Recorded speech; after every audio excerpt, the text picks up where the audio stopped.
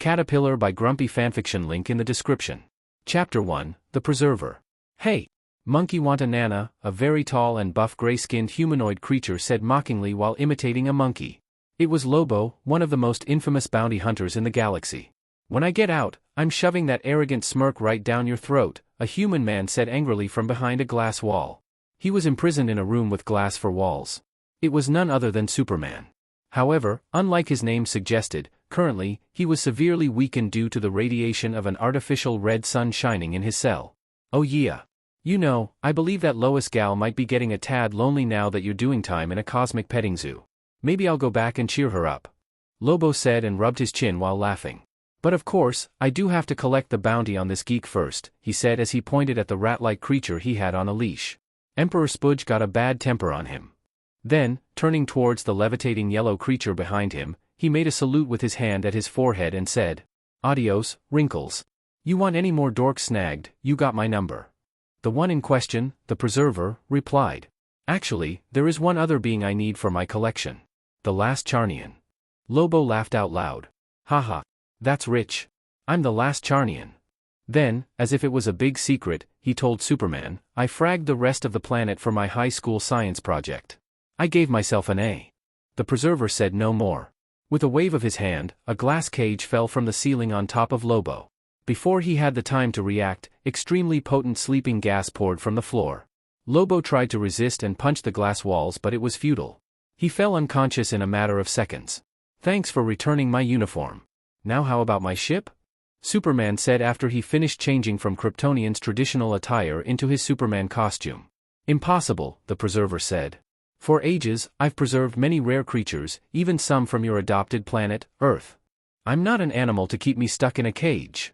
Superman said, revolted. "Normally, I don't take sentient beings. But you and Lobo are all that survived from your respective homeworlds. Same for this nine-tailed fox over here, named QB," the Preserver said and pointed towards the glass cage next to that of Superman. In it, a small crimson-red fox cub was chewing on a chunk of meat several times larger than it while its 9 fluffy tails wagged lazily at its back. These two have adjusted well to their new surroundings. I suggest you do the same. After the Preserver floated away, Superman furrowed his brows as he witnessed Lobo getting gassed by the 2 robot girls attending to his needs when he tried to escape. A chuckle came from the cage where the small fox cub was imprisoned. "First time getting locked up?" Unexpectedly, it was the very deep voice of a male. Even more unexpected it was that it was speaking in English. Superman looked at the talking fox dumbly, surprised not only at it speaking in English but also marveling at how the huge chunk of raw meat was disappearing at a mind-boggling speed into the tiny being's jaws. After he was done eating, QB arched its back and stretched its small limbs. A cute yip escaped from his mouth as he yawned. Then, he jumped on the comfortable-looking circular bed and started to push against the mattress with his tiny paws, not unlike a cat, before he finally found the perfect place. After eating a chunk of meat 10 times larger than his entire body weight, nothing was better than a sweet afternoon nap. "Are you seriously content with staying locked up like this?" Superman asked when he looked at the fox cub, who seemed like he could not care less about their predicament. QB opened his eyes lazily and said, "And what would you have me do? The meat he brings is always laced with tranquilizing drugs. It saps all my strength." Superman had an incredulous look on his face. "Why would you keep on eating it if you knew it was drugged?" The fox cub let out another cute yawn before he said, "How can I turn down free food? Relax. Everything is going according to the plan." "What do dash?" Superman did not finish his question because, at that moment, a powerful tremor shook the entire spaceship. The Preserver's ship was so large one had to measure its size using miles. For such an enormous ship to shake that badly, it spoke volumes about how powerful the attack that had impacted it must have been. Deafening alarms started to blare and numerous robots swarmed the corridors of the ship. QB's large ears flicked as they captured a particular sound. Photon, vacuum wave.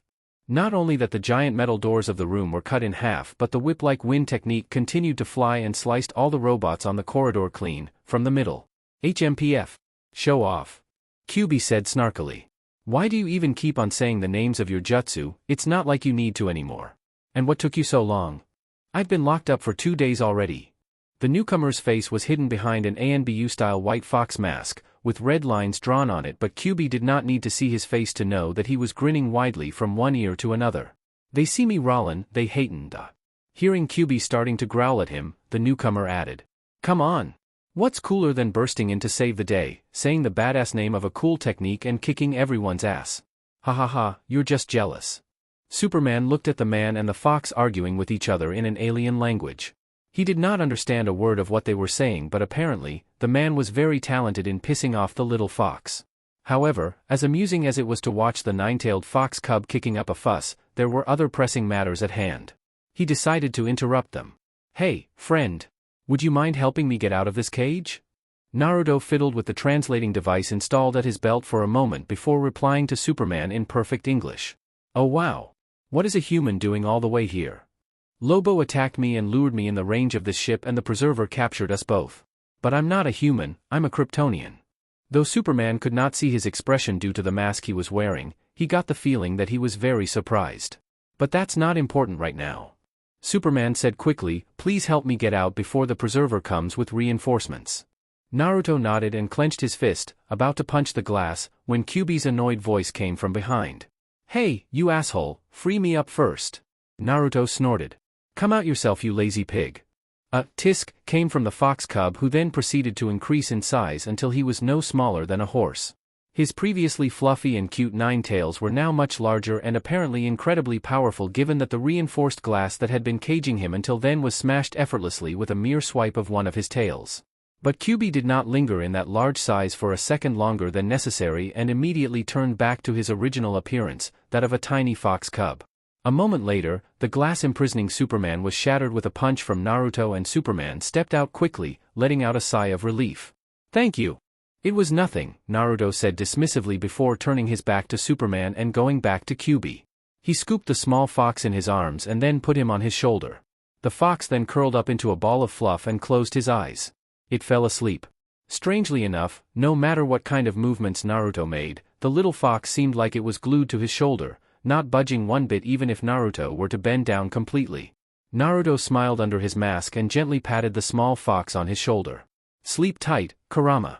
I'll take care of these annoyances, he said, and his hands began to form a series of hand seals when another group of robots appeared at the end of the corridor.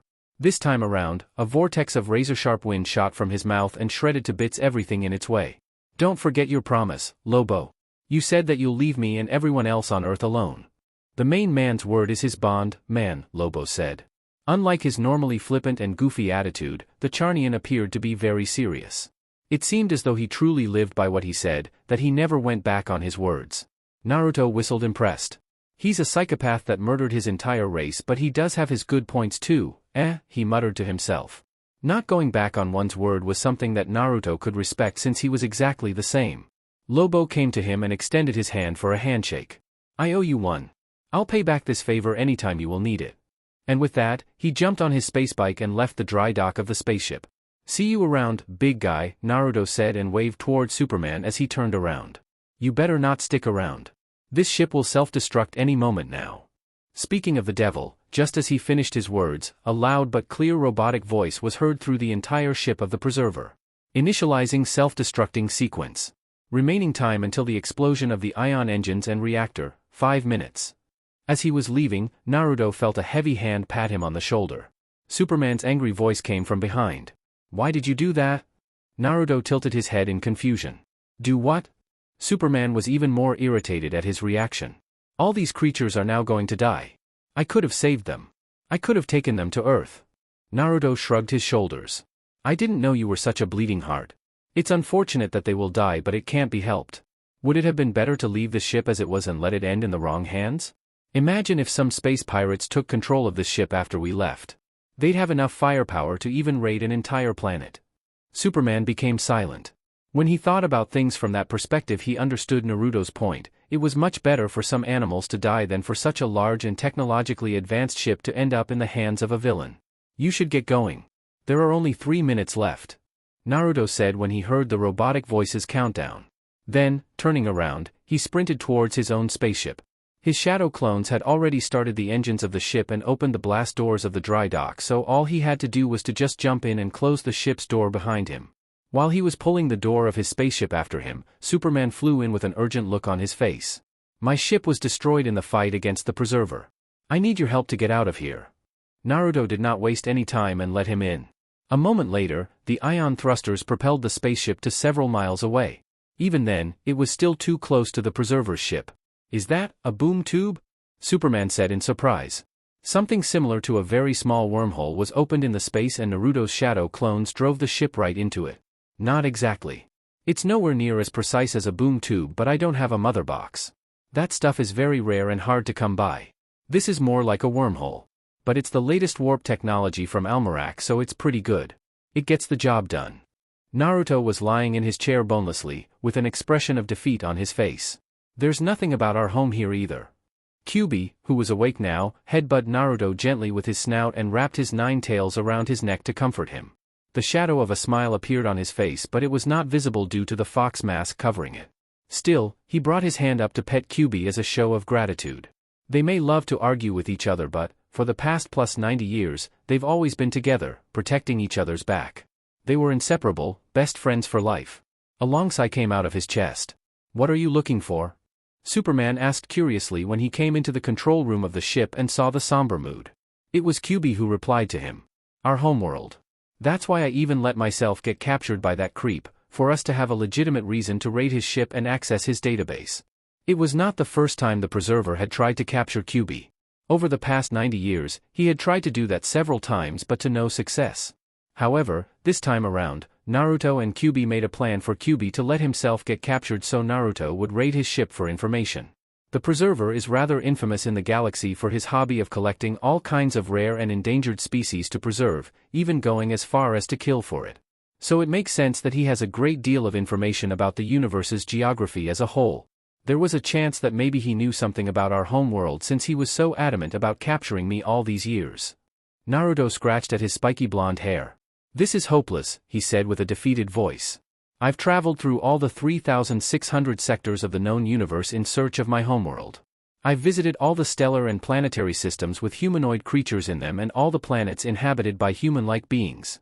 I've even gone to the Green Lantern Corps' headquarters, OA, to ask for information. But nobody has ever heard anything about the elemental nations. This guy, the Preserver, was my last hope. Even with his legendary stubbornness, after almost 100 years of fruitlessly scouring the universe for a way back home, Naruto was at the end of his wits. Finally, he realized the futility of it all. He did not even have the energy to get angry anymore. I'm just tired. A poignant silence followed. I'm sorry to hear that. I know how it feels to be the last of your kind. Superman said quietly. But you can't give up on living. Though some things were lost, you can gain others in the future. My parents and my homeworld perished, but I found a new family and new friends on Earth. Now, I have one purpose, to protect my adopted home. To protect it so the Earth won't die like Krypton. Naruto's appreciation for Superman went up a notch when he heard his words. He became silent in contemplation. You are more than welcome to join us. You wouldn't be the first nor the last alien to have found a home on Earth. Superman offered. The blonde couldn't suppress a snort. Your purpose and feelings are admirable, but of all the places in this galaxy, why would I choose Earth? Haha. Hey, what do you mean, what's so bad about my planet? Naruto's fingers danced on the keyboard of the supercomputer of the control room and, after a few moments, a datasheet appeared on the large screen. As I said, during the plus 90 years that I've traveled the universe, I visited all the planets with human-like beings. I've visited the Earth too, about 60 years ago. What's wrong with your planet? I don't know about the current situation, but when I went there, there was a freaking world war. Your technology was one of the most backwater I've ever seen at a sentient species in the entire universe, and it went the same for the general population's mentality too. Dictatorships focused on suppressing the population, genocides, racism, and like half of the population was struggling to find something to eat from one week to another. And that's just data that I collected in a matter of days. Why would anyone willingly come to such a place? Superman dressed his voice awkwardly. There were, indeed, many issues in the past. Some of them still exist, I will not lie, but we have come a long way since then. Your information is quite outdated. Our technology exploded over the past few decades to the point where we can travel in space. Racism has been abolished in most parts of the world and there are very few dictatorships left. We have a saying on Earth, don't diss it till you try it. Maybe it won't be as bad as you think it is. Naruto shrugged his shoulders, not very interested. Well, I'll have to take you to Earth anyway, so we'll see then. Naruto started typing again on the keyboard and an extremely large and detailed interstellar map appeared on the large screen. It was a map of the Milky Way galaxy. After typing the Earth in a search bar, the map was zoomed in greatly, to the point where the map of the solar system became clear. Then, he took the coordinates of the solar system and proceeded to start activating a new wormhole. Unlike boom tubes that were so precise that they could open anywhere regardless, the warp system of Almerac spaceships could only narrow it down to planetary systems. Out of curiosity, can you open a wormhole to Rao system? Krypton's homeworld? Naruto turned his eyes from the control panel and looked at Superman's face searchingly. He made a humming noise as he thought. I do have enough fuel to go to Krypton and then to Earth, but I won't have enough to leave the Earth after that.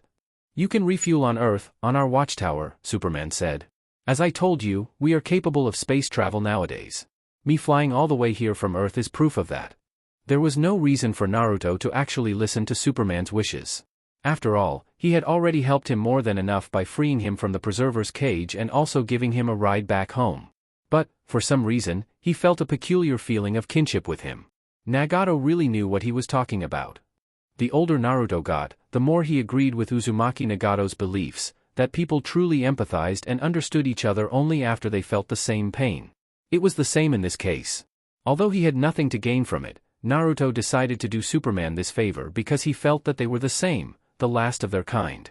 Turning his attention back to the control panel of the ship, the interstellar map zoomed out and then he wrote Krypton in the search bar. Then, the map of the Rao system appeared on the screen. After typing in a few more commands, the space started to crack and a wormhole appeared a short distance in front of the ship. Destination, Rao system, Krypton. Chapter 2, Argo. Through the thick windows of the spaceship's cockpit, an enormous red star could be seen. It was Rao, a red supergiant. Supergiants were the largest type of stars that could be found in the universe. The one saving grace for the planets orbiting it was that red stars were not as hot as yellow stars, let alone blue stars. Nevertheless, the intelligent lifeforms in the Rao system still perished in the end. As the Almeratian spaceship flew towards the area that Krypton used to orbit, they saw a very large number of asteroids glowing with a dark green light littering the space. Chunks of matter starting from sizes of several hundred feet to even tens of miles were all that remained of planet Krypton and its moons. When civilizations as powerful as Krypton are wiped out in a single day, it makes you realize how fragile and insignificant our lives are. That no matter what great accomplishments one has in life, in front of nature we are nothing but specks of dust. Naruto said. His facial expression could not be seen because of the mask he was wearing, but his voice was subdued, melancholic. Have you been here before? I mean on Krypton. Superman, who had been silent until then, asked. Yes, roughly 4 decades ago, to get my reward for completing a bounty.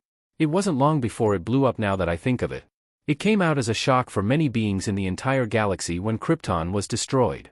Hearing him speak about his homeworld, Superman was listening with rapt attention. You may or may not know this, but even today, dozens of years from Krypton's destruction, their technology and their relics still fetch a very high price on the legal and black markets alike. It goes to show how advanced they had been for their tech to have not become outdated even after all these years. Can't stop wondering though, how could a civilization as technologically advanced as them die out in such a dumb way? You'd think they should have easily managed to detect that something was wrong with the planet's core and at least escape, if not outright solve it. This whole situation smells fishy to me. And not just me, anyone with a working brain would think something else happened behind the scenes. Superman clenched his fists at his words. You are right. Someone did orchestrate everything. My father was one of the leading scientists on Krypton and he had warned everyone that the planet was going to explode, but nobody in the government wanted to believe him and the results of his research.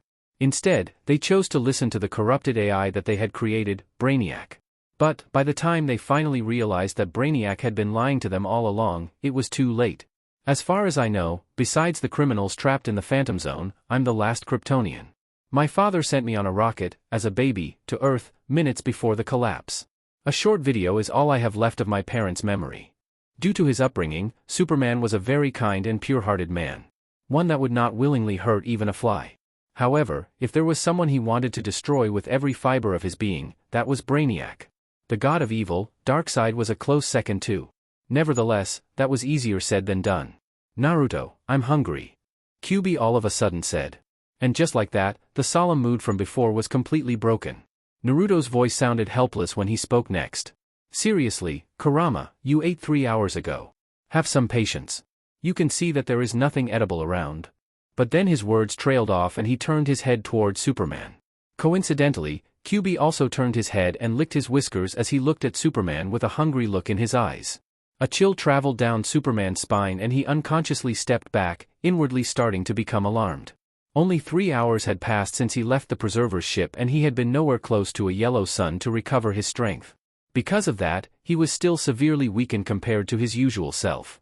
As Superman was bracing himself for what could be a battle for his life, the fox started snickering like a hyena. "I'm just kidding. Ha ha ha." After he stopped laughing, QB asked as though it just came to his mind. "By the way, can you Kryptonians regrow your limbs if you were to lose an arm or a leg?" The real meaning was not lost to Superman.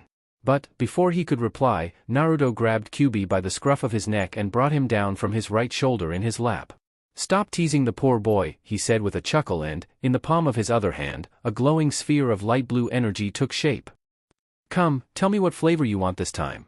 At the sight of the Rasengan in Naruto's hand, QB's 9 fluffy tails started wagging excitedly. "Make it spicy," the fox said and gulped impatiently. He looked like a glutton. In the next moment, the light blue Rasengan turned red, transforming into a ball of fire. With no further ado, QB started to bite and lick at the sphere of fire chakra with gusto, as though it was a delicious ice cream. "Look at him, isn't he adorable?" Naruto cooed. A growl came from QB for being called adorable, but his ire did not last long because he quickly lost himself in the sauce. "He does look endearing when he's not threatening to eat my limbs whole," Superman said, and the two men chuckled together. While they were laughing, an alarm rang and a notification appeared on the large screen of the computer in the control room of the ship. Below a red SOS signal, a small map of the RAW system appeared with a pulsating red dot at the very edge of it. "Is there anyone alive?" Superman asked, his voice betraying his hopes and expectations. Naruto extinguished the orb of chakra in his hand, but QB growled in unhappiness and bit on his fingers. "Ow, you little shit, biting the hand that feeds you?" Still, it was not the time to start a fight with the fox and instead turned his attention towards the screen.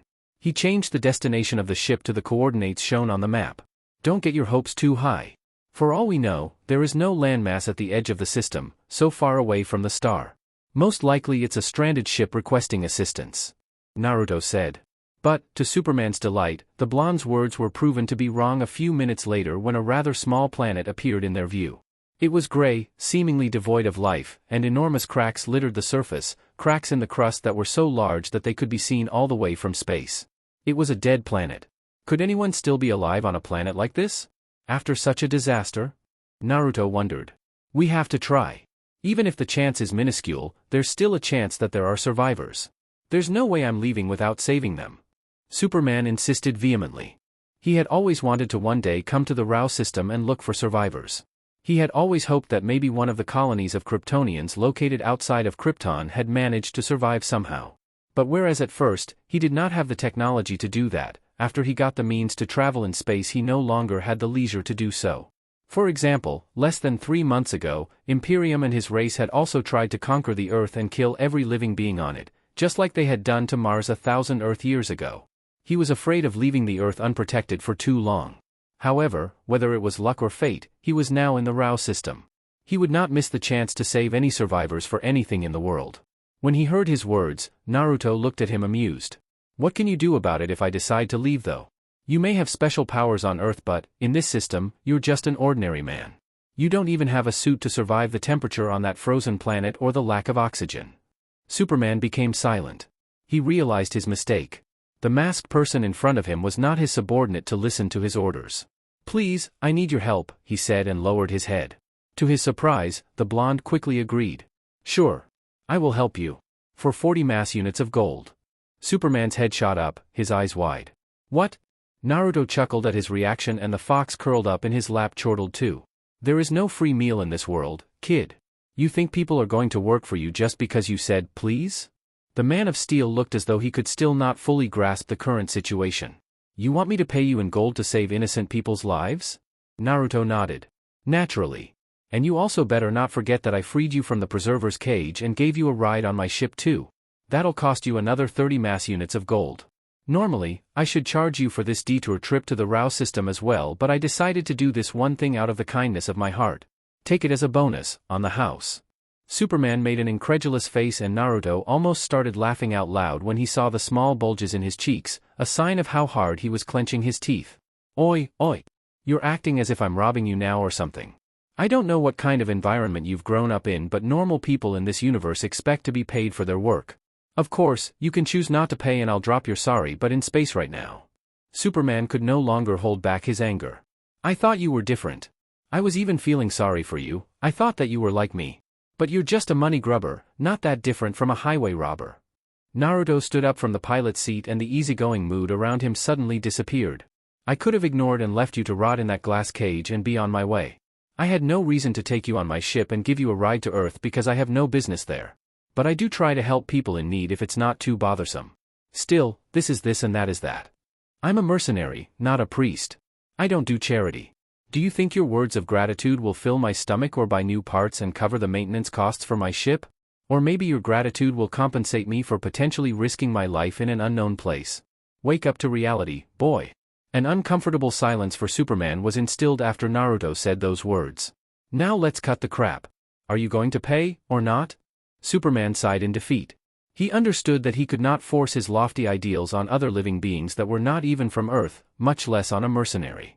Furthermore, the man in front of him held all the cards at that moment. He and his beast were stronger than his current self and it was their ship too. Not to mention that, as Naruto said, in his current condition, Superman had no way of surviving on the surface of that dead planet alone. He did not have a suit to protect himself from Rao's red radiation, from the extremely cold temperature or from the lack of oxygen. If he wanted to save whoever had sent that distress signal, he depended on Naruto. Lastly, he also owed Naruto a debt of gratitude. I don't recall you asking Lobo for anything, the Kryptonian still grumbled unhappily. That's because Lobo had a modicum of common sense to acknowledge by himself the debt he owed me. And yes, just one promise of his is more than enough guarantee. He's been a bounty hunter for decades and never once went back on his word or broke a contract. He may be a piece of shit but he does have his own standards too. Fine, you win, the Kryptonian said in exasperation and then muttered to himself, what do you even need gold for is beyond me. Naruto sat back on the pilot's seat and steered the ship to enter the cracked planet's atmosphere. For transactions at an intergalactic level, what currency do you think that people use? With millions of planets and even more currencies, do you think money is of any use? Say you give me money from Earth, where am I going to use it? At his words, Superman momentarily forgot how annoyed he was and became genuinely curious. He had never really asked himself that question before because he had never left the Earth until then for other reasons besides fighting against his enemies. Payments are made mostly with goods. Usually, it's stuff like advanced weaponry, spaceships, reactors or magical artifacts. But, depending on the planetary system and the position in the galaxy, gold, precious minerals, and other rare materials can be used as currency too. Hell, you can even pay with rare or powerful creatures or even slaves. Anything that the other party is interested in. Of course, money is used for transactions as well but only between planets belonging to the same intergalactic empire. Outside of those, money is worthless. Naruto explained all that patiently, with a very light voice. It was as if their small argument from a few moments ago had never happened in the first place. He did not seem affected by it. Apparently, it had not been the first time, by far, that someone had tried to slither their way out of paying him what they owed. So I'm asking you for gold in consideration of your origins. I can't expect someone from a backwater planet like the Earth to pay me with a planet destroyer cannon or a mother box now, can I? He said with a chuckle. Naruto landed the ship in an open space. It looked like a large plaza of a city. A ruined city covered in ice. The entire planet was covered in snow and ice. A somber expression appeared on Superman's face when he looked at the scenery outside. Vaguely, he could recognize the architectural style of the buildings buried below the ice. All right, I'm heading out, Naruto said with an energetic voice, not exactly fitting with the desolate scene in front of them. After all, they were basically in the middle of a giant graveyard. The burial ground of an entire civilization. Before he opened the outside trap door of the spaceship he said, "Don't think about doing anything funny while I'm away. The moment anyone besides me tries to start the engines of the ship, this bracelet over here and he pointed at the white band around his wrist, will teleport me back to the ship. It's an anti-theft system implemented on all the military ships of Almerac. Not gonna lie, it caught me off guard too when I stole this ship and, ahem. Anyway, I'm going. Be a good boy and stay put until I come back." Superman was between laughing and crying, not really knowing how was he supposed to react. Indignant for being suspected of being a thief? Annoyed or amused at being treated like a naughty little kid? Or maybe worried that this guy stole a military ship from Almerac? He still remembered his encounter with the violent queen of Almerac. I've met many weirdos in my life but this guy, I think he takes the cake. Phew, what a character. Superman muttered. The masked blonde man may not be weird on the same level of weirdness as someone like Lobo, but he gave off a feeling of instability, making one feel on edge the whole time while interacting with him. Throughout the entire ride, Superman had been secretly anxious due to how whimsical Naruto seemed to be. Was he a bad guy? Well, not really, because he saved Superman's and Lobo's lives. Was he a good guy? Well, he had just admitted that he robbed Almerac of one of their military ships, and he also demanded a crazy expensive fee for his services. That was not the behavior of a morally upstanding guy, but the behavior of a thief and an unscrupulous businessman. Superman couldn't get a proper read on his character. 70 mass units of gold, where the hell am I gonna get so much gold from? I'll have to ask Batman for help once again. He could already imagine Batman's patented glare boring a hole in his head or Flash making lame jokes and poking fun at him. He palmed his forehead when he felt the beginning of a headache. But then, another thing came to his mind. Wait, how much is a mass unit? That was not how they calculated the weight on Earth. Clearly, it was an alien measuring unit. Was one mass unit equal to a pound? If that was the case, then it was still okay. Somewhat. But what if one mass unit was equal to, say, God forbid, 1 ton? At that thought, Superman's face became ugly to look at. Arg, what a scumbag. It did not take long for Naruto to find out where the distress signal had been sent from. With a sweep of his Sage Mode senses, all life signatures in a radius of 50 miles were revealed. All of them, better said, would be that the only one. There was only one person still alive. As he walked through the ruins of the previously prosperous city, he let out a long sigh. Men, women, children, animals, vehicles, buildings, everything was buried in the eternal snow and ice. Nevertheless, he did not dally and continued walking towards the location of the life signature. Soon, he reached the ruins of what had been a rather impressive building. Upon entering, he noticed that the temperature was a bit higher than outside. He followed the still relatively intact staircase and went down to the underground floors of the building. It made sense that if anyone was living in this building, they would be living underground rather than on the higher floors. A few moments later, he reached a circular room that did not look too different from the control room of a spaceship. The moment he stepped in, a circle of light glowed on the floor and a rather blurry hologram appeared from the device in the middle of the room. It was the image of a tall but very beautiful blonde woman in her late 30s. She looked identical to a female human. Then, a sad but warm voice resounded in the cold room. Naruto quickly fiddled with the translating device on his belt to understand what she was saying. I am Kala Inze. Chief Position of Argo City. 5 years ago Argo was a thriving, vibrant world. But then, without warning, 5 years ago, our sister planet, Krypton, was destroyed in a giant chain of explosions. Krypton's destruction tore Argo from its orbit. It looked like the transmission was recorded 5 years after Krypton's and Argo's destruction. As the blonde woman in the hologram spoke, one of the screens in the circular room started showing clips from when the planet was still in a pristine condition and then the following catastrophe. The resulting devastation destroyed most of our world and sent it moving slowly, inexorably away from our sun, leaving a few desperate survivors freezing to death. There was nothing my people could do but pray our distress signals would be answered. But now, I can wait no longer. I have taken a desperate last chance to save my surviving family. To my knowledge, we are all that is left of Argo. Please, help us, she said, tears streaming down her face. With that, the transmission ended and the hologram disappeared. Naruto sighed apathetically. It was not that he was completely stone-hearted to their plight. He was just numb.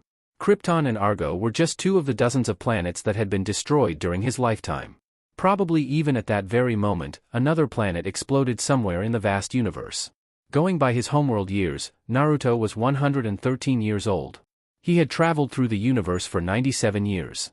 Even so, he showed no more signs of growing old at all after he reached the age of 25. For all he knew, he was immortal, never to die of old age. Traveling from one corner of the known universe to the other and witnessing all the death and destruction around him made him understand better than most people the frailty of life.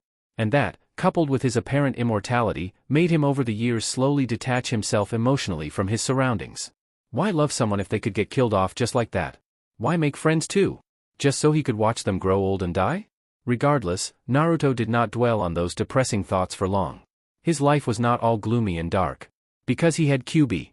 As though the fox knew his inner feelings, he moved closer to his right shoulder and snuggled into his neck. Naruto smiled behind his mask and brought his left hand to gently pat QB on the head. In this ever-changing world where planets and even entire star systems could unexpectedly perish in less than a day, there was one constant in his life, someone who would forever be at his side, Kurama. Through thick and thin, the two of them would always have each other's back. Walking towards the side of the room, he arrived in front of 4 life capsules. 3 of them had been invaded by ice and the people inside had become frozen corpses. But in the last capsule, a person still lived. A thin girl with shoulder-length blonde hair was sleeping peacefully. She looked no older than 16. She appeared to be the daughter of the woman in the hologram. "Looks like our trip here has not been in vain," Naruto said. "MHM. And now, that big oaf won't bitch about the money he owes you either." QB grumbled, making Naruto laugh. A yellow-red light appeared around his hand, coating it up to the middle of his forearm. It was yang chakra, unmatched in vitality. It was a chakra born mainly from his body's physical energy. He ripped the capsule's door open and his chakra-coated hand immediately touched the girl's head. The yang chakra engulfed her body and an expression of comfort appeared on the unconscious girl's face. Her pale white cheeks quickly became ruddy as her blood circulation increased and she even started to show signs of waking up. He took the young girl in his arms in a princess carry and then the yellow-red chakra covered him and QB too. In the next moment, the 3 of them vanished from the underground room, leaving only a flicker of yellow-red light in their wake. Chapter 3, Meeting the Justice League. A blonde girl in her mid-teens was lying on her back on a bed with several wires connecting her to various medical machines. A strange assortment of people was gathered around her bed, looking at her curiously. Superman in his red and blue costume, a green-skinned humanoid wearing a blue cape, another man in a bat-themed suit, a scantily clad athletic woman, a masked woman with angel-like wings, a Green Lantern wearing his Corps' traditional uniform, and lastly, a man in a red suit and mask with a lightning motif on his chest. What's with those gaudy costumes? Void, it's so cringe. I'm getting goosebumps. Naruto muttered and raised the sleeve of his right arm to show the fox on his shoulder proof of his words. 1. QB snickered when he saw Naruto's hair standing on his forearm and his skin looking like that of a chicken. While Naruto and QB were talking among themselves in their native language, the green-skinned man spoke. Her vitals are stable. The condition of her body is remarkably good. She's brimming with vitality. If you had not told me that she had been in cryosleep for nearly 30 years I would not have believed it. Now, we just have to wait for her to wake up naturally. You don't need to thank me, Naruto said complacently. I wouldn't mind a bonus to my paycheck though. The other 7 people in the room all looked at him, their faces displaying various emotions. Some looked at him with curiosity, others with wariness while others with a helpless look on their faces. When the Almeration ship appeared on the Watchtower's radar and Superman contacted the Martian Manhunter to give them access, upon getting down from the ship, nobody questioned Superman in regards to who were the visitors at his side because they could see the unconscious girl in his arms and the urgent expression on his face. But now that things settled down, they naturally became curious. Anticipating their questions, Superman said, "We should let the girl rest in silence. We'll discuss more in the conference room. Let me get this straight. You took the javelin without telling anyone anything, went off chasing a crazy alien bounty hunter, got yourself captured and then ended up destroying the javelin in a brawl and also with a debt of almost $4 million? Green Lantern, a middle-aged black man shouted at the top of his lungs, his voice betraying his disbelief. Given that Green Lanterns were the protectors of the universe, Jon Stewart was naturally aware of what a unit mass represented for aliens. 1 mass unit was equal to 1 kilogram, 2.2 pounds. Converting 70 mass units of gold into US dollars, the final result was that Superman had a debt of over $4 million. Holy moly! Flash gasped. While Wonder Woman seemed not fully aware of just how huge that amount of money was, although she had left Paradise Island a bit more than 2 months ago, she had yet to truly interact with the society of the world of men. Batman was massaging both of his temples with his hands. In contrast, a certain Thanagarian woman could not help herself. Pooh! She tried to mask it by coughing in her hand, but when she took a look at the mixture of awkwardness and shame on Superman's face, all her restraint disappeared. Ahaha, she laughed out loud, beating the conference table with her palm. Hawk Girl! This is no laughing matter. Green Lantern barked. But Green Lantern's outrage only made her laugh harder. Dude, over 4 million. This is plain robbery. Flash said while looking at Naruto wide-eyed. Is it now? Is the life of the last Kryptonian and the last Argonian not worth that much? Allow me to expand your horizons. If I captured the 2 of them and sold them to the Psions, I reckon I'd have enough money to even buy a terraformed moon in the Vega system. A whole moon. That's how valuable the last survivors of these 2 races are.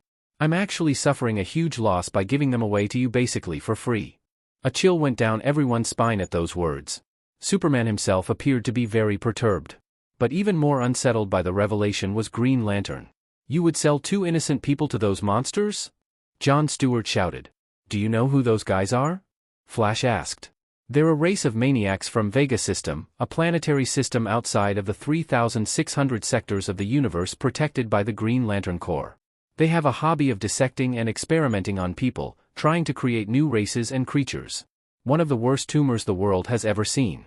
Green Lantern said with a dark expression on his face. Naruto made a pause. Of course that I wouldn't sell people as if they were livestock. Luckily for the big guy and that little girl, I do have some morals too, you know?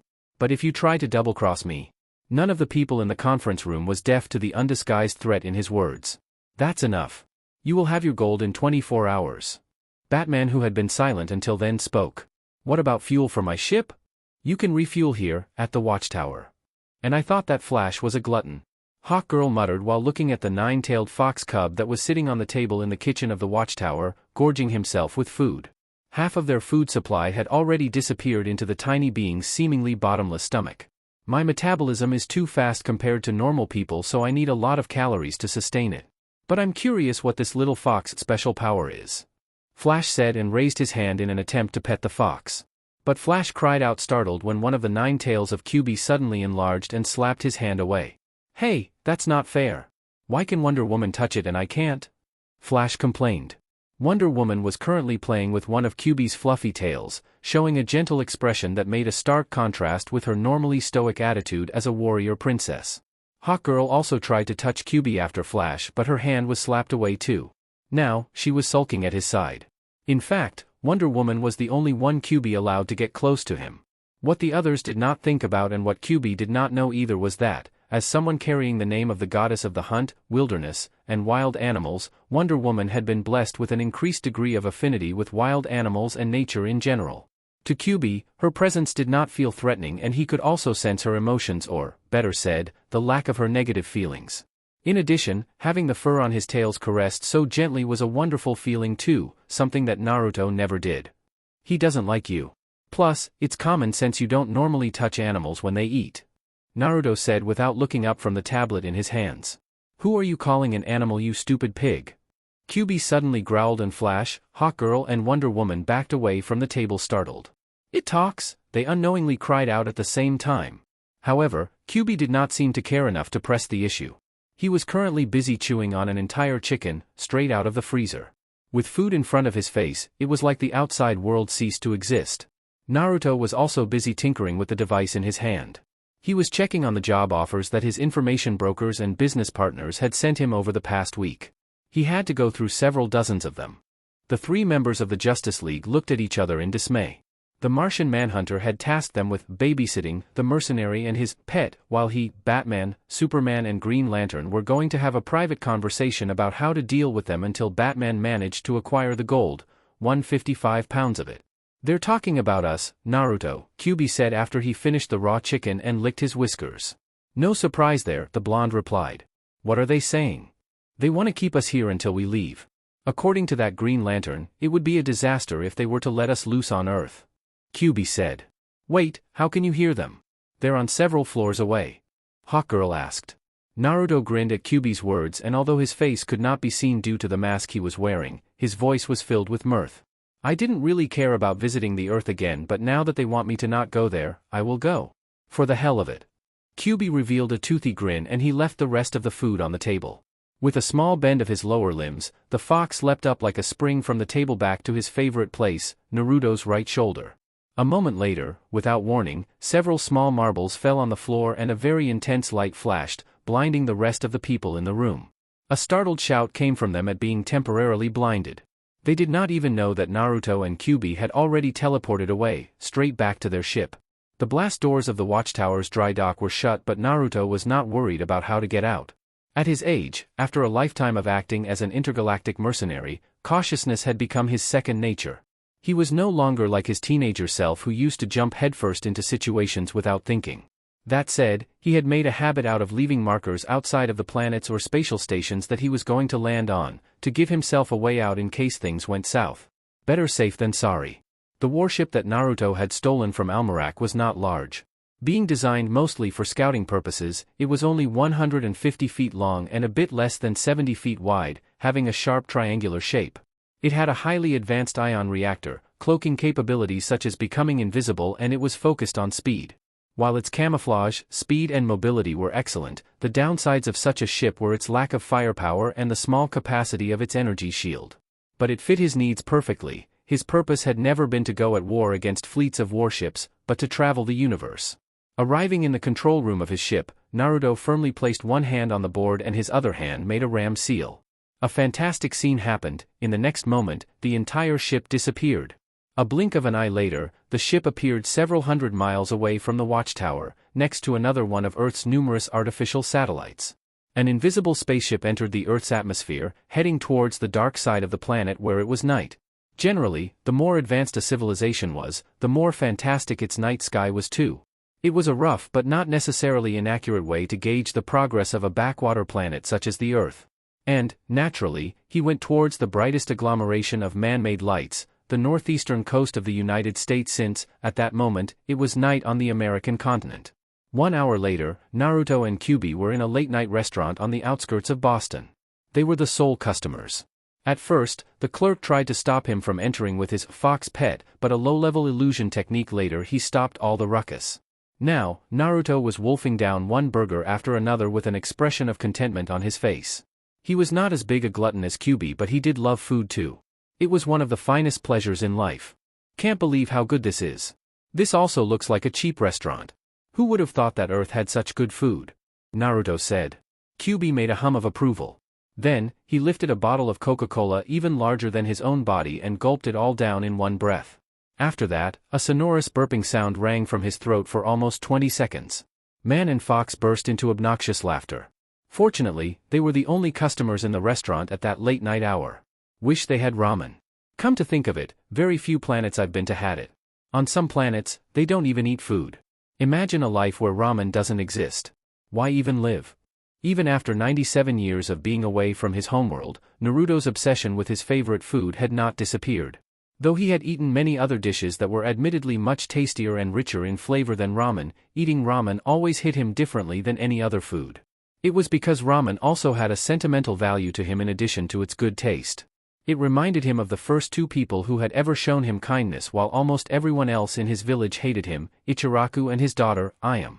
It reminded him of home. Oi, waiter, bring me some more roasted chicken. And do it fast. Kyuubi yelled at the clerk but then yelped when Naruto grabbed one of his large ears. Don't be an asshole, you could have at least said, please, Naruto rebuked. Kyuubi tried to bite him but Naruto let go before he had the chance. You cocky little shit, one of these days, I'll have to teach you to respect your elders, Kyuubi growled. Pipe down, twerp. Did you forget what happened the last time we brawled? Naruto said with a smirk, making the fox wince at the memory. Just then, none other than Batman and Wonder Woman appeared next to their table. Why did you run away from the watchtower? Batman said. But when they saw the food disappearing into Naruto's mouth despite wearing a mask that covered his entire face, Wonder Woman asked in curiosity. How are you doing that? Would you believe me if I told you it's magic? Naruto said jokingly, but Batman did not seem to appreciate his sense of humor if the narrowing of his eyes was anything to go by. Anyway, how did you find us so fast? I thought you'd take a bit longer. I mean, I fried all the tracking devices you've planted on my ship. It was Kyuubi that answered. That woman planted a tiny tracking device on one of my tails. She thought I wouldn't notice. If you knew what she was doing, why did you let her? Batman asked suspiciously. Wait, you knew? Naruto also asked. Well, someone had to pay the bill after our late-night dinner, the fox said with a shrewd look in his eyes. It was not only Naruto that burst into laughter, but even Wonder Woman let out a soft giggle too. While no outward sign of anger could be seen at Batman, Kyuubi knew how annoyed he was thanks to his negative emotion sensing. But Batman's ire became apparent when he had to pay a bill of several $1,000s. It was not having to pay a few $1,000s that triggered him, but the audacity of Naruto and Kyuubi to take advantage of the Justice League like that. First, by extorting Superman of a huge sum of money knowing that he could not refuse his services, and now making him pay for their food after they left the watchtower without their accord. Regardless, he calmed himself down.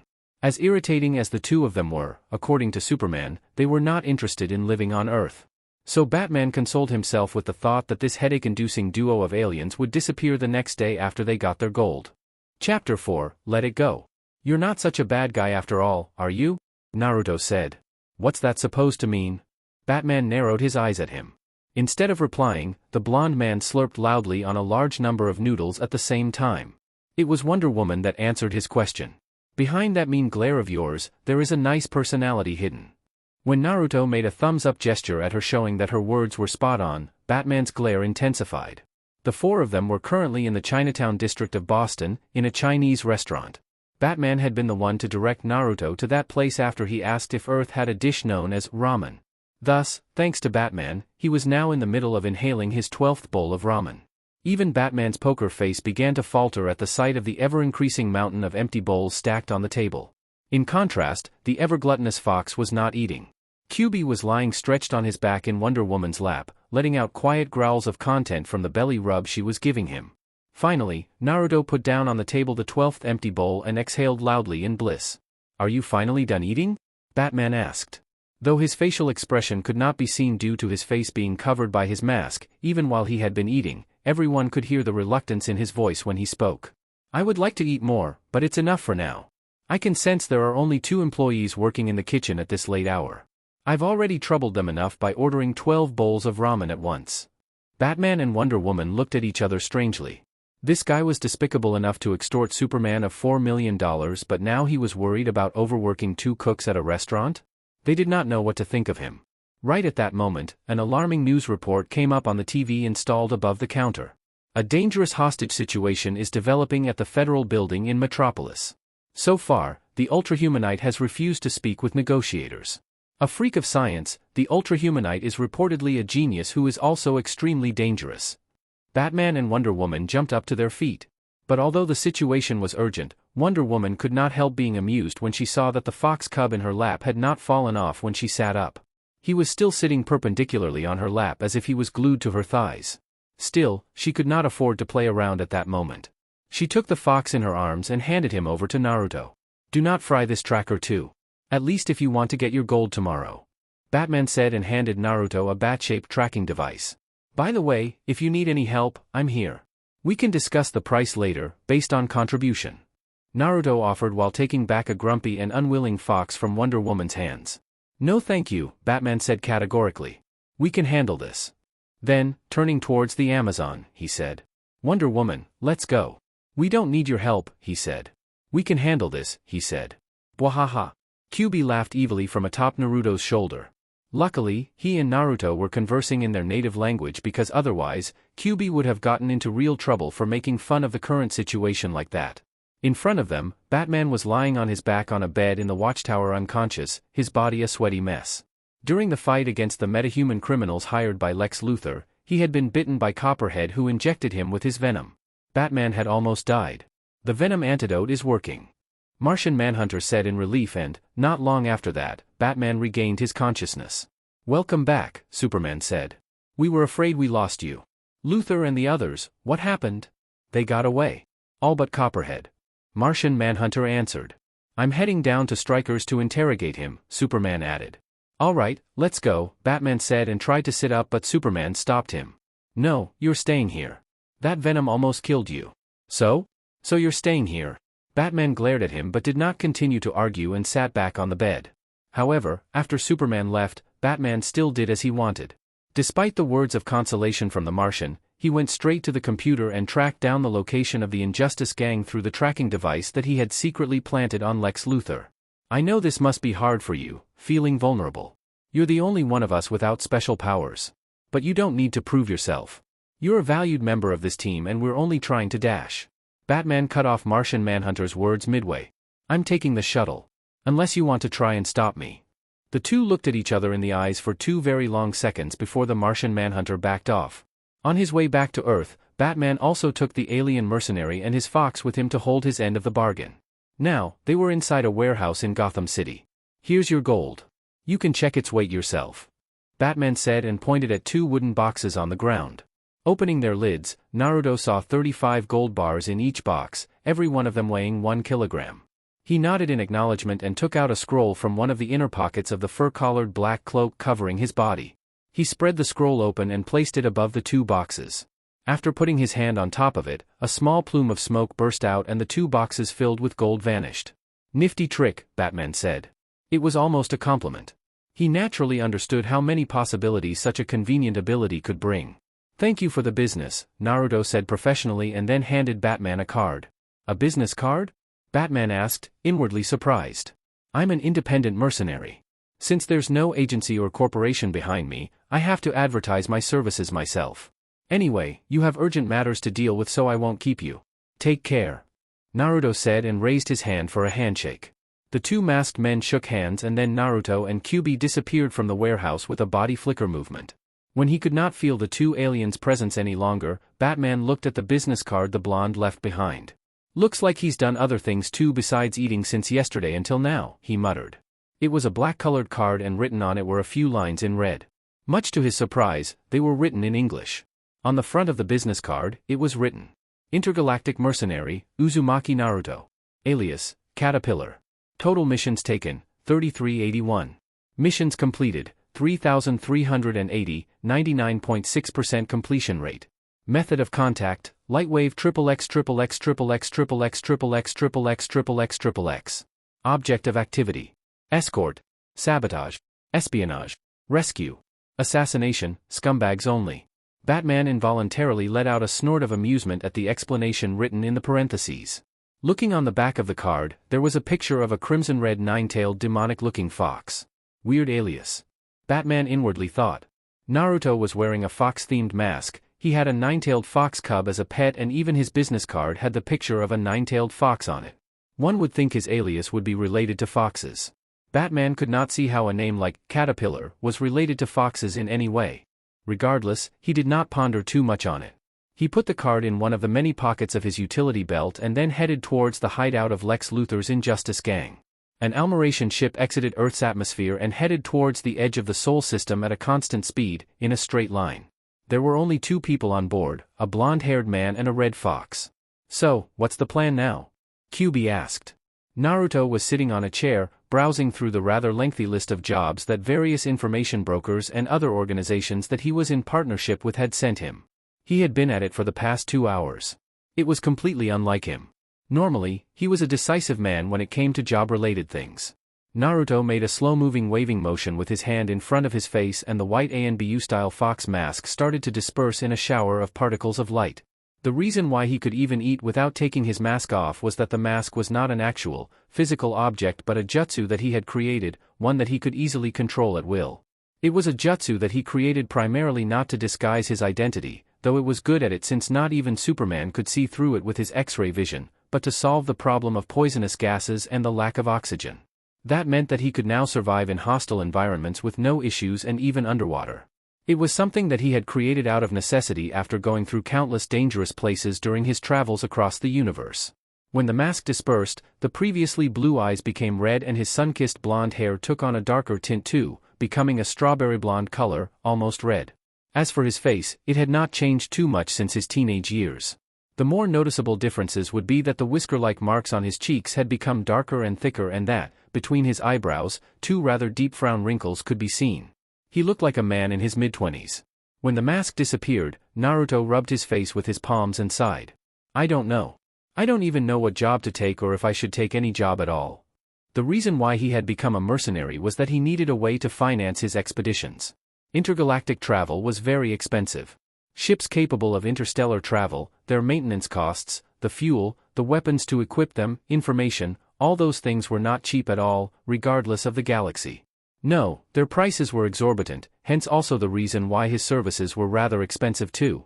But now that he realized that finding a way back home was impossible, he was at a loss for what to do. "You've searched enough, Naruto.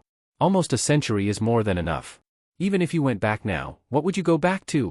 Everyone in your generation has long since passed away.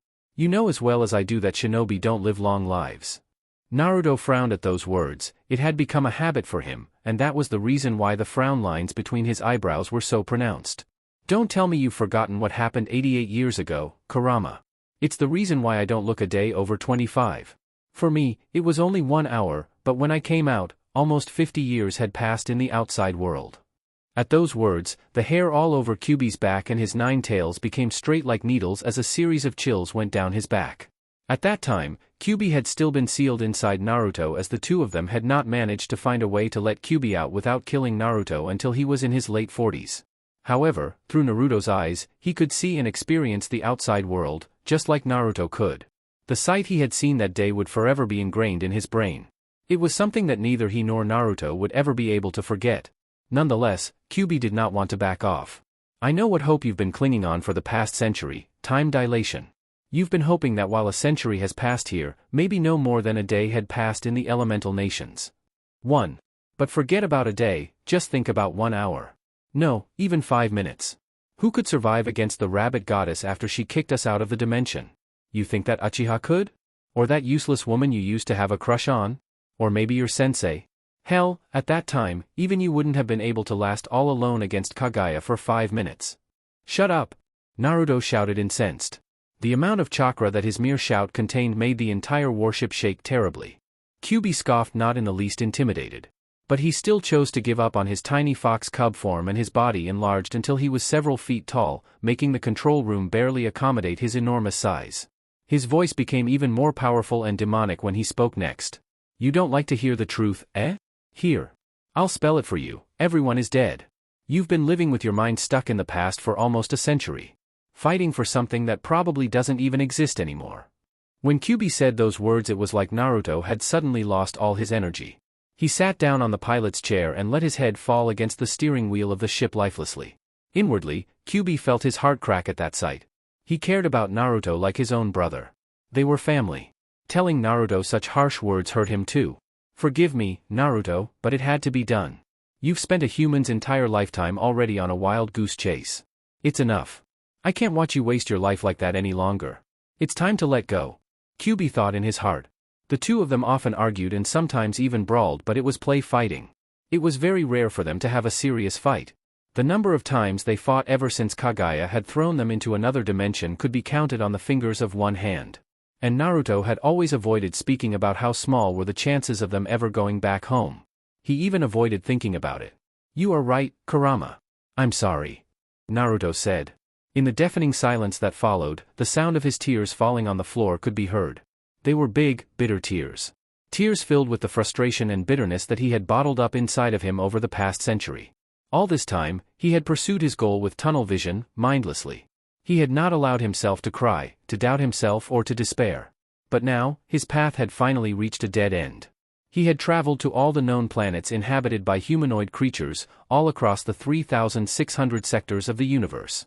He had met the oldest beings in the universe, the guardians of the universe, to ask for information, and he had even ventured to explore the unknown void of the universe, almost dying several times in the process. But it had all been for naught. He did not have any other leads. He had exhausted all his means. I was selfish. I'm sorry. I've only thought about myself. All these years, you've followed me and helped me without saying anything. And I never thought of what you might want to do. What are you talking about, you bastard? Don't make this about me. Kyuubi shouted and grabbed Naruto by the collar of his cloak. This isn't about what I want.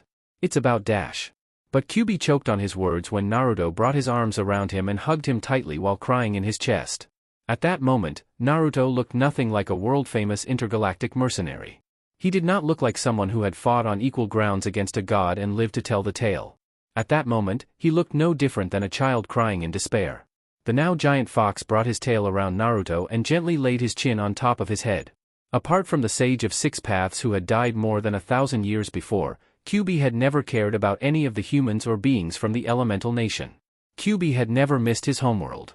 On the contrary, the past century spent traveling the universe, especially the last 60 years, ever since they found a way to unseal him from Naruto, had been the most fun and amazing period of his millennia-long life. Traveling to new worlds, exploring unknown lands, seeing all kinds of creatures, and eating so many kinds of good food. It was a life better than he had ever hoped to have even in his wildest dreams. In the elemental nations, he had been nothing but a beast hunted by humans and imprisoned to be used as a weapon of war. He had no sweet memories of it. But he understood Naruto's feelings. He was a man loyal to his loved ones to a fault. And the Fourth Great Ninja War happened only a few weeks after the village that used to hate him had finally acknowledged him. He had become a hero, and it looked like his lifelong dream of becoming a Hokage was within an arm's reach, no longer something deemed as a pipe dream. People had started to respect him and love him. But his friends, his precious people, and everything he had worked so hard for had been taken away from him when he had been thrust into an unknown world. A world that he had roamed like a vagabond for almost a century. Kyubi could understand his despair. So he let him cry. Despite the mucus and tears staining his beautiful fur, Kyubi did not say a word of reproach. It's alright, Naruto, it's alright. Let it go. Chapter 5, Rest. A long but rather narrow and sinuous lake surrounded by tall and steep mountains on all sides. It was a fjord, a place of rarely seen beauty.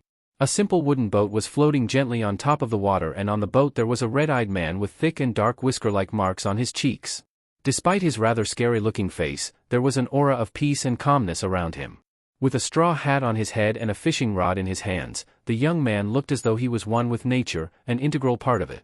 It was as though the paysage would be incomplete without him. All of a sudden, with a quick jerk of his wrists, he pulled on the fishing rod in his hands. An enormous yellow fish about 25 feet long cast a shadow over the lake when it was yanked out of the water. It was even larger than the man's wooden boat. But there was no panic in the man's red eyes. With practiced movements, he threw 5 shurikens at the large fish still in midair. The 5 shurikens moved almost as though they were remote-controlled drones, not thrown projectiles, and they started flying in circles around the fish. Then, the man clenched his fist and 5 very thin metallic wires appeared in his hands seemingly out of nowhere. But they had been connected to the thrown shurikens from the beginning. Before the fish even started to fall, arcs of lightning traveled through the wires and zapped the large fish to death.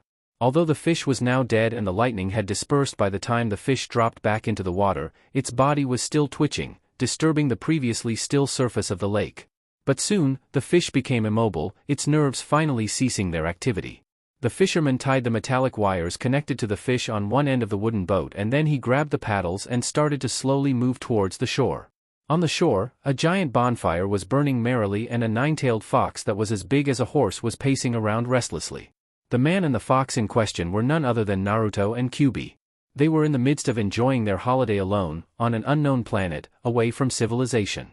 It was a planet from outside of the 3,600 sectors of the known universe protected by the Green Lantern Corps, in a star system located in the unknown void. Its living conditions were nearly identical to the Earth, but there were no sentient creatures on this planet. There were only animals, and because of that, nature was rich and pristine. It was Naruto and Kyubi's secret refuge, a place where they sometimes went to heal their souls and rest. 1 hour later, more than half of the enormous fish had already been cooked and eaten by the two of them. More exactly, it was Kyubi who had eaten almost everything by himself. Lost in his greed and gluttony, he had even increased his size to that of an elephant so he could take bigger bites out of the fish and eat more at once. In contrast to the voracious fox, Naruto was sitting cross-legged on the grassy ground with his eyes closed. As he drew in the natural energy of the planet, he periodically exhaled a grayish-black cloud through his mouth. Once every few years Naruto came here to expel the impurities that his body accumulated by drawing in the natural energy of the planets that were inhabited by sentient species. Whenever he used his sage mode on such planets, he would draw on the polluted, infected energy of nature. It did not have an immediate effect on him if it was in small doses, but if left unattended, or if he drew too much of that infected energy at once, he could become like Yugo from the elemental nations and go berserk. Or worse, instead of going berserk, he could turn into a statue if he lost control of the natural energy in his body. He had gone through that in the past once, so he was careful to not repeat his mistakes again. I love this planet. Such pure nature, such calmness, such peace. Naruto opened his eyes and said, I feel like any sage mode user would be able to prolong their lifespan by decades if not even centuries simply by living here. The elephant-sized fox's voice boomed from the bonfire. It's not about the duration of one's life but its quality. Look at me, I've lived for 1,000 years, but the last 60 to 70 years since you unsealed me from your body had been the best of my entire life.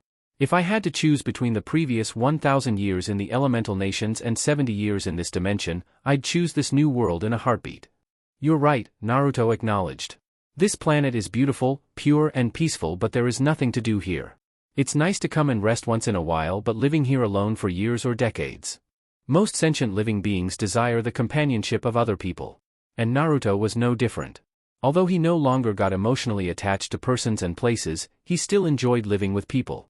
He liked interacting with others, joking around, visiting restaurants, going to movie theaters, and sometimes he liked even to just go to a bazaar and watch people haggle and argue with each other for prices. Although people had a very dark side to them, they had beautiful parts too. And the more he lived, the more Naruto understood that these two sides of people were like the two sides of a coin. One could not exist without the other. As Naruto was sunken deeply into his philosophical thoughts about people's nature, a very loud beeping sound came from a small distance away. It came from the combat suit that he had left in a hut that he and his shadow clones had built when they arrived on this planet a few weeks before. Now, he was wearing casual clothes, a pair of brown pants and a light blue t-shirt. He had no weapons or any other devices on him except for the armband that contained the shurikens and ninja wire that he used in fishing. He sighed in annoyance, these guys don't know how to give up. He went to his hut and took out a wristwatch. Then, he covered his face with his hand and made a downward motion with it. A white ANBU fox mask appeared on his face and his strawberry blonde hair became bright gold while his red eyes became baby blue. Then, he tapped the screen of the wristwatch with a finger and a hologram appeared on top of it. It was a human-sized humanoid rat. A high-pitched voice came out.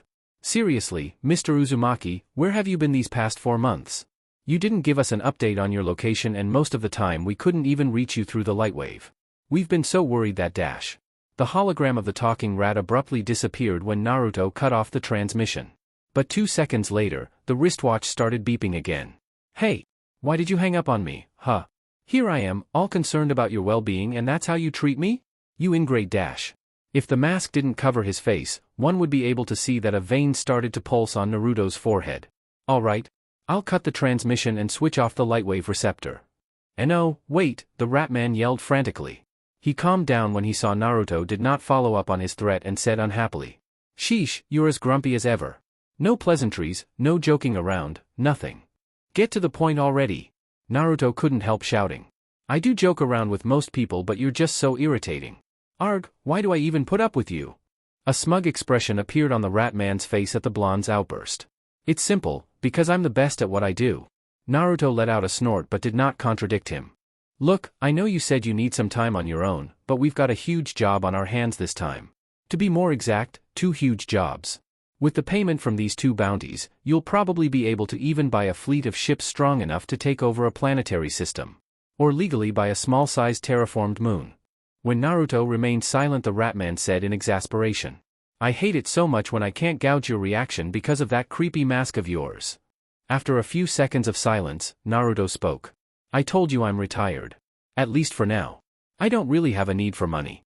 I have enough money to live in peace for a long time. I don't care about conquering planetary systems and whatnot either. As for owning a moon, he trailed off and started to chuckle. He already had a planet twice as large as the Earth with perfect living conditions and nobody to mess up its nature and ecosystems. It was like a paradise. What was a mere moon compared to that? Come on, just this once? I need you to take this job, don't do me like this, man, the Ratman almost begged. Naruto covered the forehead of his mask with his right hand and sighed, not knowing whether to laugh or to cry. What did you do this time? Did you gamble your wife and your kids and lose again? It was not a joke, nor an exaggeration what Naruto asked. The Ratman in the hologram was a degenerate gambler, someone who had really gambled his wife and 6 kids and lost them in a game. Granted, it was proven that the other party had been cheating and he didn't truly lose his family in the end, but the fact that he was willing to gamble away his family for money spoke volumes of what type of person he was. The Ratman fidgeted as if he did not know how to explain himself. I took the payment in advance for those jobs and I've already spent that money. But don't worry, getting that money back is not an issue. At all. I swear on my honor. A gambler's honor. Pfft, Naruto inwardly said but stayed silent and let him continue. The problem is that 1 month has already passed since I accepted those bounties on your behalf and they told me they don't need their money back. Either we complete the mission or they will send the Gordanians after me. Naruto felt the beginning of a huge headache. Anything involving the Gordanians was going to be nasty. They were infamous for being a warmongering race hellbent on conquering and enslaving other planets. Explain. That single word made the Ratman tremble. He understood that Naruto was slowly getting pissed and he also knew better than most people that as easygoing and amiable as Naruto seemed to be, it was a terrible thing when he got truly angry. A few minutes later, when the Ratman was done explaining and anxiously waiting for the verdict, Naruto asked. So, the first job you accepted was from the Psions. They want me to capture someone for them to experiment on him. Tell me, Ruenak, when have I ever accepted any jobs from those bastards? Mr. Uzumaki, please don't get angry, the Ratman said quickly, desperately trying to stop Naruto from getting angrier at him than he already was. I've checked the past of that bounty target. I spent a lot of resources on that, but I did find out that he's caused several world wars and genocides in his homeworld. Whatever the Psions will do to him, he fully deserves it. Feeling that Naruto was mollified by his explanation, Ruenak continued. As for the second job, I took it especially because it was connected to the first one. The king of Tamarin sold his youngest daughter to the Gordanians, as a slave, for the sake of peace. But the queen of Tamarin, his wife, secretly put out a bounty to rescue her daughter. My sources tell me that the Gordanians demanded the princesses of the royal family of Tamarin at the request of the Psions. So you mean to say I'll be hitting two birds with one stone? Ruenak nodded vigorously. Exactly. You can capture the target of the bounty offered by Psions, and after you hand him over to them, you can also raid their base and rescue the princess of Tamarin. Naruto hummed in thought. I'll need you to send me all the data you have on the bounty offered by the Psions. I will be the one to decide if the target is a scumbag or not. Absolutely, the Ratman said eagerly. A few hours later, Naruto was sitting next to a campfire with his back resting against a tree as he read on a tablet the information that Ruenak had sent him regarding not only the Psions bounty but also the current state of affairs in Tamarin, the Gordanians' attack, and the enslaved princess. This guy really is the best at what he's doing, but sometimes I feel like I want to strangle him to death, Naruto said in annoyance. Ruenak was an information broker, one of the best in the galaxy. Naruto was not the only bounty hunter in partnership with him. Even Lobo took bounties from him once in a while. Ruenak was not subordinated to anyone. He was a free agent, simply selling information to anyone who paid him. In spite of his despicable morals and degenerated persona, as a businessman, Ruenak was excellent. He was an extremely well-connected individual. There was not an inhabited planetary system or prison planet in the 3,600 sectors of the known universe where he did not know a guy or two. He made it his job to learn all about the latest bounties posted by the major powers of the galaxy and contact the bounty hunters who might be interested in them. The bounty hunters were happy to get a juicy job, the clients were happy to have their problems solved, and Ruenak himself was happy to get a hefty commission from the bounty hunters and even from the clients themselves if they contacted him directly. The Ratman was not the sole information broker operating on an intergalactic level, but he was among the best. He's not gonna get even one coin as commission from my reward after the shit he pulled. QB was curled up very close to the fire in his tiny form as a fox cub and yawned lazily every once in a while. You could have just ignored him and not taken the job. But you couldn't help playing the hero again, eh? QB jabbed at him. Naruto glared at the fox and said in retort. What hero? I'm getting paid for it. Not to mention, we've worked together for so many years. Keep telling yourself that. Seeing Naruto becoming silent at his words, QB asked. So? Where are we going now? To Earth. What would the Psions want from Earth? QB raised his head from his front paws and asked, appearing as though he was very intrigued. Apparently, it's someone who has lived for nearly 50,000 years. He's the one who caused the two deadliest wars in Earth's history and numerous other atrocities. A human named Vandal Savage. I think the Psions will dissect him to the last atom to see what makes him tick, what gave him immortality when everyone else on Earth lives up to a century at most. Didn't think we'd get back to Earth so soon. Not that I have anything against it, mind you. QB said, and the 9 fluffy tails at his back started wagging. Naruto grinned when he looked at the tiny fox's unveiled excitement. Oh ho, you look excited. I wonder why. My bet is that you can't wait for that woman to give you some belly rubs again, he said snidely. Why you? QB sputtered at the unexpected verbal attack. What does that have to do with anything? Oh really now? Then tell me, what's the tail wagging for? QB bit on his own treacherous tails in embarrassment. At the memory of the blissful feeling from the Amazon princess' gentle caresses, his tails had involuntarily started wagging on their own, out of his control. QB did not understand it himself why he had liked it that much. He did not know that it was because of the gift that the Olympian goddess of the hunt and wilderness had blessed Wonder Woman with. If only the people from our homeworld could see this, the mighty QB no Kitsune, the strongest bijou in existence, wagging his tails like a dog and purring like a cat from a simple belly rub. You were so cute. So adorable. Wahahaha. But as he laughed out loud, Naruto suddenly jumped up to his feet and, immediately after, he leapt into the tree behind him. From there, he broke into a mad dash, shinobi jumping from one tree to another as quickly as he could. That's because a gigantic 9-tailed fox, the mighty QB in his original form as a tailed beast, had suddenly smashed the spot he had been sitting on before with his immense claws. Hundreds of feet tall and wide, and 9 tails that were just as huge as his main body. Even the enormous trees of that virgin planet were dwarfed by his gigantic size. Now, he was a behemoth. Naruto, don't let me get my hands on you. QB's demonic roar rang, and the shockwaves of his roar flattened to the ground the forest around him for miles. In his original form, the 9-tailed demon fox truly was like a natural disaster, a calamity. But in front of that terrible might, obnoxious laughter could be heard in the distance, just as loud as his roar. Naruto had purposely infused his chakra in his voice, to make sure that the fox heard it. Chapter 6, Vandal Savage. How dare you burst in and ruin my wedding, a petite blonde woman said accusatorily.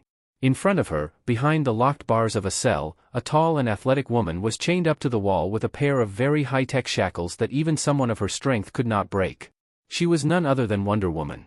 Aren't you even curious about what Savage is up to? He's dangerous. Why? Do you think he might throw a tank through my wall? The blonde woman crossed her arms and said sarcastically.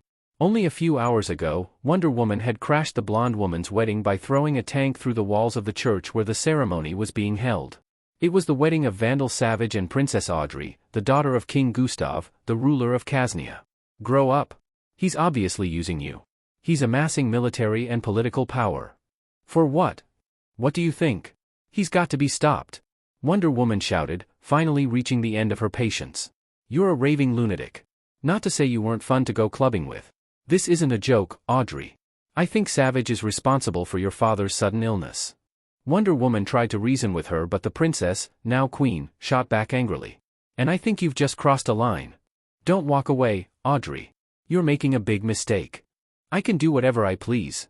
Surely, you've noticed by now, she shot back and strolled out of the prison without sparing her another glance.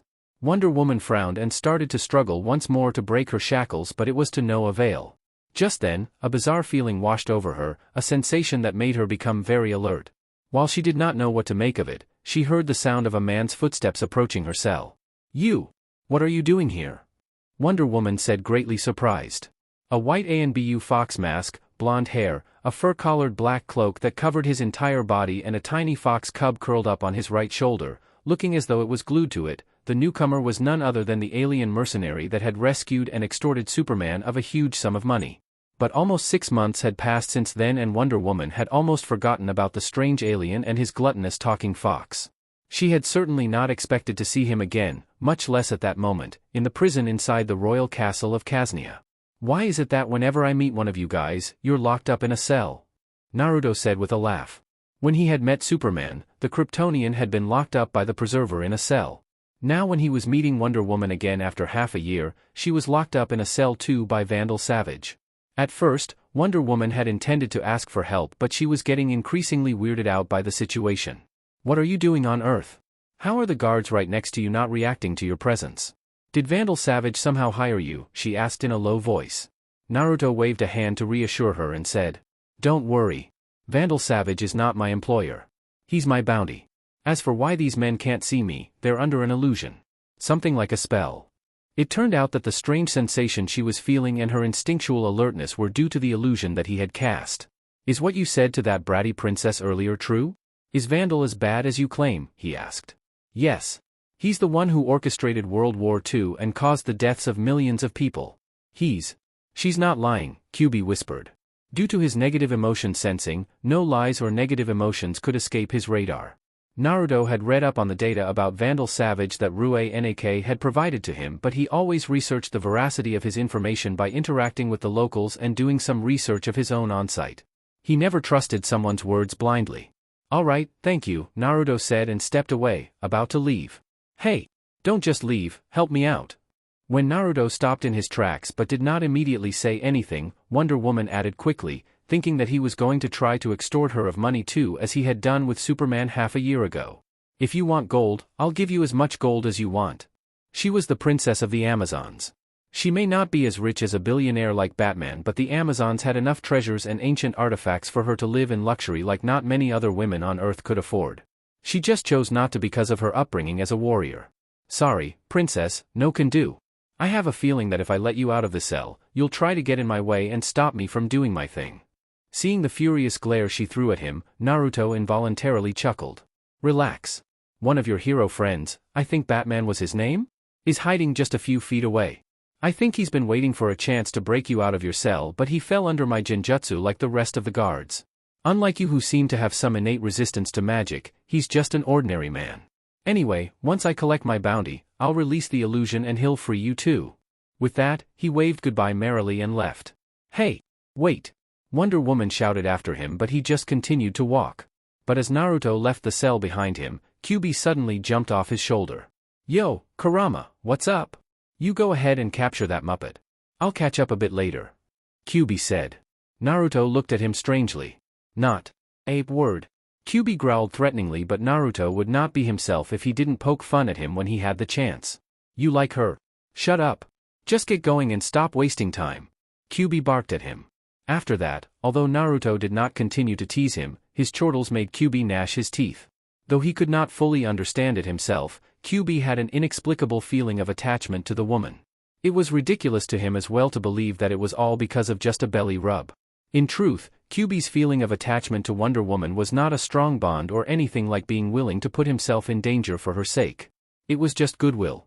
But that slight goodwill he felt for her was significant enough for him to not be comfortable with ignoring her plight as he would normally do with other humans. In the first place, it would not cost him anything to just release Wonder Woman from her shackles once Naruto accomplished his mission. Although his masking technique made his eyes look blue, in reality, currently, his eyes were red and his pupils looked like a cross between a slit and a horizontal bar. At that moment, every single life signature in the castle was as clear in his perception as though he could see them with his own eyes. Due to his Sage mode, it was a piece of cake for Naruto to find Vandal Savage's location because his life signature was clearly different from other humans. It was quite similar to that of the Amazon princess locked in the cell, not quite as strong, but still similar. Is that woman immortal like Vandal Savage too? Immortal like me? Naruto asked himself intrigued. When he had come to Earth the first time around, he had not used his Sage mode as he had had no reason to. Unless it was for the sake of a mission, he would generally prefer to not use his Sage mode on the planets inhabited by sentient creatures due to the high degree of pollution of nature and the harmful effects that drawing such infected energy would have on him when taken in large doses. Soon enough, he reached the control room. In a puff of smoke, his body transformed into that of a housefly. Henge was one of the first and easiest techniques that shinobi used to learn back in his homeworld. Even 10-year-old kids could perform it. But, despite its simplicity, it was invaluable for any spy, sabotage, or assassination missions that had to be completed covertly. Vandal, what do you think you are doing? The new queen of Kaznia asked in disbelief. Just a few moments before that, Colonel Vox, Vandal Savage's right-hand man, had confirmed the destruction of the Justice League spacecraft. Destroying the Justice League. Building a railgun. Assuming total dominion over the nations of the Earth. Vandal Savage said from his throne-like seat. Then, he chuckled. Sweet foolish child. Wonder Woman was right all along. Ridiculous. You'd have to be over 100 years old. Queen Audrey said in denial. I'm far older than that, Vandal Savage boasted. It was over 25,000 years ago when I got this power.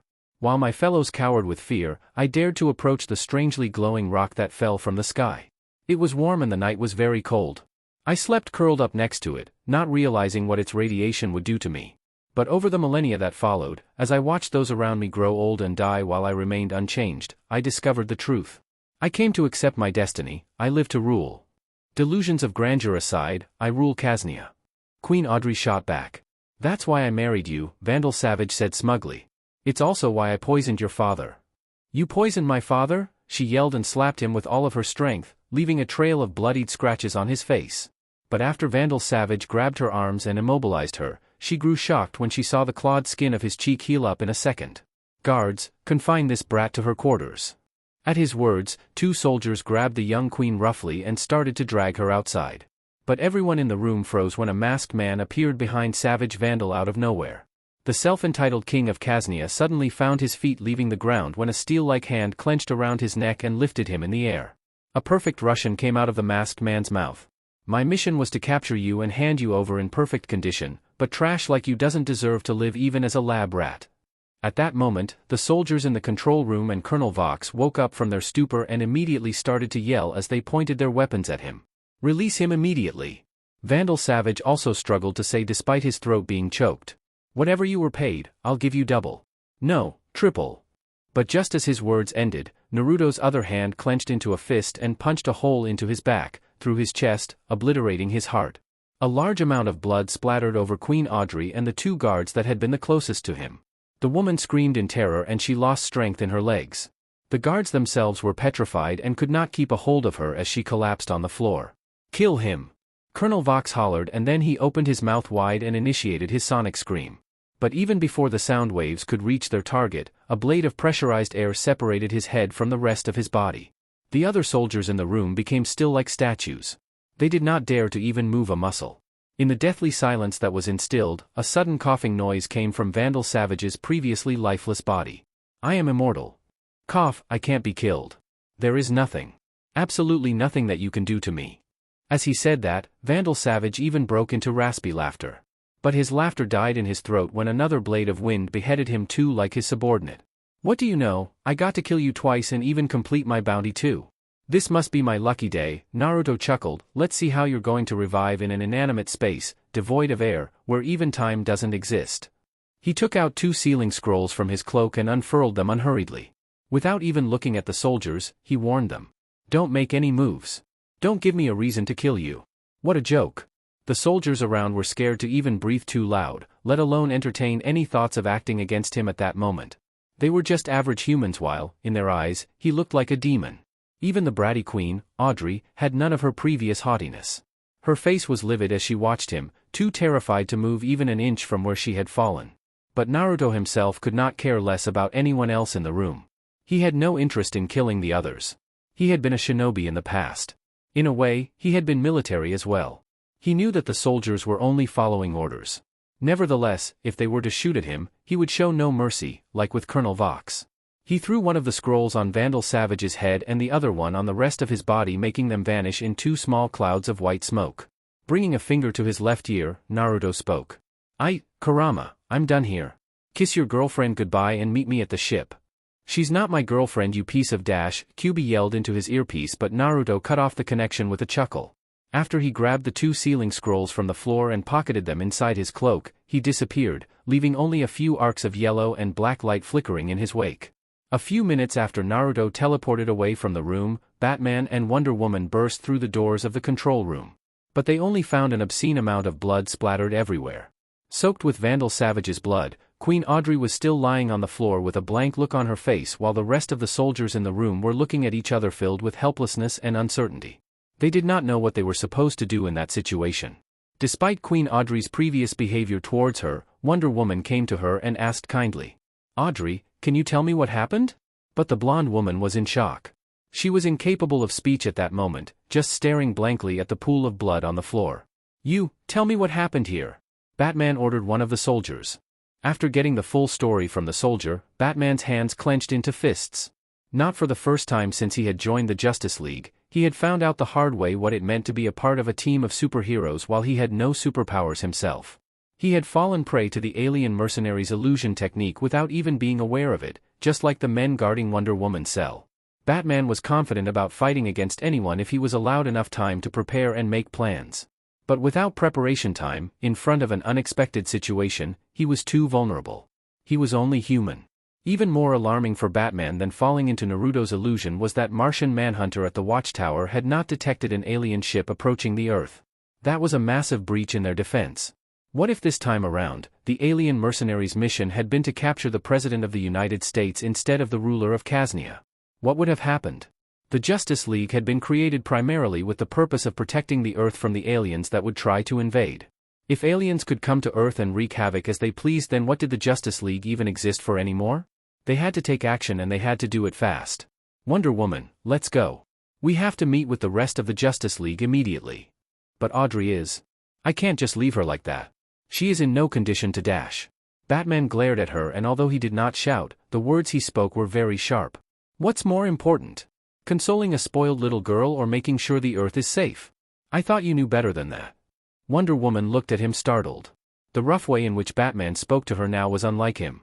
She thought that the two of them had become a little closer after sharing a dance yesterday at the engagement party of then Princess Audrey and Vandal Savage.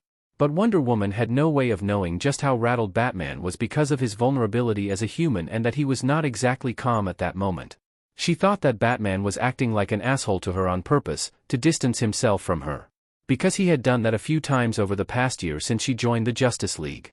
He had even made it clear once that he did not want anyone else in his life, especially not a teammate. In the end, Wonder Woman did not comment anything about her hurt feelings. She chose to stay silent and followed Batman to their javelin to meet with the rest of the Justice League at the Watchtower. However, in her heart, she gave up on any thoughts she might have had about a possible relationship with Batman. He was a good man with qualities worthy of admiration such as his courage, tenacity and resourcefulness, but, in the end, Wonder Woman was a valiant warrior and a princess blessed by the gods themselves. She was not a weak and needy woman who would blindly and endlessly chase someone who did not want her. She was Diana, Princess of the Amazons. She had her pride and dignity too. Chapter 7, Starfire. Why have you gathered us all here today, Batman? Green Lantern asked. It was only a few minutes after Flash, Green Lantern and Martian Manhunter sabotaged the International Space Station. To prevent anyone from getting their hands on that powerful railgun, they blew up the whole satellite. Everyone else on board, the astronauts and Kaznia's agents too, was taken out and brought to the watchtower thanks to Green Lantern's power ring. But it was only temporary. They had to take them back to Earth. All the members of the Justice League were gathered in the conference room, except for Wonder Woman. The rest were looking at Batman, waiting for an explanation. Do you remember that alien mercenary that rescued Superman half a year ago? He's back. He came back to Earth and our watchtower's radar couldn't detect it all. So that was the big emergency?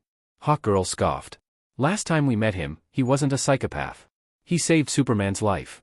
Appearances can be deceiving. He's dangerous. He put me under an illusion and I didn't even know it until he lifted the spell himself. While Wonder Woman was imprisoned and I was under that illusion, he broke into Vandal Savage's control room and cut off his head. A momentary silence descended. In their memories, the alien mercenary and his talking fox did not strike them as the cold-blooded killer type. If anything, he seemed like a decent person at heart because he had gone out of his way to save Superman and Supergirl. It was Green Lantern that broke the silence. As far as I'm concerned, good riddance. Seeing the way everyone was looking at him, he said. That madman poisoned the king of a country, destroyed 3 U.S. Navy ships killing almost everyone on board and then tried to start World War III. I'll say it again, good riddance. Not to mention what he did in World War II too. When presented with the hard facts, nobody could retort against his words. Vandal Savage was one of the worst scourges of the Earth. Batman narrowed his eyes as he spoke. This guy is a mercenary. He'll do whatever he's paid for. What if his target was the U.S. president instead of Vandal Savage? What could we have done to stop him when we can't even detect him? At his words, everyone finally realized the gravity of the situation, what Batman was worried about. We've banded together and created the Justice League after Imperium nearly took over our planet almost 1 year ago. Our purpose, as the Justice League, was primarily to defend against alien threats. If we can't do that, what is the Justice League needed for anymore? We don't need to work together just to keep in check the criminals with superpowers. We've been doing that just fine, solo, long before the Justice League was formed. Superman nodded and said in support of his words. Batman is right. We're not the only ones who took the responsibility of protecting the innocent. Almost every large city has its own local hero or group of heroes that protect it, just like us. As the Justice League, we must not forget about our purpose. As they started to discuss how to improve Earth's defenses against external threats, an alarm started to blare from the Watchtower's control room. Flash was the first to arrive and see the reason. An enormous alien ship could be seen heading towards Earth at a very high speed. Even after all these years, I can't see what you like so much about ramen. The taste is nothing special and there is so little meat. We're also in the middle of a job, aren't we? Kyuubi's voice sounded in Naruto's earpiece. Naruto brought the bowl of ramen to his mouth and drank all the remaining soup in one breath. Shut up, when was the last time I had ramen? Half a year ago. 6 months. Suddenly, a very loud growling sound almost made Naruto go deaf in one ear. Oi, Kurama, the hell was that? What are you doing? Hee, just a stupid bear that didn't know its place. I'm going to eat roasted bear now. Talk to you later. Kyuubi said and then cut off his transmission. Good grief, Naruto said and chuckled at Kyuubi's antics. After capturing Vandal Savage, Naruto did not immediately leave the Earth. Earth was one of the very few planets where people cooked ramen and he had not eaten any in half a year, since the last time he came to Earth. Naturally, he would not pass on the opportunity to have some again. But Kyuubi did not tag along with him this time around and chose instead to wander through the Balkan Mountains, where Kaznia was located, in the meantime, having some fun of his own. As for Naruto, he flew halfway across the planet, from southeastern Europe to the northeastern coast of the American continent, to Boston City, where he had eaten ramen the last time. While the Justice League was having a very serious discussion concerning the danger that Naruto posed, the man in question was in a world of happiness as mountains of empty bowls of ramen piled up on his table. Since it was early morning on the eastern coast of America at that moment, there were other customers besides him in the restaurant too. His outrageous eating immediately became the focus of their attention. Wearing a mask while eating did not do him any favors either. Some crazy alien crashed on Earth again. "Hey, Russell, turn up the volume," one of the customers asked the clerk behind the counter. It looked like the customer in question was a regular because the clerk listened to his request and turned up the volume on the TV hanging above the counter. Naruto threw a passing glance at the screen, but he immediately focused his full attention on it when he saw the contents of the news report. An alien object crashed in the center of Jump City just 10 minutes ago. The sole survivor of the crash appears to be a young woman in her late teens, but it became clear that she was not human when she spoke in an alien language and started smashing the walls of the surrounding buildings with her hands. Charles Rock is at the scene with more information. As the news anchor spoke, a live footage started playing. But when Naruto saw who that alien was, he said slowly, "No fucking way." He tapped quickly on his wristwatch and a hologram appeared from it. It was the 3D image of a young woman in her late teens with golden-colored skin, long, wavy red hair, and bright green eyes. "Void, what are the chances?" The girl in the hologram coming from his wristwatch was the very same person as the berserk alien on the news report. It was none other than Coriandar, the princess of Tamarin whom Naruto was supposed to rescue from the Psions. An Almaration warship was flying at the fastest speed it was capable of in Earth's atmosphere. The moment Naruto realized that the alien that had crashed into Jump City was his bounty, he ditched his ramen in a heartbeat and teleported back to his ship. To cover the distance between Boston and Jump City, Earth's commercial aeroplanes would need to fly for a few good hours. One city was on the east coast while the other one was on the west coast of the USA. In contrast, it took him only a few minutes. However, despite his speedy arrival, by the time he got there, the central district was already trashed as if it had gone through a war. Destroyed buildings, burning cars, cracked streets, and civilians running away in panic. In the middle of all that destruction, the Tamarian princess was shooting energy bolts from her cuffed hands while screaming in an alien language. Opposite of her, 3 peculiar teenagers were running and dodging as though their very lives were on the line, and that was the actual case. In her desperation and rage, Coriandar was shooting energy blasts everywhere around her. "That was super close," a green-skinned boy wearing a helmet said while panting. "Girl is gonna wreck the whole city," another one of them said. It was a very buff young man dressed in casual clothes and a hoodie covering his head. Going by the red glow in his left eye, it seemed like he was not entirely human. "I won't let her. I won't lose this fight," the third one said. It was a black-haired boy dressed in a green and red costume. A thin black mask covered his eyes. The 3 of them were none other than Robin, Beast Boy and Cyborg. At Robin's words, they jumped away from the bus behind which they had taken cover and rushed at the alien girl who had fallen to her knees in exhaustion. But their sight suddenly turned ashen black and they stopped in their tracks. "Maybe fighting isn't the answer," a girl said as she walked out of a side alley. Her entire body was covered by a hooded purple cloak. Further talk among the 4 teens stopped, however, when someone dropped from the sky almost like a meteorite and the entire street was shaken by the powerful tremor. "Who are you?" Robin shouted and grabbed a birdwrang from his utility belt. It looked like the newcomer did not hear him because he started walking towards the kneeling girl without sparing the other 4 a glance. "Don't come any closer." Coriandar shouted hysterically and pointed her cuffed arms at him as energy bolts formed in her hands. Unlike the teens from before, Naruto had no issues with understanding her words thanks to his high-tech translating device. "I'm not gonna hurt you. Your parents hired me to rescue you." Naruto had expected at the mention of her parents for the girl to calm down, but instead, her face became twisted in anger and she screamed as she shot 2 very powerful bolts of energy from her hands. Though startled, he was not caught off guard. He had been cautious from the beginning because he knew very well just how dangerous a cornered beast could be. With a stomp of his foot, the street in front of his feet rose to make a wall in front of him, just in time to block the green energy bolts. The wall was blasted to smithereens, but the girl had poured the last of her strength in that attack. Then, she collapsed back on the ground powerlessly. She no longer posed any threat. "It's all right, little girl. Just go to sleep," Naruto said, and he formed a ram seal with his hands. Though Coriandar was able to detect the unknown energy that invaded her body, she was too exhausted to resist it. Her eyes closed against her will and she fell on her side, succumbing to a genjutsu-induced deep sleep. It was the same technique that Kabuto had cast over the stadium where Naruto's first Chunin exams had taken place when he was a young genin. That is to say that it was an area of effect technique. The alien princess was not the only one to be forced into a deep sleep, but 2 of the 3 boys on the sidelines also fell on the ground asleep, with Beast Boy even snoring out loud. The only ones who could hold their composure and resist the genjutsu were the cloaked girl, Raven, and Cyborg, due to him being half-robot. Over the past century, Naruto had never stopped training his taijutsu, ninjutsu and genjutsu, the three main arts of a shinobi. He had achieved an impressive feat in his ninjutsu due to his shadow clones. He had mastered all 5 nature transformations and even the yin and yang releases. His taijutsu had become flawless as well. Due to knowing that if he found a way back home he would have to fight against the rabbit goddess, Naruto had never slacked in his training. But genjutsu had never been his strong point. He had no talent in that area and hard work could only take one so far. Although he became proficient enough with it to fool the senses of regular people, those with decent magic resistance and any half-decent magic user could resist his genjutsu without problems.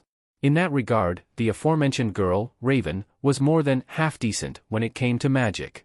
Black light appeared around Raven's hands and her eyes glowed beneath her hood.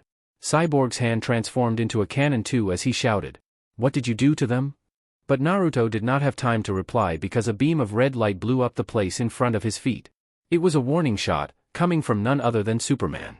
And he was not alone. Alongside him were also Flash, Batman and Hawkgirl. As for the ship that the Watchtower had detected, it was the Gordanian ship from which Coriandar had broken out. Green Lantern, Martian Manhunter and Wonder Woman were investigating it at that moment. Now, he was surrounded from all sides by the 4 members of the Justice League and 2 of the local heroes of Jump City. "Do not move," Superman demanded. Naruto frowned behind his mask. "Why did you come back to Earth? And why did you kill Vandal Savage?" "Gee, Superman, why would a mercenary capture someone? Maybe because someone paid me to?" Superman frowned at his sarcasm. "Why are y'all even mad? I got rid of a mass murderer for you, for free. For all I know, you should be grateful. No lengthy trials, no chance for him to buy his way out with bribes and good lawyers and no chance for him to escape prison again either. He's finished." "That's not how things work on Earth," Batman retorted. "No one has the right to take the law in their hands and kill." Naruto let out a drawn-out sigh. Whatever you say. I'm not in the mood for polemics. Look, I'll just get my bounty and be out of here." Then, under their eyes, he bent down, grabbed the sleeping princess from the ground and put her on his wide shoulder. "Put the girl down," Superman ordered as he started making steps towards him. "She's my bounty. And she's not an Earthling. This has nothing to do with you," Naruto said calmly, trying to reason with them. However, in the next moment, a red blur rushed at him from behind at the speed of sound. But with a light stomp of his foot, dangerous-looking spikes burst from the ground, almost impaling the attacker. The speedster was forced to jump high up in the air at the very last moment and abandon his attacking attempt. A clone appeared next to Naruto and grabbed the princess from his shoulder. Then, he turned towards the heroes surrounding him and warned. "I'm saying it one last time, this has nothing to do with you. Back off before things get ugly. I don't want to hurt you." Generally, Naruto tried to not get into altercations with good-natured people. He did not want to kill or maim people that did not deserve it. However, because he was not bound by their tight morals, once in a while, scenes like the current one still took place. "Oh, I don't know who'll get hurt in the end," Hawkgirl said and her mace shone menacingly with electricity. "I suggest you let go of that girl and hand over Vandal Savage's remains too. After that, we won't stop you from leaving. You can leave the Earth and never come back," Batman said. Naruto no longer spoke. He prepared for fighting. Naturally, in normal conditions, he could have just teleported back to his ship and then be on his way. But with Coriandar in his custody, things were different. He was more than capable of teleporting her alongside him, but the problem came after that. He did not know for how long the genjutsu that he had placed on her would last. His skill with genjutsu was unreliable. "If she wakes up in my ship and starts throwing around her energy bolts, my ship will be toasted." Initially, he had intended to explain the Tamaranian princess the situation and make her come willingly. But that idea flew out of the window with the Justice League's appearance.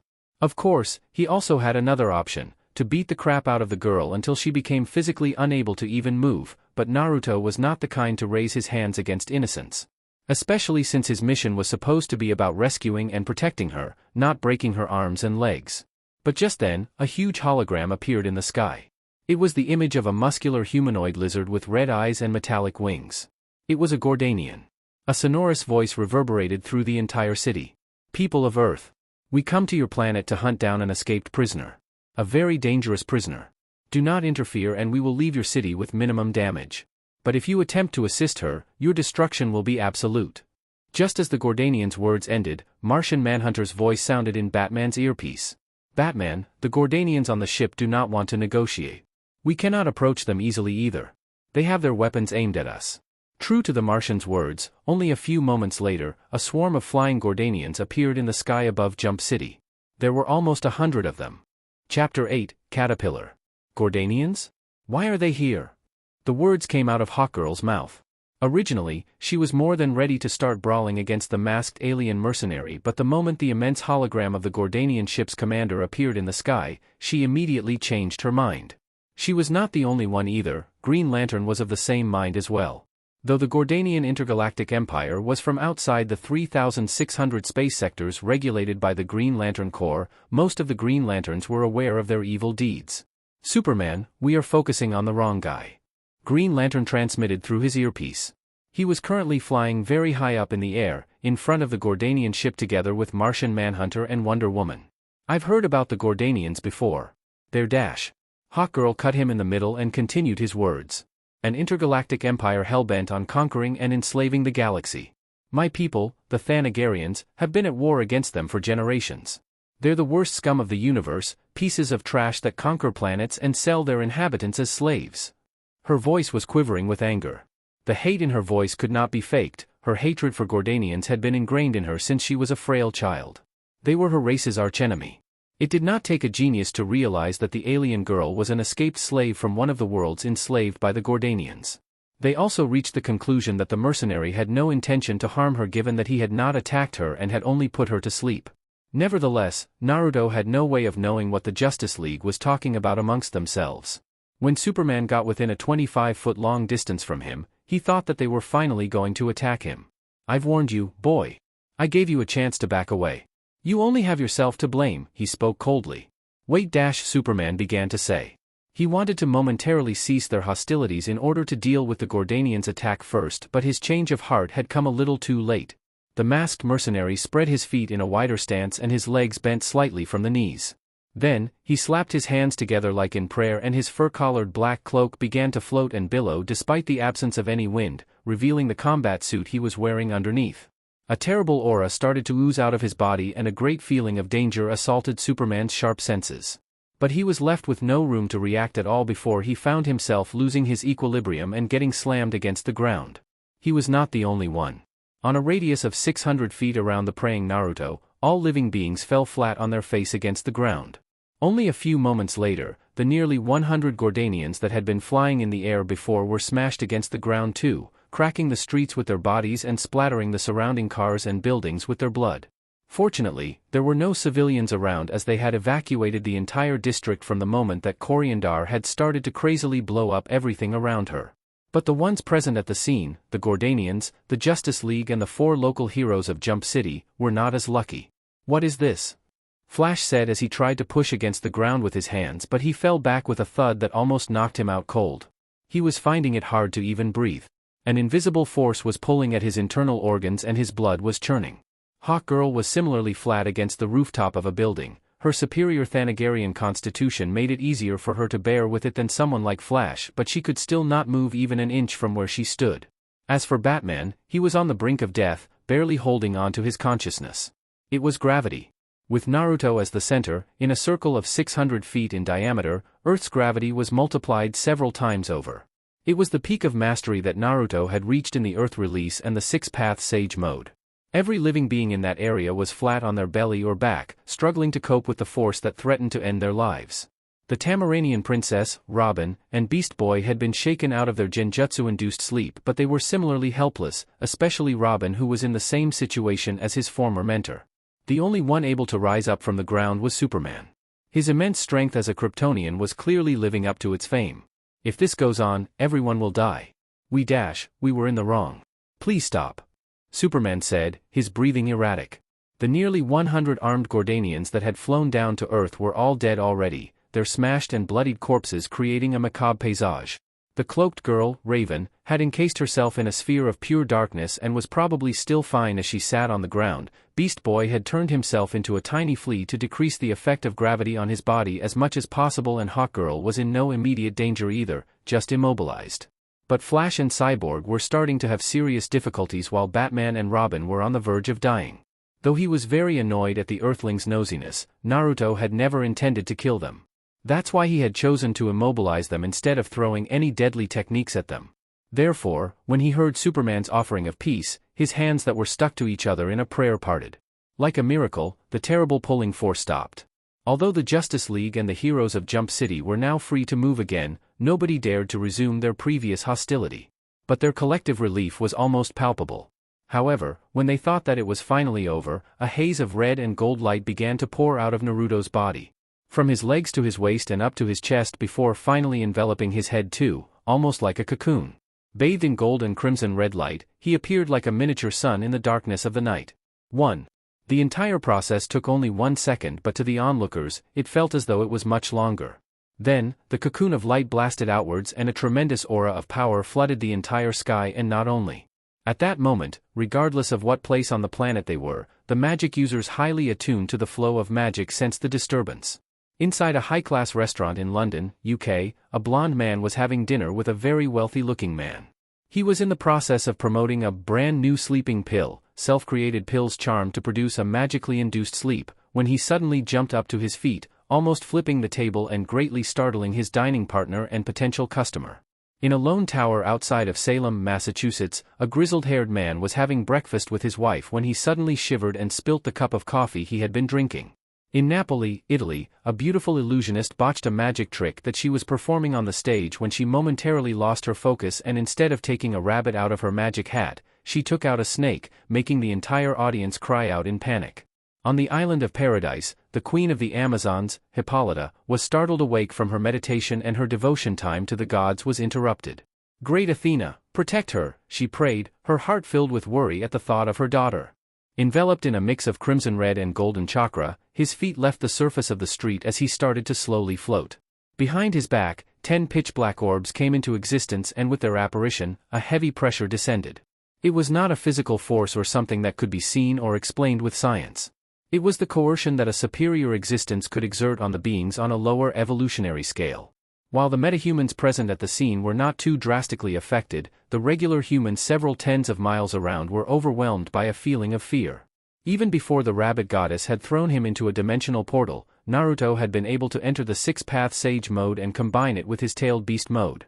However, after almost a century, his mastery over it grew to the point where it could rival that of his ancestor, the sage of the six paths himself. With a red and yellow flash, his body disappeared. An instant later, he was 3 miles high up in the air, above Jump City, right in front of a galleon-class Gordanian ship. It was not the small type of ship that the Gordanian slavers used normally. It was much larger, almost half a mile long, with a crew numbering in the hundreds.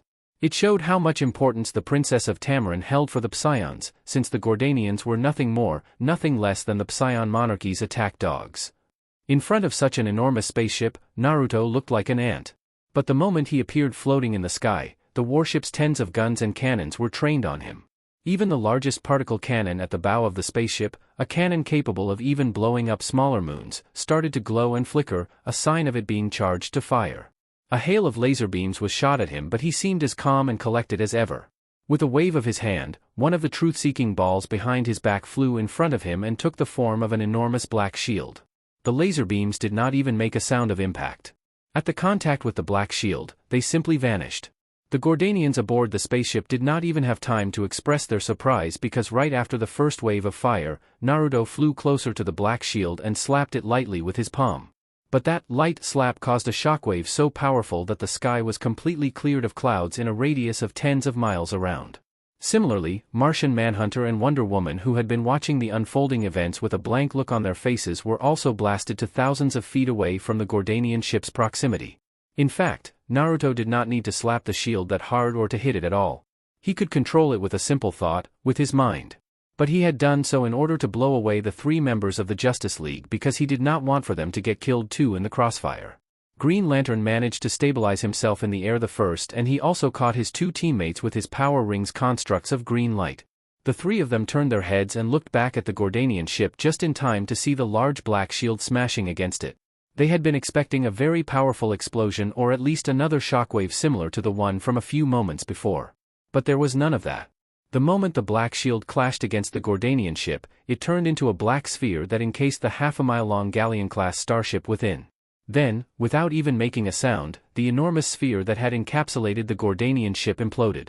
A warship capable of even taking over a planet was turned into nothingness, just like that. After that, the now tiny orb flew back next to the other 9 truth-seeking orbs floating at his back. Jesus Christ! Great Hera! In front of a scene like that, Green Lantern and Wonder Woman could not help crying out the name of the gods they believed in. Martian Manhunter himself was mute, speechless. Down below, on the ground, the rest of the Justice League and the 4 local heroes of Jump City were no less shocked either. Although it was night, Naruto's 6 paths bijou mode glowing like a miniature sun and the ship being almost half a mile long made them see what had happened perfectly, even despite the distance. Even for Batman and Superman, 2 veterans when it came to fighting all kinds of aliens, it was the first time they had seen something as shocking as that. Until then, Batman had always thought that with enough preparation time, planning, and money, he could go against anyone. Naturally, that led to a great level of self-confidence and even a certain amount of pride being born in his heart. He, a mere human, with no superpowers, had managed to stand on equal grounds even against incredibly powerful beings such as Superman, Wonder Woman and Martian Manhunter. However, when he saw the enormous Gordanian ship being erased from existence without even leaving a scrap of metal behind, he was shaken. What could I possibly do alone against a being like that? No, what could the Justice League do against someone like him? At the same time, Batman's mind also went to the business card that Naruto had given him half a year before. Back then, he had found it weird that someone who was wearing a fox-themed mask and had a 9-tailed fox companion would have such a strange alias, Caterpillar. But now he understood. At first glance, Naruto had looked like an easygoing guy and a money grubber. A mercenary, fitting the stereotype. Ordinary and unassuming, like a caterpillar. But just like caterpillars transform into very beautiful butterflies once they come out of the cocoon and evolve, it was the same with Naruto when he revealed his true power. Everyone watched with trepidation how the deity-like alien flew back to the ground. Though Superman tried to not show his inner emotions, a focused observer would notice how rigid his expression looked. It was even worse because Superman could feel that the alien's powers were of a magical nature, the bane of his physiology alongside kryptonite and red radiation. Nonetheless, Naruto was not interested in antagonizing them or getting back at them for trying to make things hard for him. Though he loved to joke around and act like a filled with youthfulness man, his mind was still that of an old man. In his eyes, the Justice League were nothing but a group of children that tried to pick a fight against an adult and got their butts hooped. For him, it was enough if they learned their lesson and stayed put for a while. He had no further interest in quarreling with them and he certainly no longer cared about preaching and force-feeding his philosophy of life to other people like when was a teenager. The red and yellow energy seeped back into his body and the 10 truth-seeking balls melted into his back, joining his chakra pool too. Without saying a word to the ones around him, he headed straight towards Coriandar who was still rooted in her place despite having woken up earlier from the genjutsu he had placed on her. I've killed your captors. As I told you before, your parents hired me to rescue you. Naruto told her and the translating device did its job to change his words into the language spoken on Tamarin. Coriandar looked like she wanted to say something but besides the trembling of her lower lip, she could not move her mouth. She was terrified. Come with me. I hope you will behave and not throw any temper tantrums. For your own good. A shaky nod was all the confirmation he needed before placing a hand on her shoulder and teleporting themselves back to his ship. Now, he did not need to physically restrain her anymore. The girl was too scared to go against his words. I felt your power all the way from the other side of the planet. What the hell did you do? QB asked when Naruto flew back to Europe with his ship to pick him up and leave the planet. In response to that, Naruto threw up a mouthful of coagulated purple-black blood in the toilet. Ugh, I hate this. Half of his face was violet and there were patches of purple and black over his hands, forearms, and chest too. It was the effect of drawing the polluted natural energy of the earth when he had entered the 6-path sage mode. He had drawn a rather large amount of natural energy to conjure the truth-seeking orbs and use one of them to disintegrate that enormous Gordanian ship. What was happening currently was the reason why he always avoided using his sage mode unless it was necessary on the planets inhabited by technologically advanced sentient beings. Those planets would be infected and polluted by the beings living on it. When he entered the 6-path sage mode on such a planet it was as though he was drinking poison. Now, he was facing the consequences. After he threw up a few more times, he took a quick shower and came back to the living quarters of his ship where Coriandar was still waiting on the very sofa where he had left her an hour ago. She had not moved at all. But she did manage to regain some of her composure in that time frame. When she saw the masked Naruto entering the room, she asked, "What are you going to do with me?" Naruto sighed. "Look, I told you 2 times already. Your parents hired me to rescue you from the Psions." "You're lying." Just tell me the truth, Coriandar said, almost shouting. She looked very agitated. You're saving her life and that's how she shows her gratitude? Ungrateful little twerp. Kyubi growled and one of his tails elongated, about to slap the snot out of her, but Naruto put a hand on his head to stop him. It's all right, Kurama, Naruto said. It's not that bad, I'm fine. Clearly, Naruto was referring to the reason why Kyubi was angry, the fact that he got seriously ill. When he looked at the poison visage of Naruto and then at the girl who had not even said a thank you, he wanted to beat her up good and teach her some manners. Turning his attention back to Coriandar, Naruto said, I am a man of my word.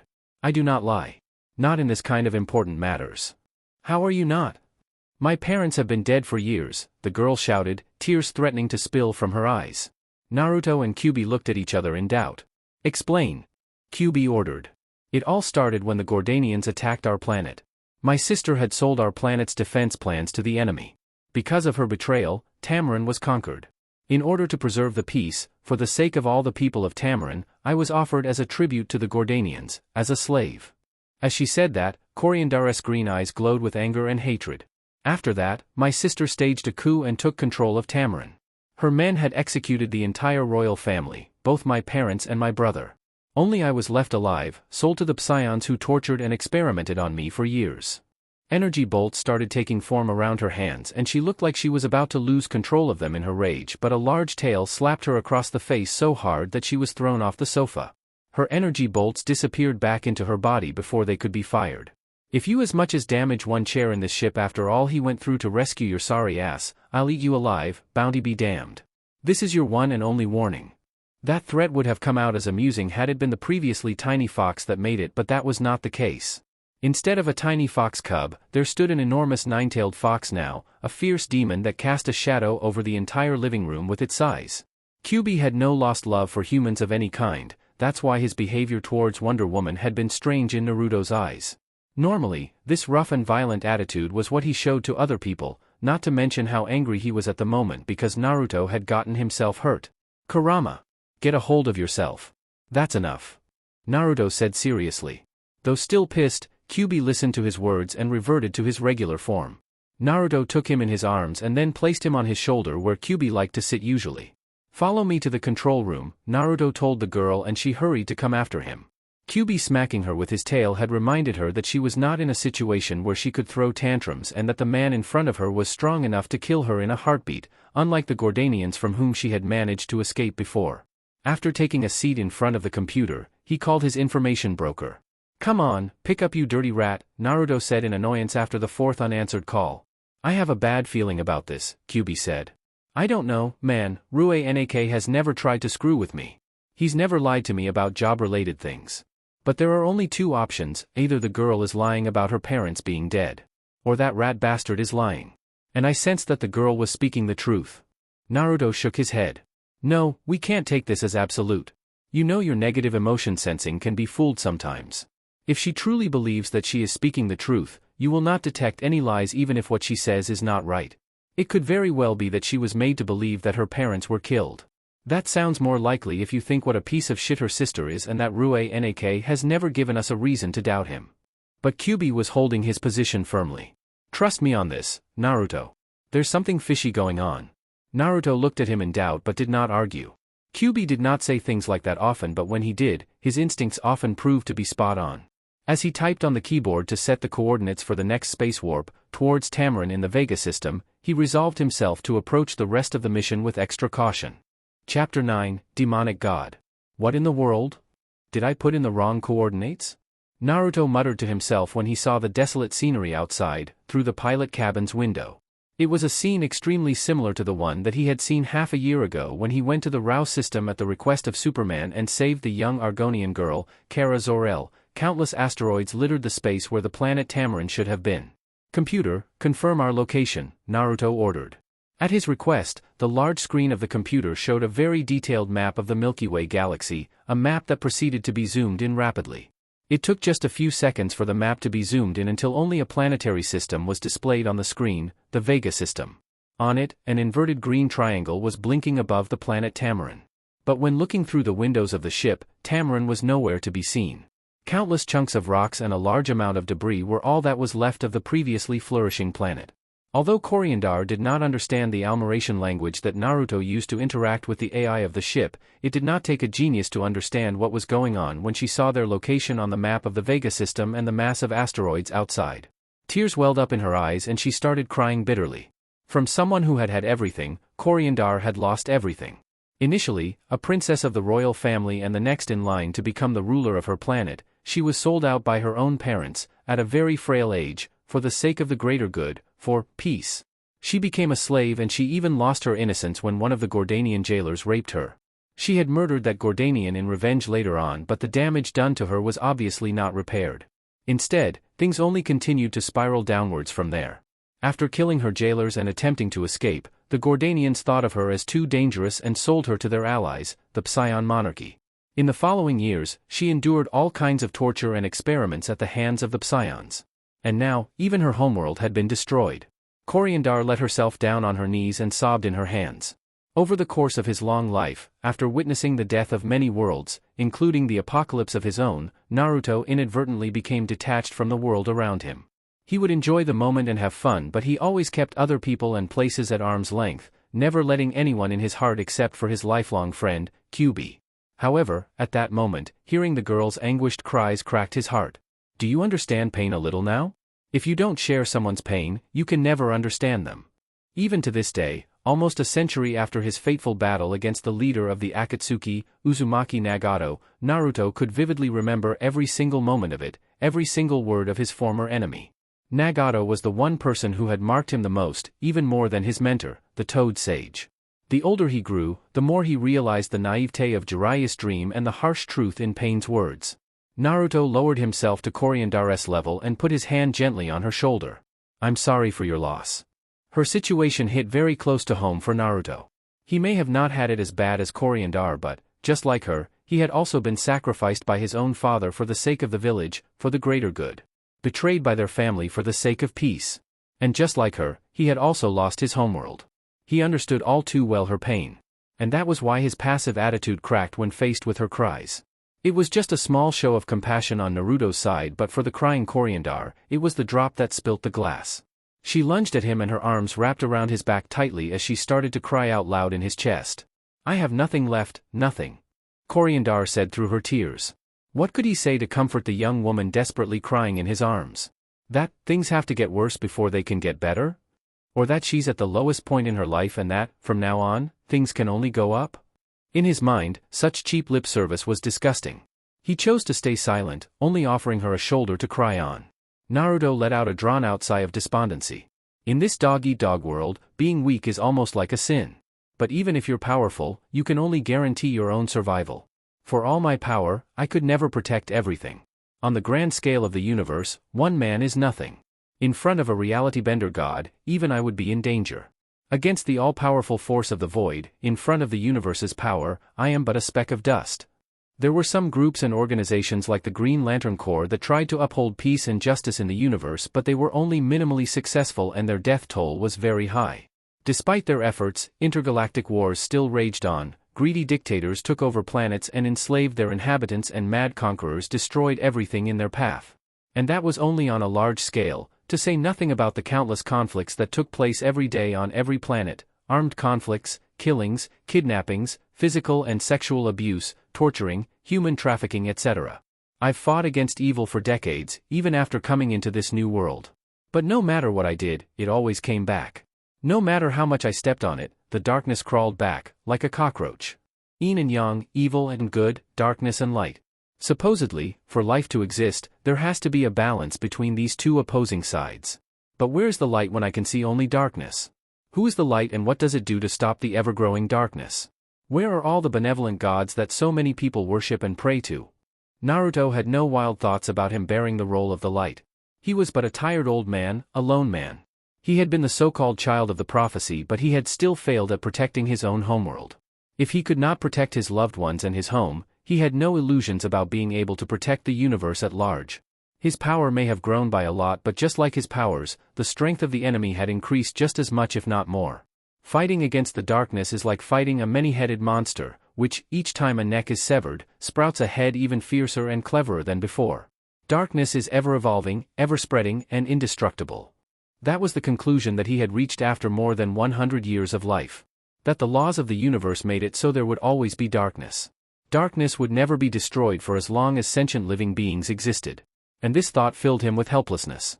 Over the years, it made him lose much of the drive that he used to have in his early teen years when he wanted to protect every innocent being, regardless of whether they were friends or strangers. The despair of knowing that no matter what he did, darkness would never be extinguished, it slowly made him detached from the world around him. But there were moments like the present one when he came in contact with people whose pain he could relate to. People like Superman, people like Coriandar. Those moments always shook his cold heart and perturbed his inner peace and calm. "What are you going to do now, Naruto?" Kyuubi asked quietly. After taking the sleeping Tamaranian princess to one of the rooms in the ship's living quarters, Man and Fox were now back in the control room, alone. "I'm going to turn in Vandal Savage to the Psions first. You do realize that this bounty was most likely a highly elaborated trap from the beginning, right?" Kyuubi asked again. "Oh, I am betting on that," Naruto said darkly. From the moment that he saw that Tamarin was destroyed, he realized that Kyuubi's hunch about Rue-Nak betraying them was right all along. As one of the top information brokers in the Milky Way galaxy, there was no way that Rue-Nak did not know that Corian's parents were dead or that Tamarin had been destroyed. "That rat betrayed us," Kyuubi said. "Most likely, he was paid by the Psions to deliver us to him. I can totally see those crazed scientists wanting to dissect you and me to see what makes us tick and what gives us our power. And that scum of a rat even sold his wife and kids for money, to say nothing of his willingness to sell you." Naruto nodded his head and added, "The bounty to save the Princess of Tamarin was probably just to distract us and give more of a reason and make sure we entered one of the Psion's bases."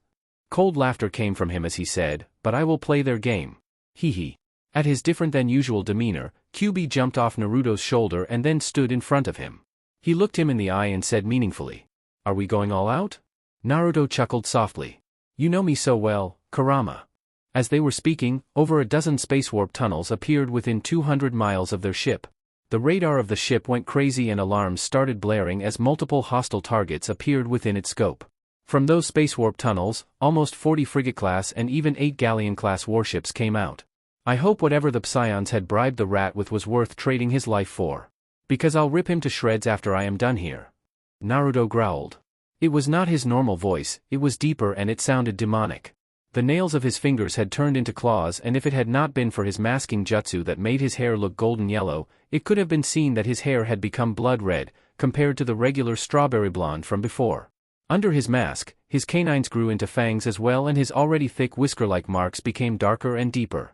A beeping sound was being made by the computer, showing an incoming transmission, but a clawed finger pressed on a key to reject it. He did not need to hear what the incoming fleet of warships had to say to know their intentions. On the large screen of his computer, he could see the footage recorded by the AI. The ships that had appeared on their radar carried the emblems of the Psion monarchy and the Gordanian Empire. "They think they can trap and capture us like a beast? Come, Kurama. It's time we reminded the world what happens after provoking a slumbering beast." The fox met the man's fist in a fist bump, and, as the two of them looked at each other, bloodthirsty grins crept on their faces. In the next moment, their silhouettes teleported out of the ship. Hundreds of ships were firing laser beams at an enormous monstrosity. A fission-type missile exploded against the torso of the beast, and an enormous mushroom-like cloud of fire rose for tens of miles into the sky, even puncturing the stratosphere of the planet. A roar of pain came from the beast as a patch of its chest was burnt off. "This isn't right. This wasn't in our calculations. Our data was wrong," a frail-looking green lizard man yelled hysterically. They had not known that the tiny pet of the mercenary they wanted to capture would transform into a world-destroying behemoth. That fission-type missile was the strongest weapon of mass destruction they could use without endangering the very core of the planet their race was living on. But that weapon that could lay waste to an entire nation had only scraped some skin off the beast's chest. The one that looked like the commander of the lizard men screamed, "Everyone, evacuate the planet. Prepare the Star Destroyers and blow up everything to dust. Blow them all up along with the planet." His adjutants could not help yelling out in disbelief. "But sir, our home and everything we've worked so hard for will dash." The adjutant, however, did not finish speaking when the sky suddenly seemed to turn black. His words died out in his throat when an enormous sphere of purple-black energy cast a shadow over the capital city of the planet. Boom! A cataclysmic explosion boomed. A white light blinded every living being in range, and the shockwave it generated deafened everyone a second later. The energy shield that should have been capable of defending even against a shot from a star-destroying particle cannon was obliterated. 20 galleon-type warships equipped with star-destroying cannons flew in front of the enormous beast. But despite the destructive might of their warships, everyone on board trembled at the sight of the colossal beast standing ahead of them. They have never seen anything as monstrous as that before. Blood-red fur, over 1,500 feet in height and over 2,500 feet in length. At its back, 9 enormous tails created tornadoes just with simple twitches. It was a gargantuan 9-tailed demon fox. Kurama! Sea of Fire! Naruto shouted. He was on top of the enormous fox's head, but he was so small that he could not be seen from outside. The fur of the beast's head was even taller than him. He was no bigger than a fly was on a regular fox. He sat on his knees, with both hands pressed down on the head of Kyuubi. A massive amount of chakra was being passed on from him to the demon below through his hands. The titanic demon roared. A conic breath of fire covered the entire sky. Like the furious waves of an ocean, the stream of fire obliterated everything in its path. The several miles-long star-destroying warships were reduced to liquid metal in mere seconds. Flames hotter than the sun melted everything. It was hell. And in the middle of that hell, demonic laughter shook the skies. Wah-ha! Die! Die! Kyuubi reveled in the feeling of power, in the slaughter. Power like he had never wielded back in the elemental nations. A power not any lower than that of the 10-tailed beast, a god. He did not have many opportunities to let loose like that. When Naruto had unsealed him from his body, he was in his 40s. It took Naruto nearly 3 decades of studying the art of Fuinjutsu before he became proficient and confident enough to undo the seal without killing himself in the process. But after 40 years spent locked by the Shinigami seal, much of Kyuubi's chakra had seeped into Naruto, fusing with him. That's why Naruto's whisker marks were so thick and dark now by default, and that was also why his golden blonde hair had become a strawberry blonde, almost red. Before unsealing Kyuubi, Man and Bijou had been very close to the point where they would completely fuse into one single entity. When Naruto finally unsealed him, the Bijou lost a part of himself in the process. In the present, Kyuubi could not regenerate his chakra like before, simply by drawing it in from the outside world. That's why he had become a glutton that would eat 24/7. He converted the physical energy from anything he ate into chakra.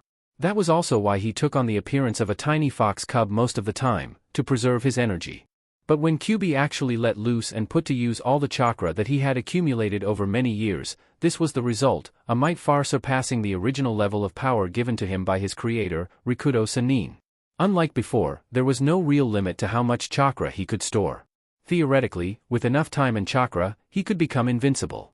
He was no longer just a demonic fox. In the present, Kyuubi was like a god, a demonic fox god. Prepare one final attack, destroy their planet, Naruto said. His ruthless words would have shocked his younger self back in the elemental nations. But Naruto was no stranger to the atrocities that this race of degenerates had committed over their millions of years of existence. There was not a single innocent among them. When one wants to cut the weeds, they have to pull them from their roots. Complete annihilation. Kyuubi's booming evil laughter subsided. He had never fully lost himself in his lust for carnage and slaughter. He had not forgotten even for a second that his current power was possible only because of the chakra that Naruto was pouring into him, a chakra that Naruto absorbed from nature, on a planet even more polluted and infected than the Earth. Are you sure, Naruto? Kyuubi asked worriedly. Just do it. Naruto said grimly. I'm only acting as a conductor, not as the engine. I'm just pouring chakra into you instead of using it myself. The damage this infected natural energy does to me is not as bad as if I was the one to use it and cast jutsus. Despite his words of reassurance, right at that moment, his mask cracked and dispersed into particles of light. His perfect chakra control was starting to slip up. His red hair came into view now that the mask no longer disguised it, and the appearance of his face too. He was horrible to look at. Had Kyuubi been able to see how Naruto looked at that moment, he would have stopped his rampage in a heartbeat. Purple-black blood was flowing from a corner of his mouth. Most of the skin on his face was a mixture of dark violet and black, and he lost the sight in one of his eyes after half of his face had been petrified. It was a clear sign of nature energy poisoning. If he did not stop drawing on nature's energy very soon, at this rate, his entire body would turn into stone, becoming a statue just like the many other people before him who had lost control of their senjutsu. Kyuubi did not have a wishy-washy nature. He was aware of the dangers Naruto faced the longer he kept using this infected natural energy. So he did not hesitate. Cupping his fists together, he slammed them against the ground with all the strength that his gigantic body was capable of. A huge crack appeared in the ground, splitting the crust of the planet open for dozens of miles. Then, opening his enormous mouth wide open, the largest Bijudama QB had ever cast slowly took form in front of him. It was even larger than his half-a-mile-long body. At last, he fired it into the huge crack that he had made in the crust of the planet.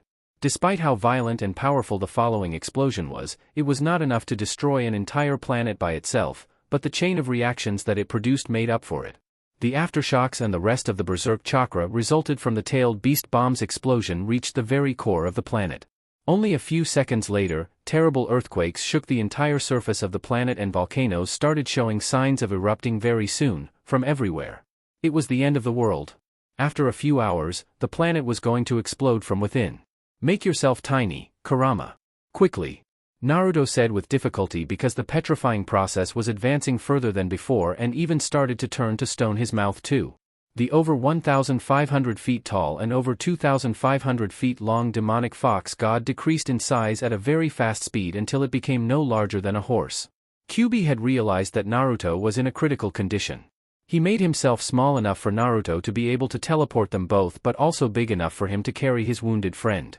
In a flash of yellow and red light, the two of them appeared 4,000 miles away, in the exosphere of the planet, aboard their invisible ship. "Naruto, you dash." The fox could not continue speaking. Except for his right eye, all of Naruto's face had turned into stone along with his left hand and leg. He was petrified in a kneeling position, the position he had had while pouring his chakra into Kyuubi. Naruto weakly raised his still-working hand and put it on Kyuubi's chest. His index finger drew invisible lines on his chest like he was writing. "Don't worry. I'll be okay?" Kyuubi read by imagining what the lines Naruto drew with his finger would be in kanji. Naruto made a weak thumbs-up gesture and then proceeded to write again on the fox's chest. "Call Lobo, return favor, rat bastard, warp ship, Earth." Naruto once again made a thumbs-up gesture to show that Kyuubi got it right. After that, his only remaining eye closed. He lost his consciousness. While Naruto was unconscious, on the brink of death, and Kyuubi was fumbling with the computer of the ship to activate the space warp, the rest of the universe was in an uproar. The two of them had no idea about how far-reaching were the consequences of their outrageous display of power and ruthless violence. They were in every discussion of the upper echelons of all the powerful forces of the galaxy and not only. The well-informed and powerful organizations in the entire known universe were shocked because the Psions were one of the oldest races of the universe, almost as old as the Guardians of the Green Lantern Corps who had created them. No self-respecting interstellar power could claim that they had not heard of the Psions and their cruel dominion over the lawless Vega system. However, such an old, powerful, and technologically advanced race had been massacred to the last individual in the span of a day. In the Vega system, the Gordanian Empire's ruling body was in a panic. Their allies and masters, the Psions, possessed far superior technology and means of destruction and/or defense. But they had been eradicated in only one day. Hundreds of thousands of Gordanians evacuated Karna planet in the following weeks, running for their lives. In contrast to the Gordanians, billions of other people in the Vega system were celebrating the day of liberation. The Psions who had taken over the entire system were no more. Countless people came out in the streets and celebrated together, regardless of race or nationality when the news of Psion's massacre came out. On Thanagar, the members of the ruling council of the Thanagrians were having difficult to contain smiles on their faces. For generations, they had been at war against the Gordanians and, as of late, they were even starting to get pushed back by the flying lizard men. Although the Gordanians had not been destroyed along with the Psions, the Thanagrians were very happy with the outcome. Without the Psions' technology to support them from the back, the Gordanian Empire's defeat was only a matter of time. On Earth, Jon Stewart had a look of disbelief on his face when Salak, the administrator of the Green Lantern Corps, sent him, and the rest of the Green Lanterns too, a shocking report. The Psions of the Vega system have been massacred. An intergalactic mercenary, Uzumaki Naruto, also known as Caterpillar, and his companion, Kyuubi, a demon, have destroyed the Psions planet and the 6 moons that they had colonized. The Guardians have classified the two of them as universal-level threats. All Green Lanterns in possession of more information about these two subjects are to report to OA immediately. On New Genesis and Apocalypse, Highfather and Darkseid, the rulers of the two factions of the New Gods were both frowning, though for different reasons. The Vega system was a place that even Darkseid had not attempted to conquer until then because he recognized the threat that the Psions' technology posed. Darkseid did not like the sudden apparition of such a wild and violent dark horse, one that annihilated an entire race in one day.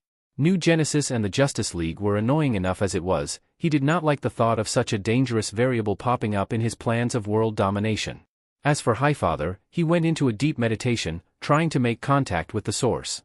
He was worried about such a powerful character being evil. His adopted son, Orion, the most valiant warrior of the gods from New Genesis, was getting ready to leave their world and make contact with the dangerous mercenary and his beast, to ascertain their intentions and thoughts. On the planet Almerac, a beautiful red-haired woman shot up from her throne, her face betraying the shock she was feeling. She was Maxima, the Queen of Almerac. A series of contrasting emotions flashed in her eyes, at first anger, then infatuation, and then anger again. She had met the mercenary and his fox a few years before. Infatuated with how powerful he was, she had tried to kidnap him and make him her husband by force. But not only that he had rejected her, he even stole one of their most advanced stealth-oriented warships before escaping from the planet. She had not heard anything about him for years, but when she finally heard some news about him again, it was about him annihilating a race as powerful as the Psions. Her infatuation level skyrocketed. Flushed with excitement and desire, and with her previous anger nearly forgotten, she immediately ordered her subordinates to search for more information about his whereabouts. She was definitely going to hunt him down and make him her husband. Lastly, a yellow power ring took flight from Quard, in the antimatter universe. Its destination was precise, the Earth, in the Sol system, Milky Way galaxy. Target, QB, the nine-tailed demonic fox god. Chapter 10, Origins.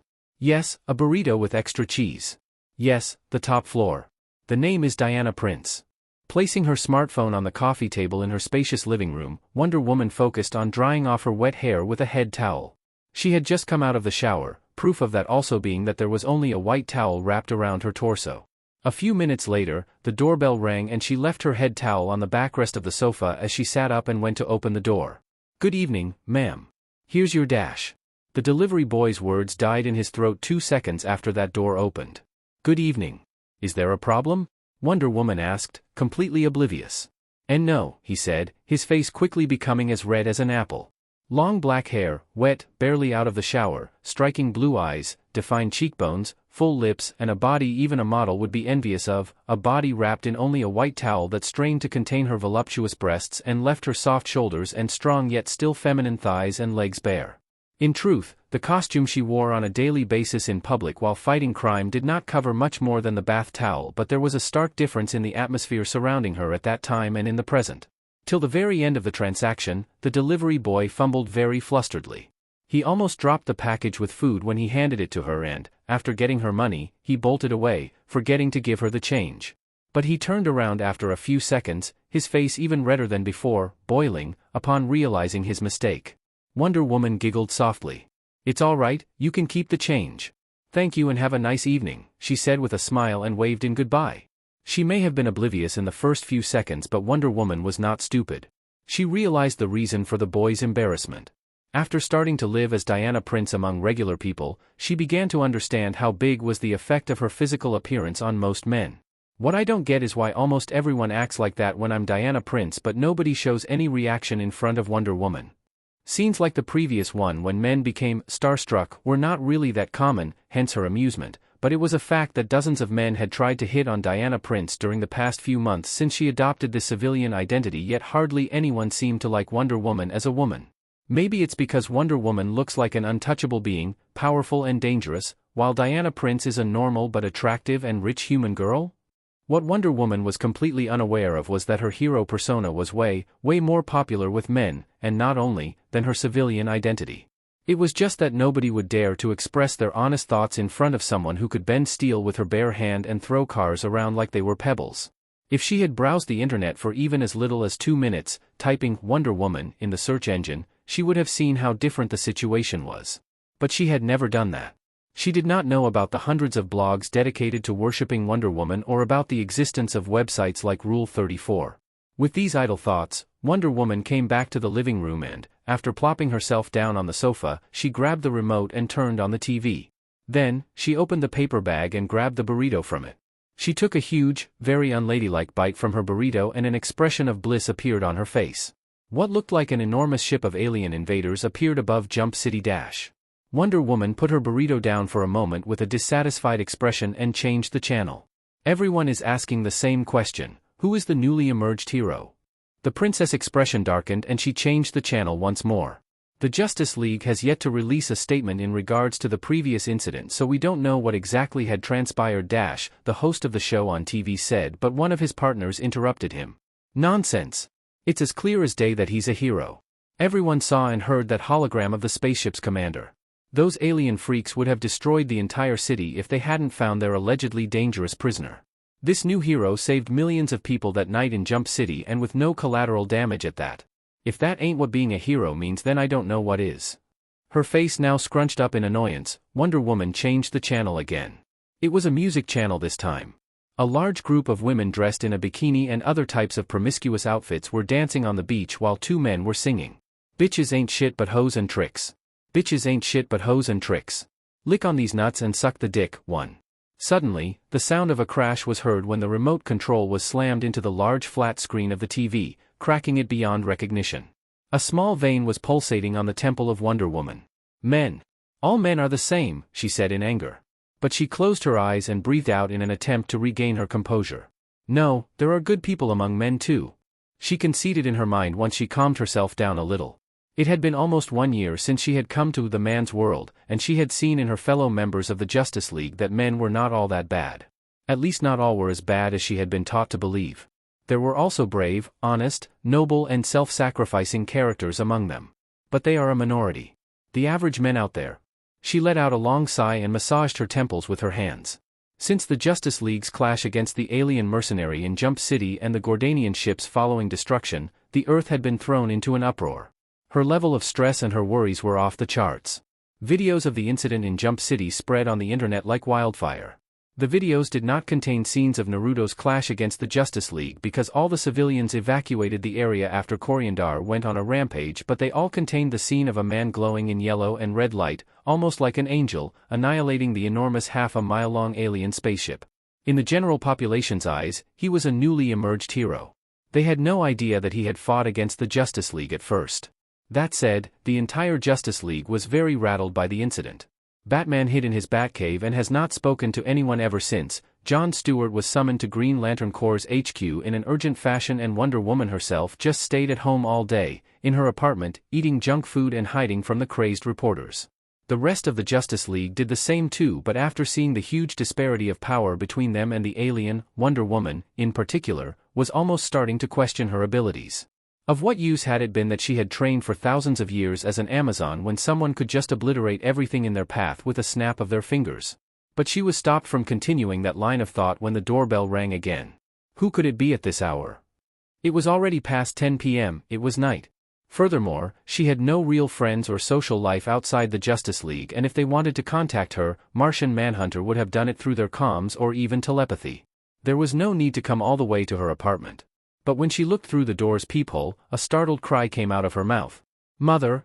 Long blonde hair, blue eyes, and wearing a white robe and a golden tiara on her head, it was none other than Hippolyta, the Queen of the Amazons and Wonder Woman's mother.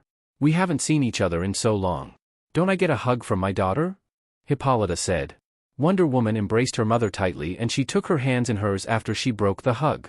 What brings you here? Does a mother need a reason to visit her child? Hippolyta asked teasingly.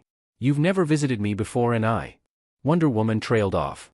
For a little while, mother and daughter became silent. Due to their laws, as the Queen of the Amazons, Hippolyta had had to exile her own daughter even despite the fact that she had broken those laws for the sake of saving their lives. Because of that, Wonder Woman could not visit her mother and her fellow Amazon sisters even if she wanted. Yesterday night, while I was in meditation, I sensed an incredible magic power. It was like the power of a god. I've come to the man's world because I was worried about you. We met a very powerful foe. The strongest we've ever faced. He defeated the entire Justice League effortlessly. We could not do anything against him. If he had been evil, I don't know how many of us would have been alive now. Hearing Diana's words, Hippolyta took her in her arms and embraced her again. My little stars and sun, she said lovingly. Mother. Diana also said and hugged her back. They were warriors, born for battle, and they were both several thousand years old. But when it was just the two of them, Diana and Hippolyta were not Wonder Woman and the Queen of the Amazons but just a daughter and a mother that loved each other dearly.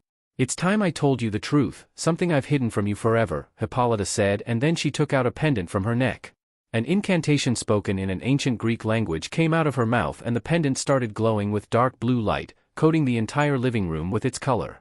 This is a very powerful spell, one that was cast upon this medallion by your father himself. For a short while, no one will be able to see or hear what is happening in this room. My father?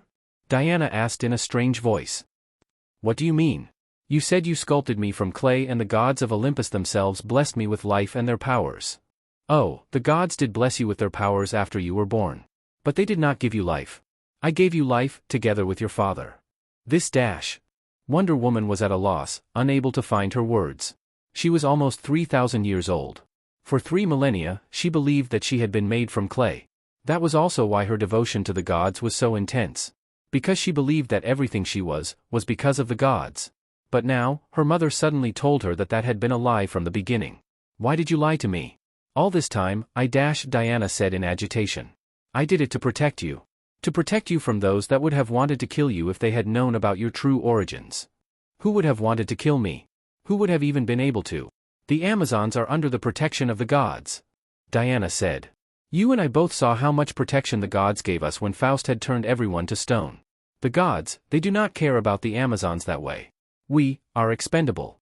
Just tools that they can use as they see fit. If we broke, they would just create another set of tools to replace us.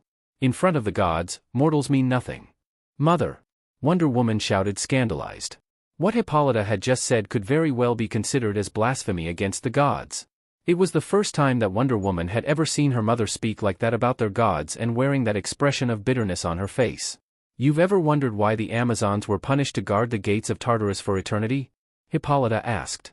Was it not because you aided Hades and the Titans in their battle against the gods of Olympus? Diana replied. But why would Hades, Zeus' brother, try to plot against him by siding with the Titans? And why would we, the Amazons, support Hades in his rebellion? Do you really think I was so blindly in love with Hades that I just went along with whatever he wanted without questioning the fate of my people? Hippolyta continued to ask. Seeing her daughter falling silent, she continued. One day, Hades came home while I was bathing and he joined me in. Mother! Diana cried out, her cheeks instantly turning rosy in embarrassment. She did not want to hear any details about her mother's sex life. But Hippolyta continued unbothered by her daughter's protests. Like any other couple, we started to make love. But I noticed that the way he was kissing me was different from before. Hades was a gentle lover, very caring and conscious of my needs. But that day, he was acting strangely. Rougher, more dominant, more selfish. I did not like it. However, by the time I realized that something was terribly wrong, it was too late. He had already spilt his seed inside of me. Him being such a quick shot and then teleporting away immediately after that further cemented my suspicions. That man had not been Hades. It had been someone else. Don't tell me. Diana muttered with her hands covering her mouth in disbelief.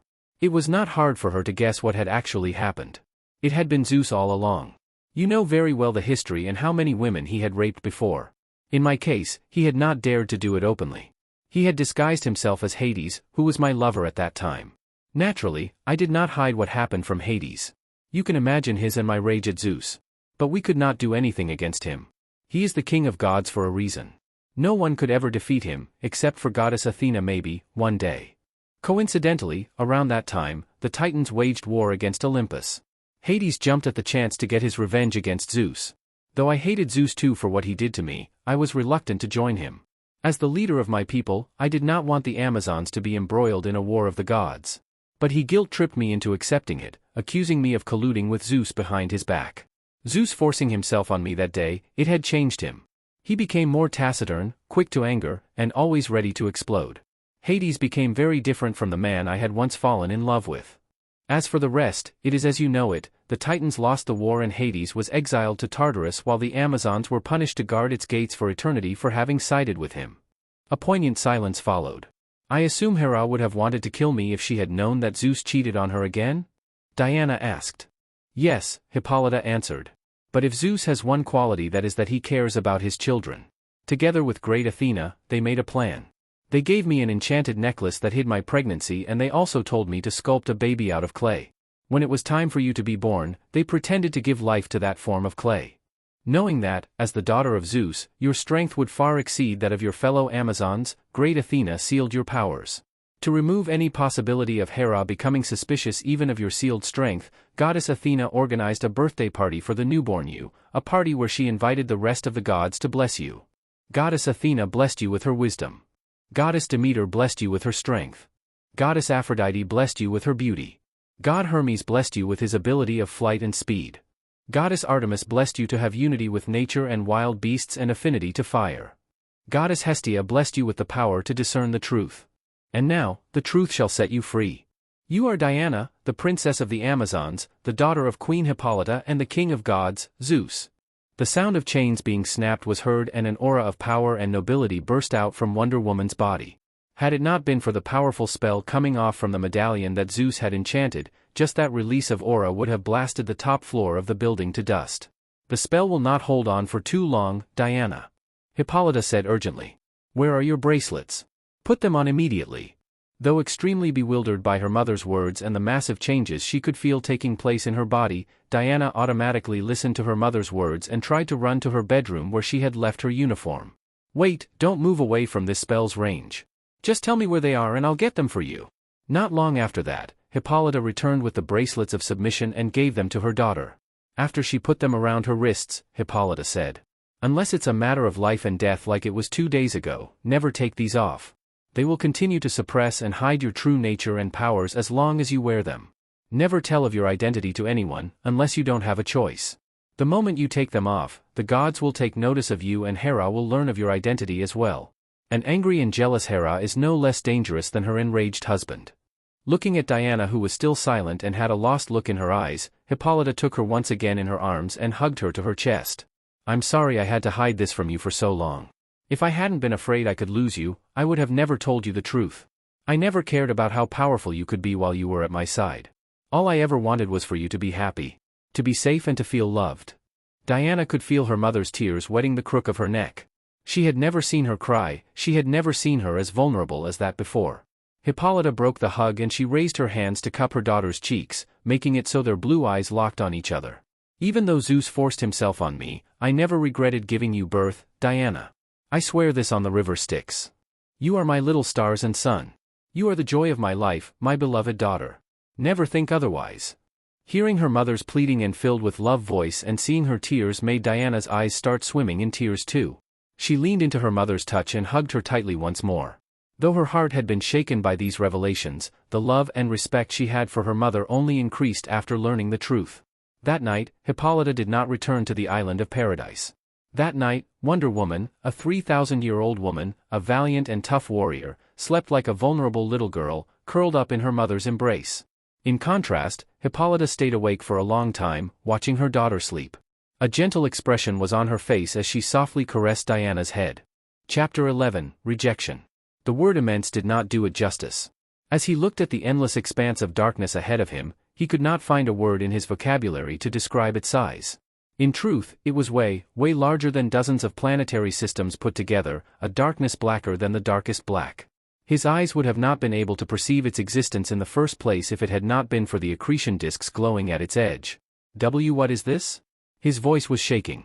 A brave and courageous man, someone who never backed down, someone who had dared to even fight against a god, that man, at that moment, was frozen. A primal fear beyond his reasoning gripped his heart. He could not breathe. In terror, he could not even look away. A thought came to his mind. This is the end. Alarms rang and many warnings appeared on the screen of his computer. The ship began to shake terribly because of the force pulling at it, dragging it away from its trajectory. Snapping out of his trance-like state, he grabbed the controls of the ship in panic and pulled on them, trying to steer the ship away manually. He pressed several buttons and all the engines of the ship blasted at full power. But for all his efforts, the only result was that the ship started shaking even harder and then, with a loud bang, one of the engines superheated and exploded. Kurama! At his call, a yellow and red light came out of his body. He stood up from the pilot's seat and then squatted against the ship's floor. The yellow and red chakra increased in density around him to such a degree that his silhouette became blurry, almost indistinguishable. His legs pushed against the floor with all the power he was capable of and he launched himself up like an unstoppable rocket. He broke through the reinforced special alloy that the outer walls of his spaceship were made of, straight into the outer space. Now! Blast it! Crimson-red chakra burst from the soles of his feet, enveloping the several hundred-foot-long spaceship below. An enormous explosion boomed when the ship's main ion reactor blew up. That explosion did what the spaceship's engines could not achieve. It propelled him away violently, lessening the pulling force that had taken hold of his being. There was no sign of relief on his face. A tailed beast bomb started to take form in the palm of his hands, and it grew in size until it was as large as a football. But he did not throw it. Where could he have thrown it to? For millions of miles, there was nothing around him. Pressing his palms against it, the tailed beast bomb's spherical form was compressed to that of a plum. Then, it blew up and another violent explosion blasted him away. It was almost as powerful as a small nuclear bomb. In the vacuum of space, those two explosions hurled him more than 1,000,000 miles away from his initial location. Not enough. It's not enough. Desperation threatened to overwhelm him. He felt like no matter how far he flew, he would not be able to escape. He could not escape from the intangible claws of the devouring demon that had grabbed a hold of him. A shadow clone appeared behind him. However, the clone did not have the momentum that the two huge explosions had granted to the original body.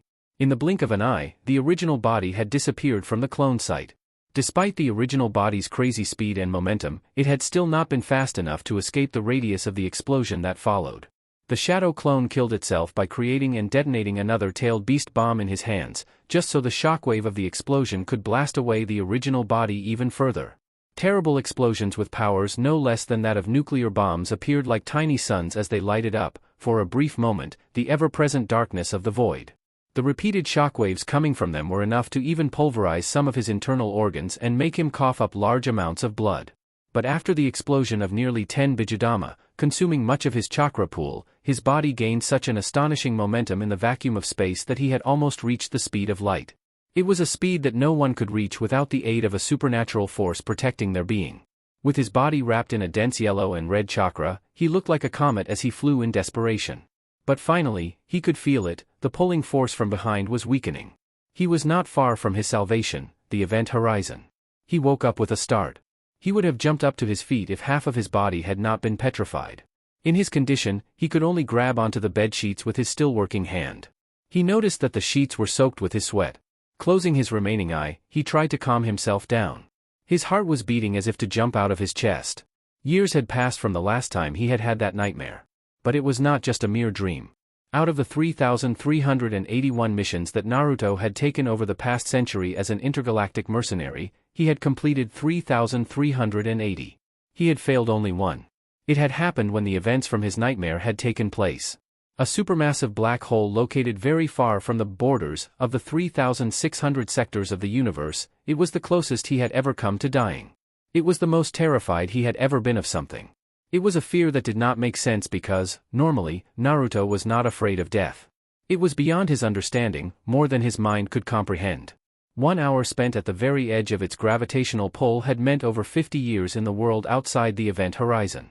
Though he had completed the actual bounty before the supermassive black hole's gravitation derailed his ship off its course, by the time he returned to show proof of his bounty's completion and collect his reward, the person who had issued the bounty had died of old age.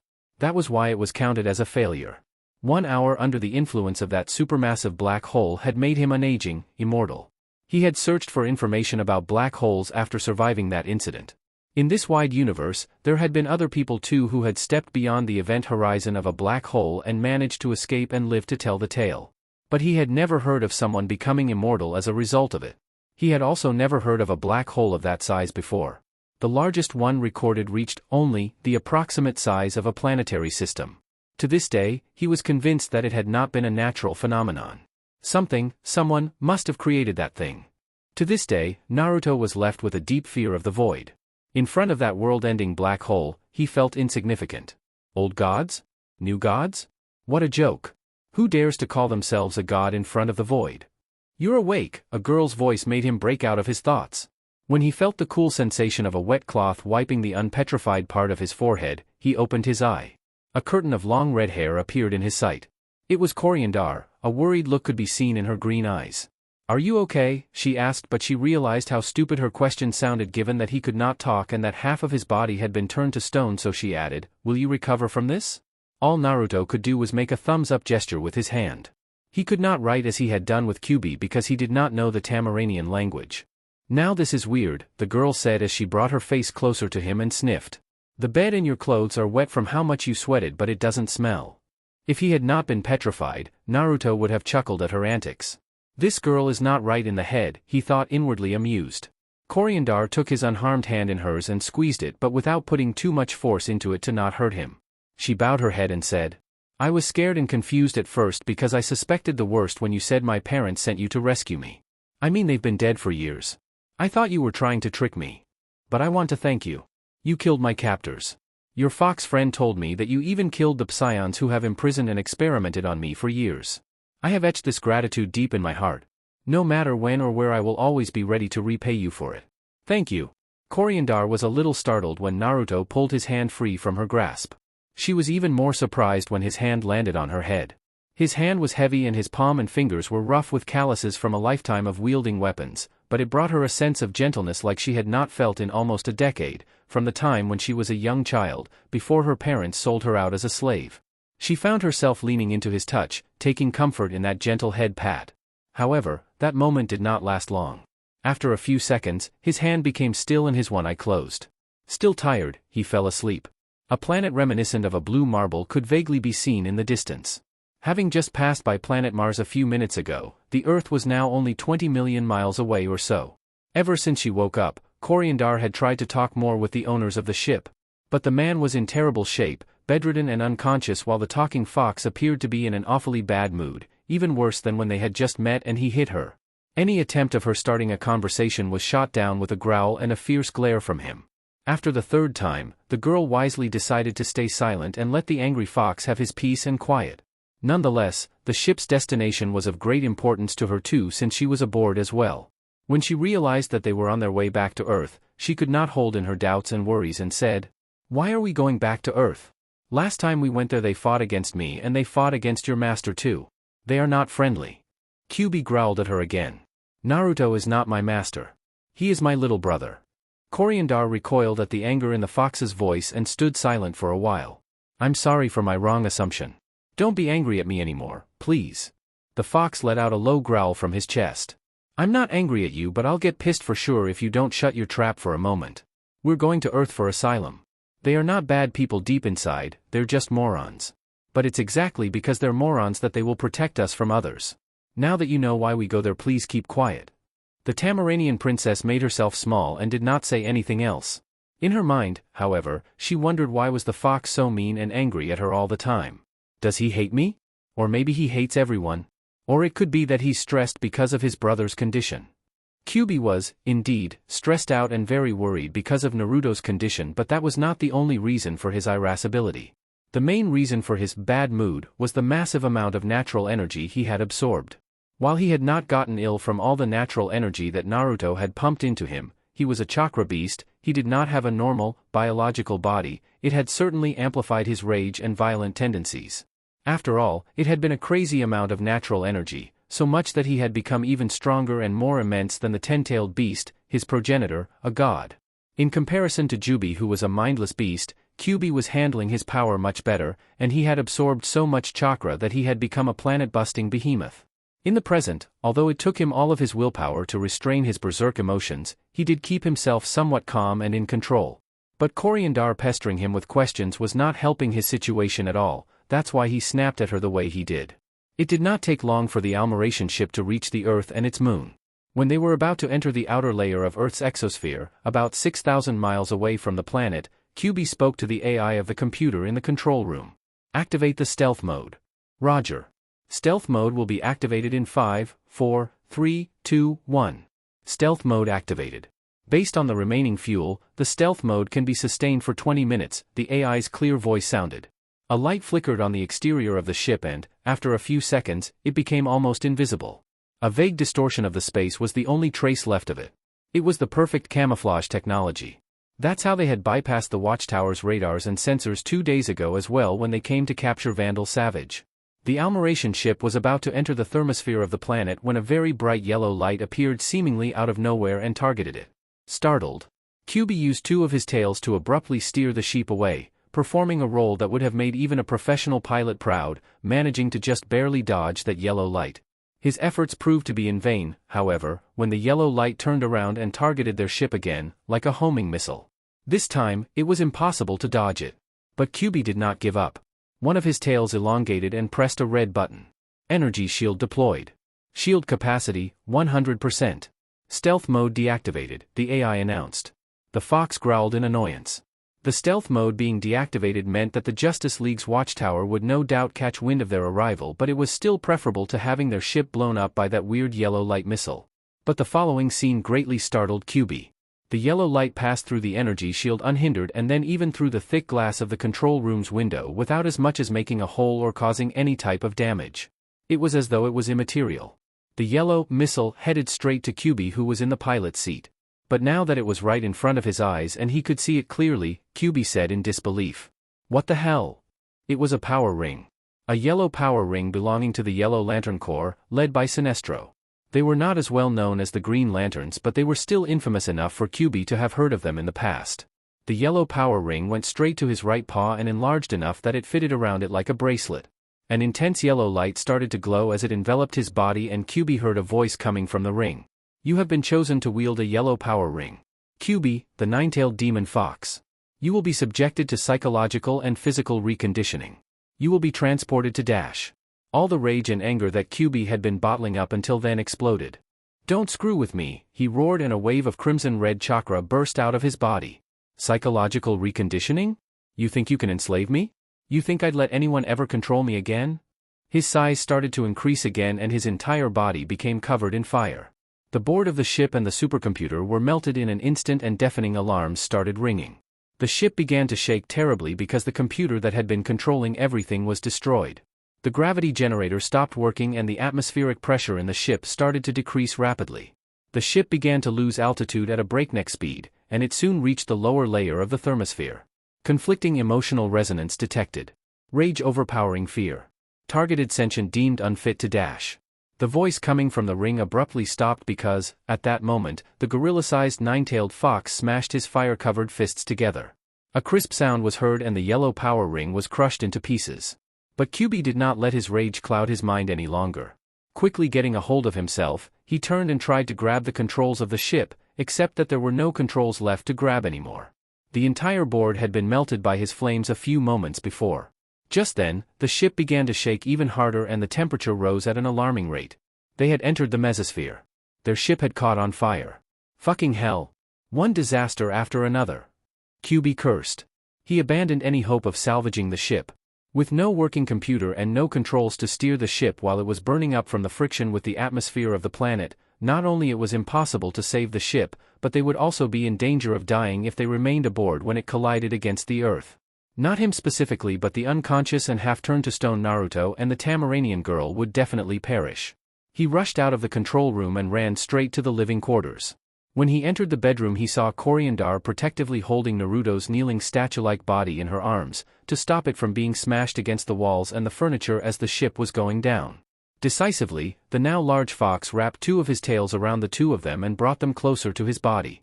A loud crash was heard when QB smashed his fist against the outer wall of the ship.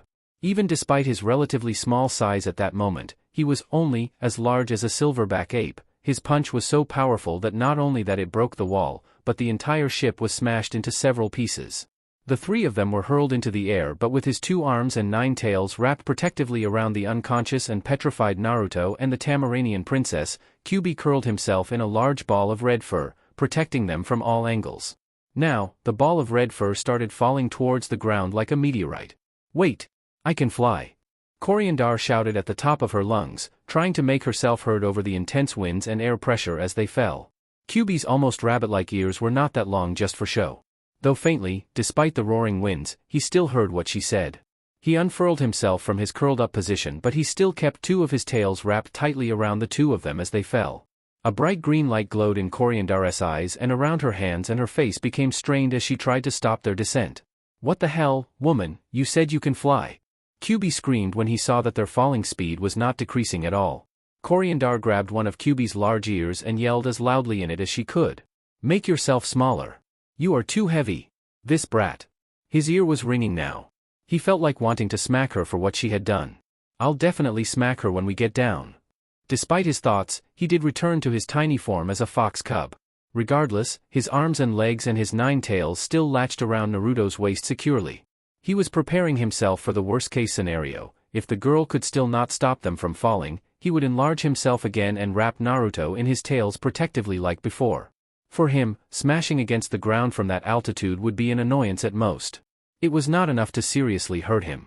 But he was worried about what the shock of their impact against the ground might do to Naruto while he was in his current state. For Naruto's sake, he preferred landing safely instead of making a crater in the ground with his body. Sure enough, after Kyuubi became a tiny fox cub, Coriandar managed to stabilize themselves in the air easily. However, as they were currently in the mesosphere, it was extremely cold, way below the freezing temperature of the water. Holding the petrified form of the kneeling Naruto in her arms and the fox that was latching onto his waist with his tails like an octopus, Coriandar dived headfirst towards the ground at a very high speed. But, as it was a controlled flight, Kyuubi did not worry. They were only around 20 miles above the ground, somewhere above the Indonesian archipelago, when a very large construct of green light in the form of a human hand stopped them in their flight. From behind them, a group of 5 people appeared, surrounding them from all sides. They were none other than Green Lantern, Superman, Hawkgirl, Martian Manhunter and Wonder Woman, the 5 that could fly out of the 7 founding members of the Justice League. Chapter 12, Asylum. 2 days after the Jump City incident, the members of the Justice League were together in the Watchtower at the request of Superman.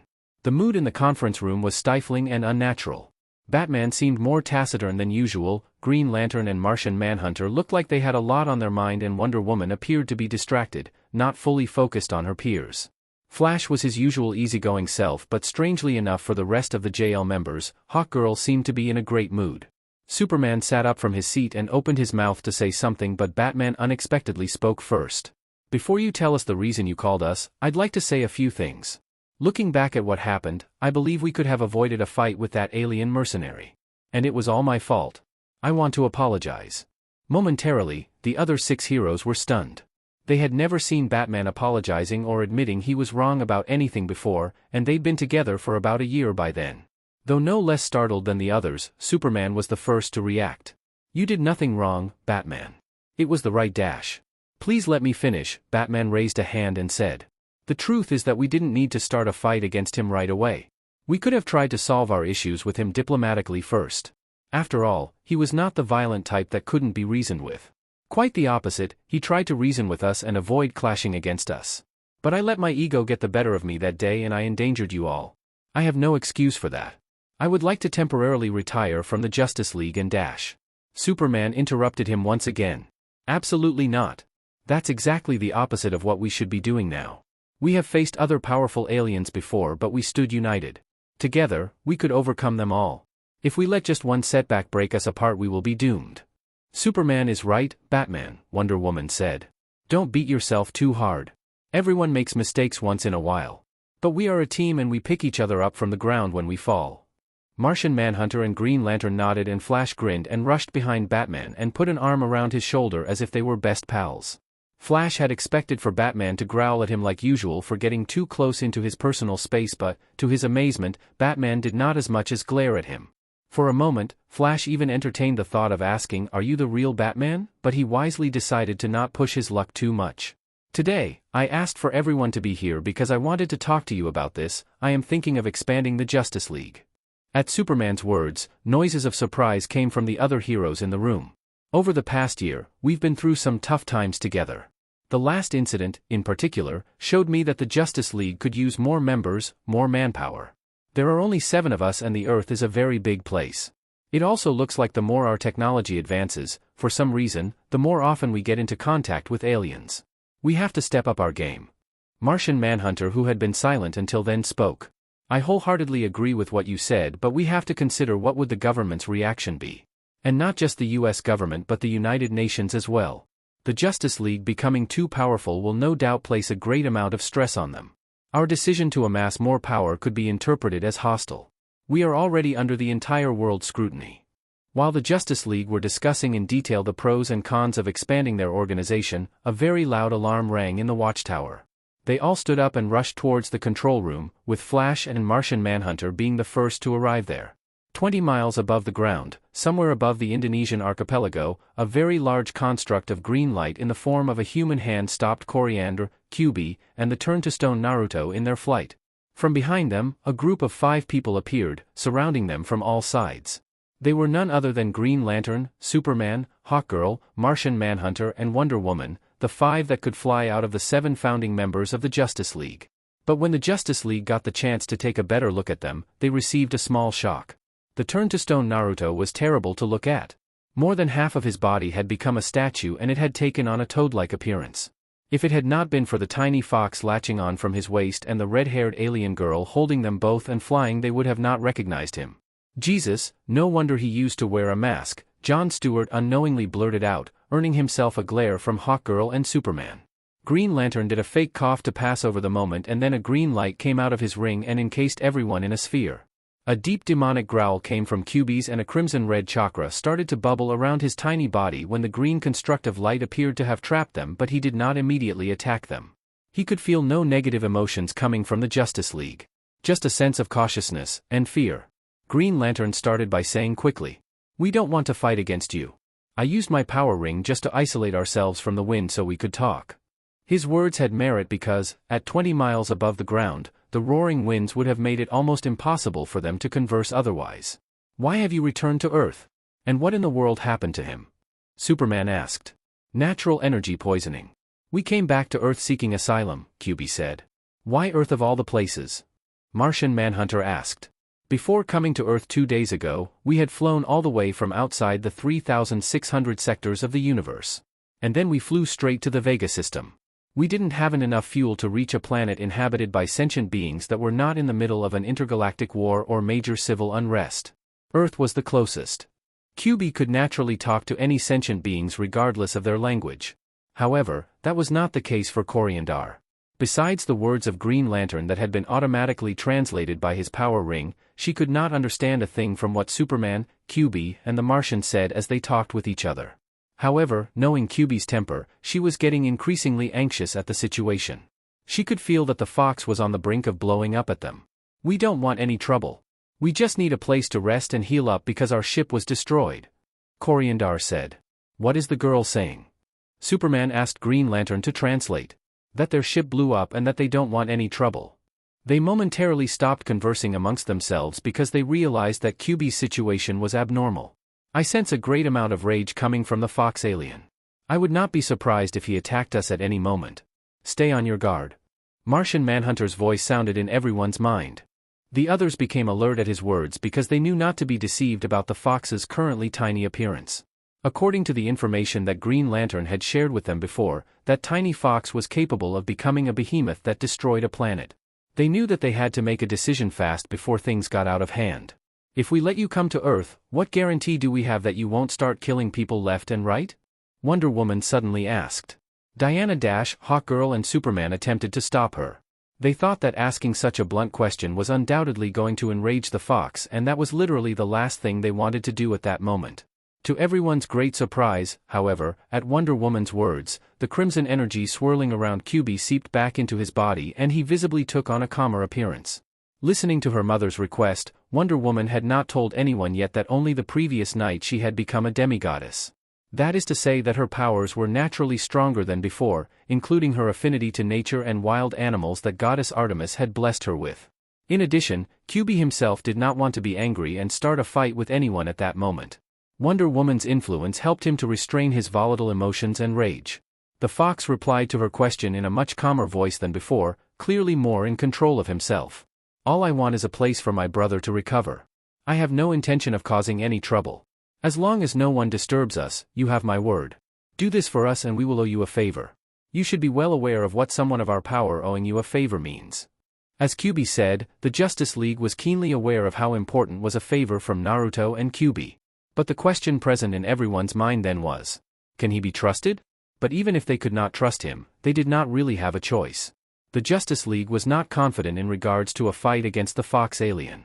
Even more importantly, they had to think about the safety of the over 100 million people living in the archipelago of islands below because unlike the first time around, they no longer underestimated QB. For all they knew, the Fox could easily blow up half the ocean in its rage. In the end, it looked like the current scenario was the best case possible, them coming to an agreement and the aliens even owing them a favor. Superman and Martian Manhunter looked at each other for a moment before they turned and nodded at Wonder Woman. Having realized that the fox was more open to talking to her than anyone else, they let her speak for the Justice League. We agree to grant you asylum on our planet. We hope that you will not break your promise. But first, we'll take you to the Watchtower. Our medical equipment is better than what regular hospitals on Earth have. It's not something that medicine and science can fix. His condition and my rage are problems of a magical nature. But your presence feels calming. It's helping me focus. You feel different than before. QB said, his slit crimson eyes peering into Wonder Woman's eyes. The Amazon princess was secretly startled. I'm wearing the bracelets of submission. They're supposed to hide my true nature even from the gods. How did he feel it? It was Hawkgirl that spoke next. A friend of ours, Dr. Fate, is a great sorcerer. He may have a solution to your problem if it's of a magical nature. Inwardly, QB was a bit suspicious of their behavior. But he came to terms with it once he realized what the Justice League must be thinking at that moment. They're afraid of endangering the millions of people below.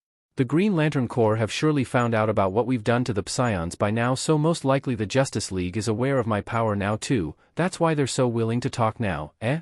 Well, no matter. It works for us. As if he knew exactly what QB was thinking about, Green Lantern spoke at that moment.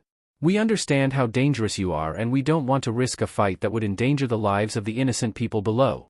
But even if the Justice League might not be enough to stop you, you should know that the Green Lantern Corps most certainly can. I will also let you know that the Guardians have already classified you as a universal-level threat and they have their eyes on you. Green Lantern and QB looked into each other's eyes silently for a few seconds. As a green power ring wielder, Jon Stewart's willpower was strong enough to look into QB's crimson-red eyes without flinching in fear. That fact alone earned the man a bit of respect in QB's mind. Just as you said you don't want any trouble, we don't want any either. I am telling you this so you know that we do have the ability to fight back. Unexpectedly, QB nodded at his words. I gave you my word. I'm not a human. I do not lie. 2 weeks had passed since QB, Coriandar, and the petrified Naruto had arrived on Earth and struck a deal with the Justice League. True to his promise, QB did not cause any incidents. Instead, he had spent most of his time sleeping, gradually eliminating the excess of berserk natural energy that he had previously absorbed. The Justice League had kept their word as well. Currently, a man dressed in a blue suit, a yellow cape and wearing a golden helmet was coming out of the javelin together with Superman and another blonde-haired teen girl. Dr. Fate. You've arrived. Green Lantern said as a form of greeting before raising an eyebrow and asking Superman, what's she doing here? A helpless expression appeared on Superman's face. She's been pestering me every day over the past 2 weeks to take her up to the Watchtower. Meet my cousin, Kara Kent. Kara, this is Jon Stewart, a Green Lantern. But the girl in question was too busy ogling at her surroundings to notice the annoyance in Superman's voice. Nice to meet you, she said in a chirpy voice before taking flight, starting her exploration. She's quite a handful, Green Lantern remarked. You don't know half of it, Superman said and sighed. Despite his sighing and the tone of his voice, there was a smile on his face as he looked at Supergirl who was zooming around with no care in the world. Shall we go? Dr. Fate said from the side. The three men walked towards the hospital wing of the Watchtower. When they arrived in front of the room where Naruto slept, Dr. Fate was the only one who stepped inside. Superman and Green Lantern remained outside, watching through the window. Sensing the newcomer's presence in the room, QB woke up from his slumber and opened his eyes. He had been sleeping on Naruto's chest, curled up and purring just like a cat. Hard to believe a fox as adorable as that is as dangerous as you say it is, Supergirl said when she came next to Superman and looked through the window just in time to see QB arching his back and stretching his tiny limbs as he yawned. That adorable fox can turn into a half-a-mile-long monster and blow up a planet. Appearances can be very deceiving. Green Lantern said. Supergirl stuck her tongue at his words, making Superman chuckle and ruffle her hair with his hand. So he is the one who saved me from Argo? She asked and looked at the sleeping Naruto with undisguised curiosity. Whoa! Are those whiskers? Why didn't you tell me how cute he was? Superman palmed his forehead, feeling the beginning of a headache. He used to wear a mask. I couldn't see through it even with my X-ray vision. And if you saw him when he came back 2 weeks ago, you wouldn't think he was cute. He looked like a half-human, half-frog. It was only a few days ago that his face returned to normal. At least what we think it's his normal appearance. It was the 5th time Dr. Fate came to the Watchtower to cure Naruto. Living up to his name as the owner of the Helmet of Fate and one of the greatest sorcerers in the world, Dr. Fate did manage to alleviate some of the effects of the poisonous natural energy in Naruto's body and speed up his innate regeneration ability. Because of that, the stone and toad-like appearance of his face reverted to his original looks. His petrified leg had been turned back to normal as well. Only one of his arms was still petrified. By the way, who is that girl? Following the direction that Supergirl was pointing at, Superman and Green Lantern noticed Coriandar, who was sitting on a sofa in the room, not far from Naruto's bed. The red-haired girl was focused on the PSP in her hands, busily pressing its buttons. She's the girl that caused that big commotion in Jump City 2 weeks ago. Apparently, the Psions have destroyed her homeworld, Tamarin. Myself and Wonder Woman are the only ones who can communicate with her. She doesn't know our language, Green Lantern said. Supergirl grabbed the handle of the door and was about to go in, but Superman stopped her. Don't go in there or that fox will beat you up good if you barge in. Flash felt that on his own skin. That fox doesn't like anyone else besides Dr. Fate and Wonder Woman. Eh? Supergirl made a bummed out sound. I can see why he'd like Dr. Fate, he's curing his friend's condition. But why does he like Wonder Woman? Green Lantern shrugged his shoulders. Beats me. Something to do with the blessing she received from the Greek gods, I guess. But I can't help thinking that something is different about her these days. You've noticed that, Superman? Or I'm just overthinking things? Superman nodded. I can't put my finger on what exactly is going on either, but she does look like she has something on her mind. Though Wonder Woman had always been rather serious and kept most things to herself, the rest of the Justice League had noticed the subtle changes in her after the Jump City incident. She became more introverted, she talked less than before, and she looked like she always had some pressing problems on her mind. Also, her hero costume had changed as well. Oblivious to what Superman and Green Lantern were worried about, Supergirl knocked on the window and then started waving her hands, attracting the attention of Coriandar, who was playing on her PlayStation Portable. Coriandar tilted her head in curiosity at the blonde girl who was making her signs to come over. She looks friendly, Coriandar thought, and her face was brightened by a smile. Over the past 2 weeks, she had started to feel cooped. Granted, it was nowhere near as bad as the years that she had spent imprisoned, but it was a fact that she was bored. Seeing a girl of her age trying to make friends with her naturally piqued her interest. Leaving her PSP on the sofa, the Tamaranian princess came out of the room. Hello. I'm Coriandar. What's your name? She said and raised her hand for a handshake. She's saying hello and that her name is Coriandar. She's asking you to introduce yourself, Green Lantern explained. Supergirl shook the redhead's hand and a bright smile appeared on her face. I'm Kara. It's nice to meet you. But Supergirl's smile became a little stiff when Coriandar seemed like she did not want to let go of her hand even after like 5 seconds passed. Suddenly, she was pulled. What dash, she began to say, but, before she could react, a soft feeling came from her lips, as Coriandar kissed her on the mouth, muffling her words. Supergirl backed away with a small shriek and a hand covering her mouth. Her eyes were wide and her cheeks were burning red in disbelief and embarrassment. Did I startle you? I'm sorry. My people have the ability to learn any language through the act of kissing. You stole my first kiss. Supergirl yelled in embarrassment, pointing a quivering accusatory finger at her. You look rattled. Perhaps it felt bad for you? I quite enjoyed it. Your lips are very soft and they taste sweet. Did you eat strawberries before? Coriandar said. At her words, Supergirl gave up all pretense and just buried her face in her palms. Only her beet red ears could be seen. Coriandar kissing Supergirl had been so out of the blue that Superman and Green Lantern were still watching the scene frozen. They had totally not expected something like that. You really helped me out a lot, Dr. Fate, Naruto said. Without your aid, it would have taken me around 2 months to recover up to this stage. The man in question was sitting on a stool next to Naruto's bed. His slouched posture and his laborious breathing betrayed how exhausted he was. I did it for the people of Earth. If it's in my power, I will naturally do something about it. It is in my interest as well for peace to be preserved. Naruto sighed at his words. You guys are treating us like ticking bombs. But I would never hurt innocents for no reason. Dr. Fate replied. You mean to say there were no innocents on the planet that you and your fox have destroyed? A low growl came from Kyubi, who was now sitting on Naruto's shoulder like he had used to do in the past. Naruto weakly brought his good hand up to pat him on the head and tell him to relax. I have no regrets about annihilating the Psions. There were no children or innocents among them. Only insane bastards who had taken over an entire system and took advantage of the Green Lantern Corps' preferential treatment of them and their pact of non-aggression to enslave and kill whomever they pleased in the Vega system. Over the hundreds of millions of years that the Psions had lived, countless have died at their hands. Even so, I would have not attacked them just for that. I don't get involved in others' problems needlessly, and I certainly don't do it for free. But they targeted me. They bribed my information broker and then lured me into their territory with 2 very well-paid bounties. It was enough money that I could even buy a terraformed moon, and it was all that so they could capture me. A fleet of almost 40 interstellar warships waited for me when I reached Tamarin. Though we easily destroyed them, I knew that the Psions would never give up on me, especially after learning that I was powerful enough to annihilate a fleet of warships. I would have probably ended up on one of their dissection tables too at some point if I didn't kill them all first. After all, I can't always be on my guard. I am human too, not a god. I'm not invincible. "You're human too," was what Dr. Fate thought in his mind and had the urge to ask but chose to stay silent and listen to what he had to say. He realized that it was a very rare occasion to find out more about the alien's motivation and inner thoughts.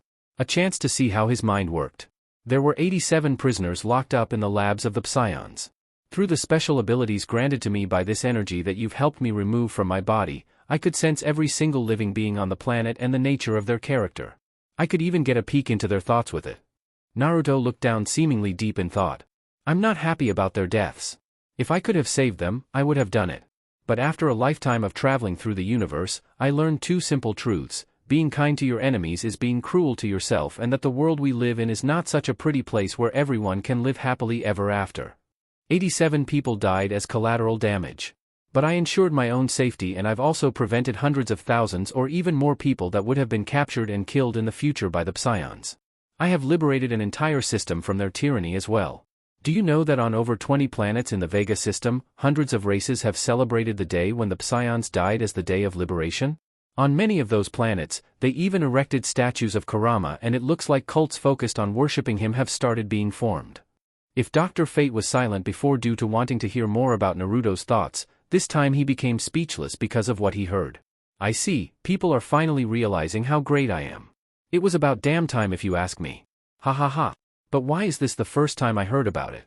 QB said, his lazy appearance from before a stark contrast with how he was wagging his tails in excitement now.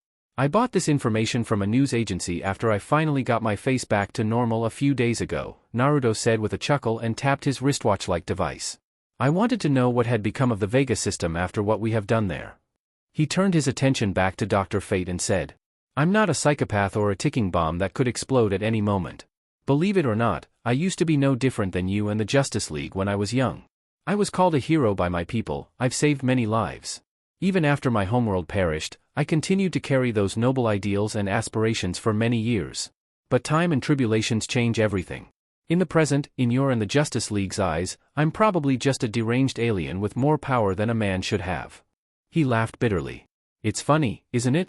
You either die young as a hero or live long enough to see yourself becoming the villain.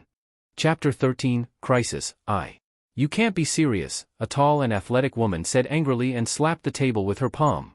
But, without meaning to, she put too much strength into it and the long and luxurious conference table was smashed to bits, making everyone else back away startled. Your reaction just now proves my point, Superman said. I don't know what happened, but there is clearly something wrong with you. Over the past 2 weeks, you've been distracted, made mistakes you wouldn't make normally, and you've become very quick to anger too. Today you broke the arm of that robber and then lassoed him and dragged him on the ground to the police station. Now that was funny. It was like a scene out of a Wild West movie.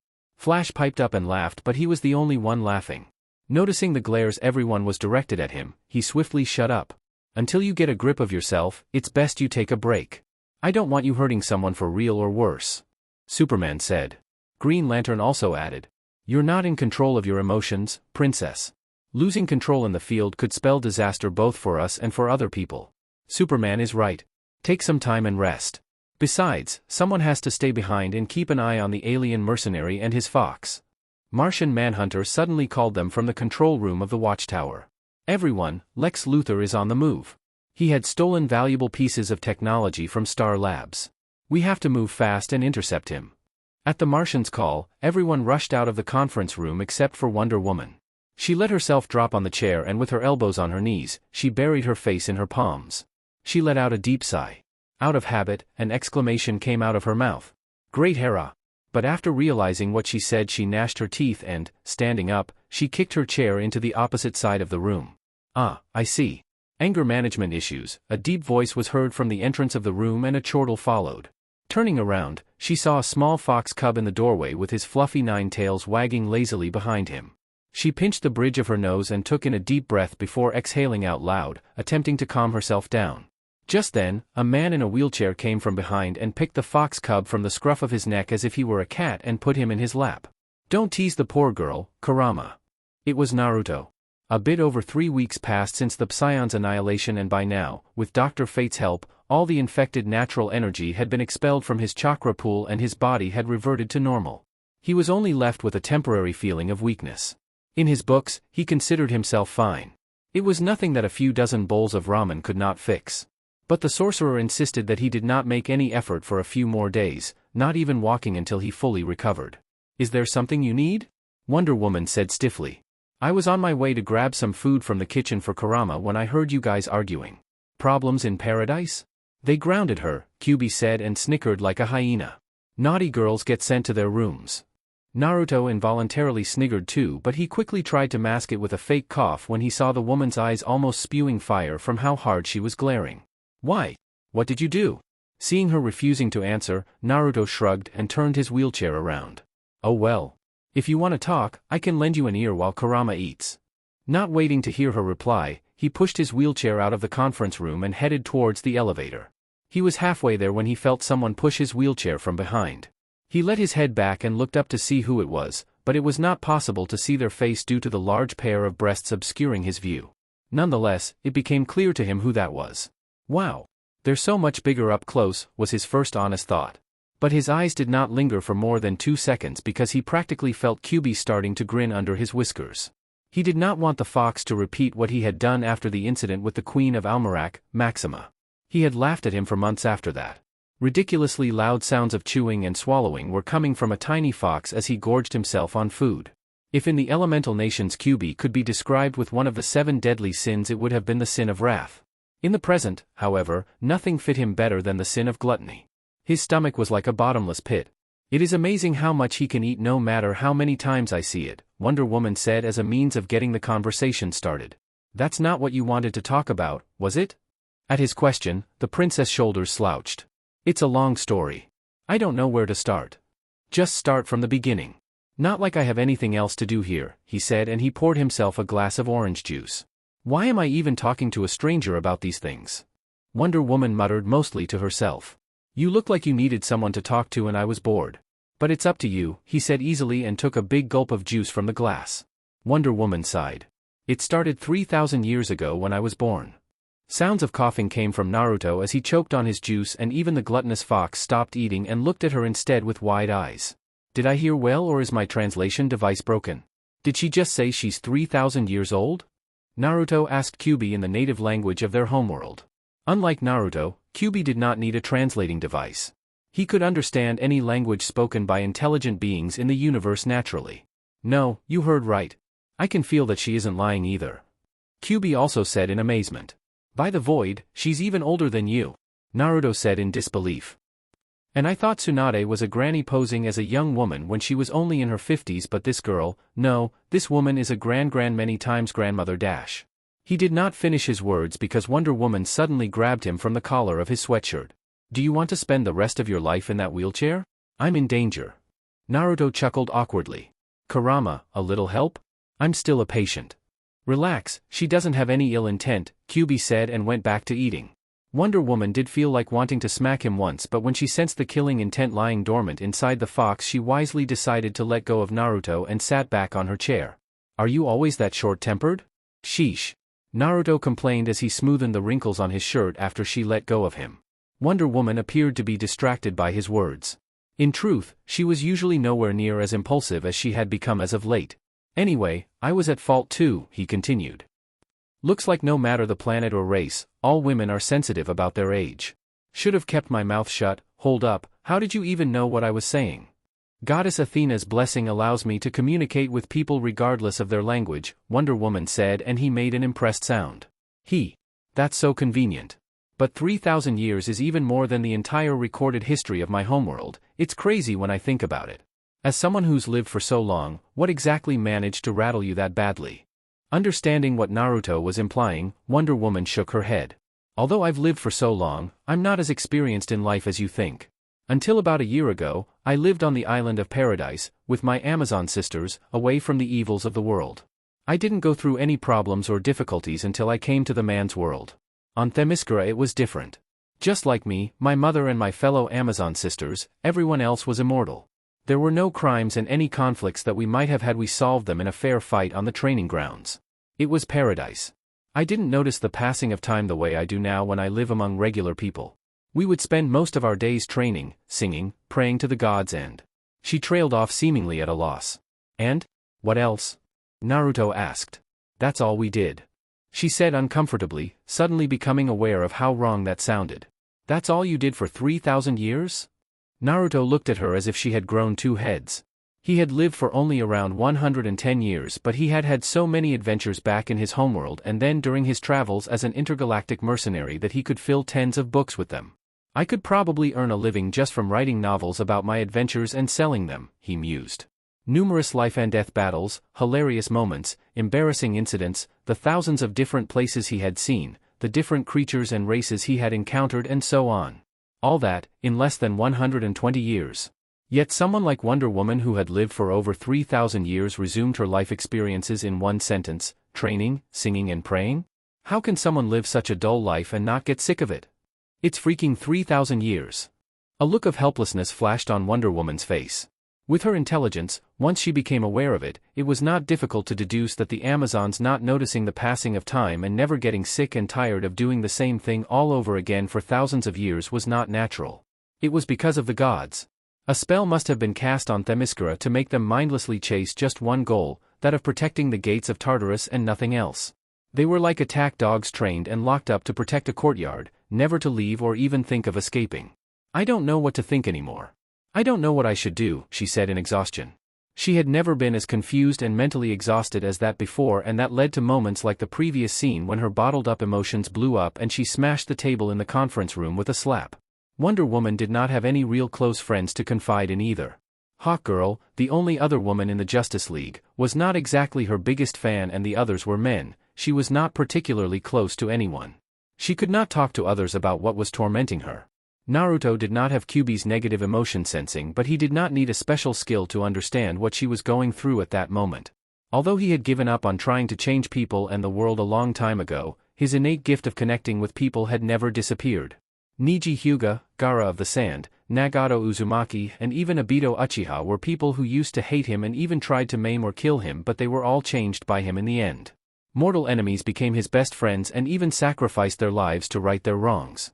Kyuubi often laughed at him when they reminisced about their past, saying that his most powerful technique when he was young was not his Raisen Shuriken but his talk no jutsu. He had always had the talent to make people open up to him with but a few words. The same thing was happening with Diana in the present too. Despite that he was a stranger, she felt a strong urge to confide her circumstances to him, something that she had not done even with the rest of the Justice League. The fact that she did not have any close friends did not do her situation any favors either. All my life I believed that I had been sculpted from clay and given life by the gods. For thousands of years, my faith in them has never wavered.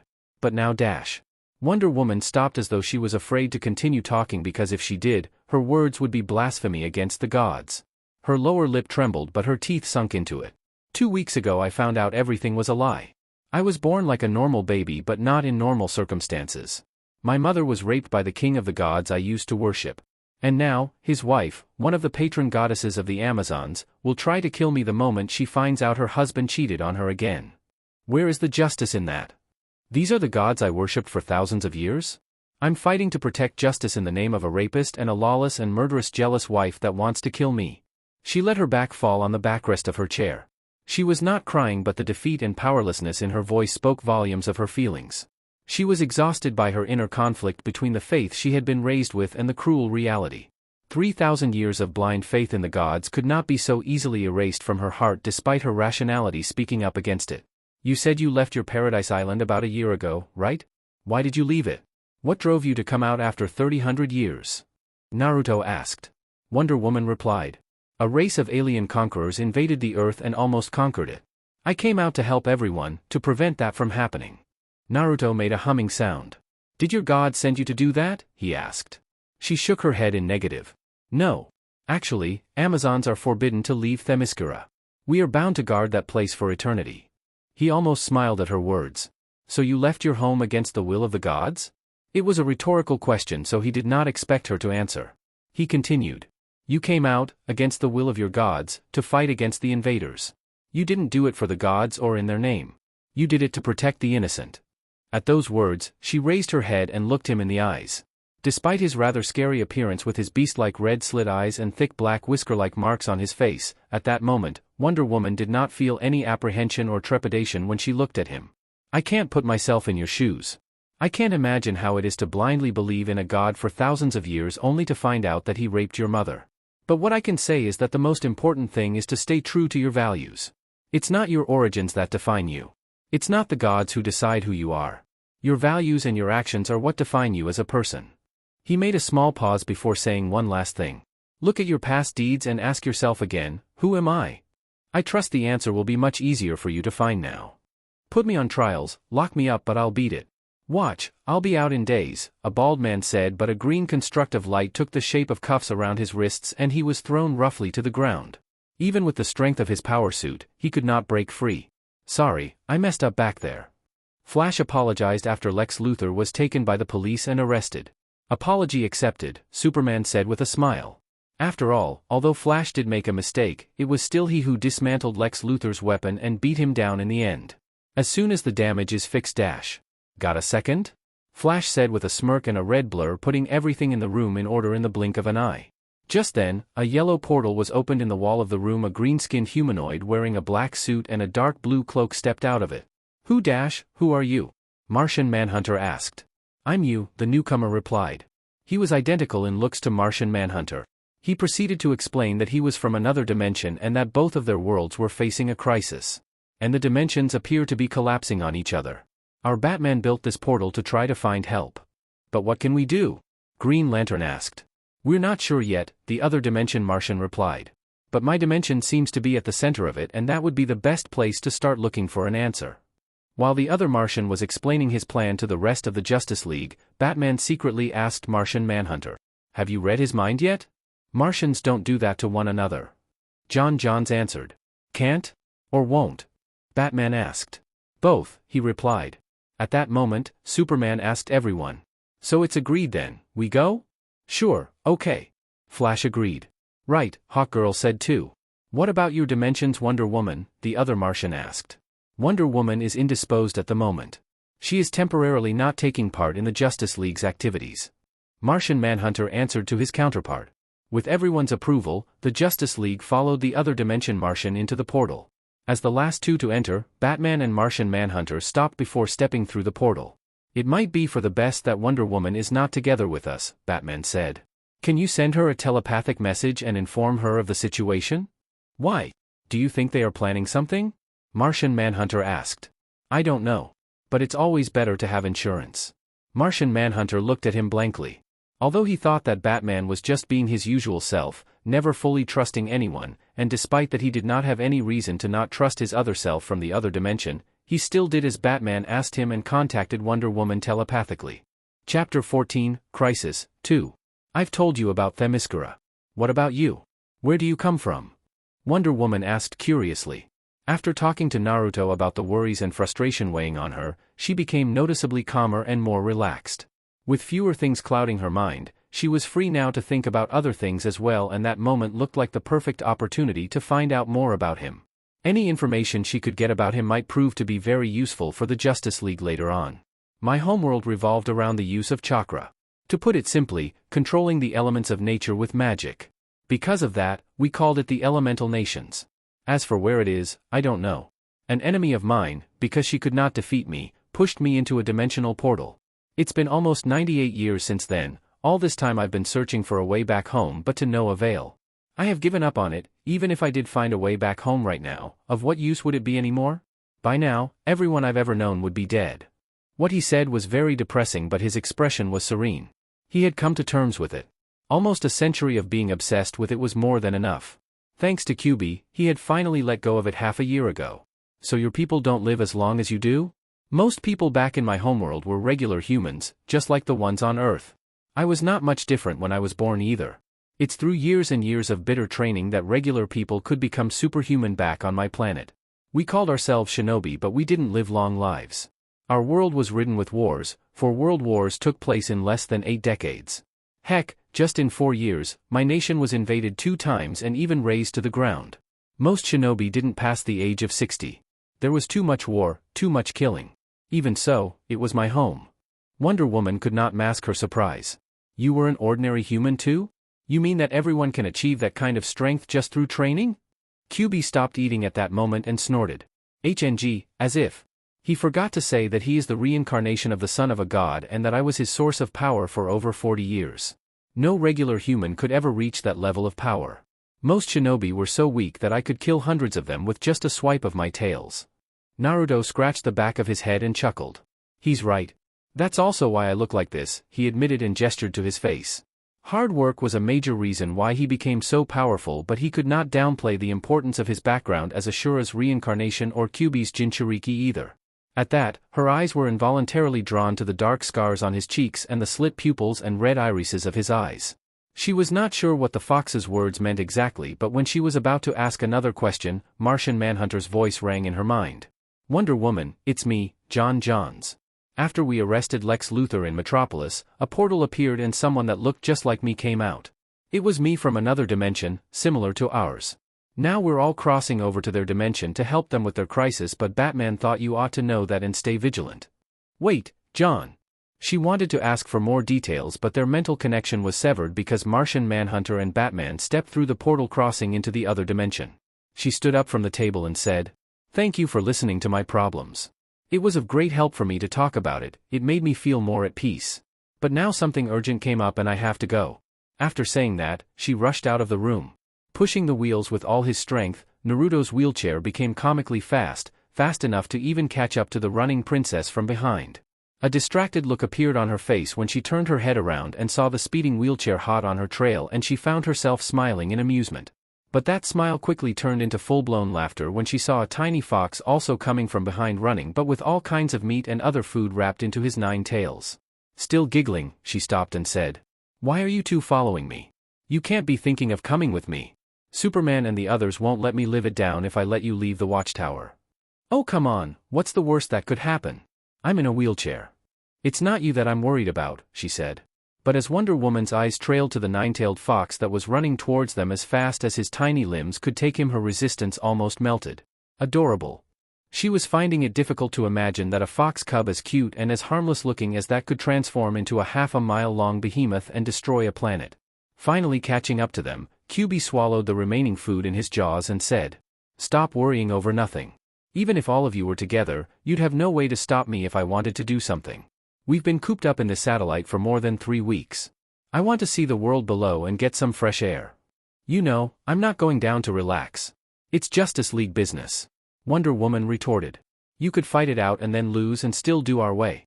Or you might as well take the chance to strike up a friendship with us. At least that's what I would do if I were you." Naruto looked at the fox weirdly. When has QB ever taken the initiative to approach someone just to become friends with them? Naruto had been together with QB for over 100 years and he had never seen the fox offering his friendship to someone other than him while having no ulterior reasons. Mildly amused, he decided to just go with the flow. Surprisingly enough, the stoic princess caved in under the fox's persuasion very quickly. Just then, Naruto's red-slit eyes happened to meet with QB's red-slit ones too. Having lived together for so long, Naruto could discern every little bit of emotion in the fox's eyes and on his face. How could he have not noticed the shrewd look QB had thrown his way? "What is your mind cooking up this time, Kurama?" But just like Naruto could read QB like a book, it went the other way around too. When had Naruto ever talked to someone about his private life or his native homeworld? The answer was almost never. Until then, he had consciously gone out of his way to not become attached to other people, and he avoided personal conversations too. He had only been obsessed with finding a way back home and doing business, his work as a mercenary, in order to support his space travel expeditions. There had been no room for friends or other types of relationships in his life. However, over the last few days, Naruto talked about his past with Dr. Fate and with Wonder Woman too. Seeing Naruto finally start opening up to people, even if just a tiny bit, made QB happy. And they were not just random people. With his negative emotion sensing, QB could discern a person's true nature, and he approved of both Dr. Fate and Wonder Woman's characters. Unknowingly, the fox had taken over the role of a father watching over his son. All he wanted now was for Naruto to be happy. When Naruto, QB and Wonder Woman arrived in Metropolis, it was already night. But just as they got out of the javelin, a distant boom resounded over the entire traffic of a city of millions. "There is trouble," Wonder Woman said. "Please don't do anything to break the law and don't destroy those trackers. You promised." Not waiting for an answer, she took flight urgently towards the place from where the booming noises were coming. "Hey, wanna see what's going on?" Naruto asked after the princess left. Kyuubi narrowed his eyes at him. "Don't give me that look. No way I'm letting you ride on me." Kyuubi barked at him. "Why not? You have no issues with it when I'm giving you chakra in return, huh? It's different when I'm the size of a mountain. You're no bigger than a fly then. But now? How do you want me to carry you? Idiot. Just get as big as a horse or something," Naruto said with a smirk. He knew exactly what buttons to push to make the fox angry at him. "I'm not your mount. I'll kick your ass, asshole," Kyuubi shouted. Naruto chuckled in amusement. The fox was over 1,000 years old, but he fell prey so often to such small provocations. His pride truly knew no bounds. Calm down," he said with a smile and then stood up from his wheelchair. Now standing on his feet, he stretched his stiff back and limbs until he heard a satisfying pop. He was still not at 100%, but that did not mean he was a vegetable. He had used a wheelchair over the past few days mostly to lower the Justice League's guard against him rather than not doing any effort because of Dr. Fate's nagging. "Ha! As I thought, you were pretending," Kyuubi shouted triumphantly. "But I wasn't. I still feel a bit faint and dizzy when I stand. For example, I can't use wind chakra to fly right now, but I guess that some simple wall dashing is not too much for my current condition." With that, he left the wheelchair by the javelin and jumped high into the air, landing on top of the roof of a smaller building nearby. He made a slow clawing motion over his face with his hand and a white ANBU-style fox mask appeared. Just as he was getting ready to jump onto another rooftop, a small weight suddenly landed on his shoulder. It was none other than Kyuubi. "So you don't want to carry me around, but when I carry you around it's fine, eh?" "Not this time, boy," Naruto said and grabbed the fox cub by the scruff of his neck and threw him off the building. "Naruto!" Kyuubi screamed as he fell. "Wah-ha!" Naruto laughed out loud and jumped off without a care in the world. He was still in midair, halfway across the distance between the two buildings' rooftops when a furry red appendage wrapped around one of his ankles. His laughter abruptly died in his throat and this time it was his turn to yell. "Kurama!" he hollered as he fell to the ground, dragged down by the fox that had suddenly become as large as a horse, just like Naruto had asked. One man screaming and one fox laughing, the two of them crashed onto one of the cars parked below, completely flattening it and making alarms blare all around them from the surrounding cars. For a moment, they glared at each other but then they started barking with laughter. While Kyuubi and Naruto were play-fighting and fooling around like man-children, the situation was completely different on the other side of Metropolis. An 8-foot-tall humanoid monstrosity was destroying everything in its sight. The alien was gray-skinned, extremely muscular and vicious-looking bone spike protruded from his shoulders, arms, and head. Wonder Woman arrived in time to see the Justice League fight against him. They're different. If their different costumes were not enough to tip her off, seeing a twin version of herself, her counterpart from the other dimension, was enough to convince her of that. But, as a trained warrior, she also took notice of how well they coordinated with each other as a team. It was not something that she and the other members of the Justice League were capable of. Her first impulse was to join the fight and help them subdue the monster, but she stopped herself from doing that. She could not exactly put her finger on what was wrong, but Martian Manhunter's telepathic message and the fact that she could not see the Justice League of her dimension were making her wary. "They don't look like they need my help anyway," she thought. She decided to take on a wait-and-see approach. Not long after her arrival though, she noticed a masked man with a fox cub on his shoulder appearing on the rooftop, right next to her. Coincidentally, it was also at that moment that the gray-skinned alien started fighting back against the other dimension Justice League even more fiercely than before. He shattered a railway bridge, making the Wonder Woman of the other dimension rush to stop the train before it fell off to all the passengers' deaths, and then he almost knocked out Hawkgirl with an uppercut and blew up a car's gas tank into Martian Manhunter's face, almost taking him out too. With seemingly endless energy, he also jumped at the black and white costumed Superman and started to slam him against the ground and the walls of the nearby buildings like a ragdoll. $20 on the ugly guy, Kyuubi said, making Naruto chuckle. "I bet on the edgy Superman. Kryptonians are tough nuts to crack and this guy isn't a pushover like the other Superman we know."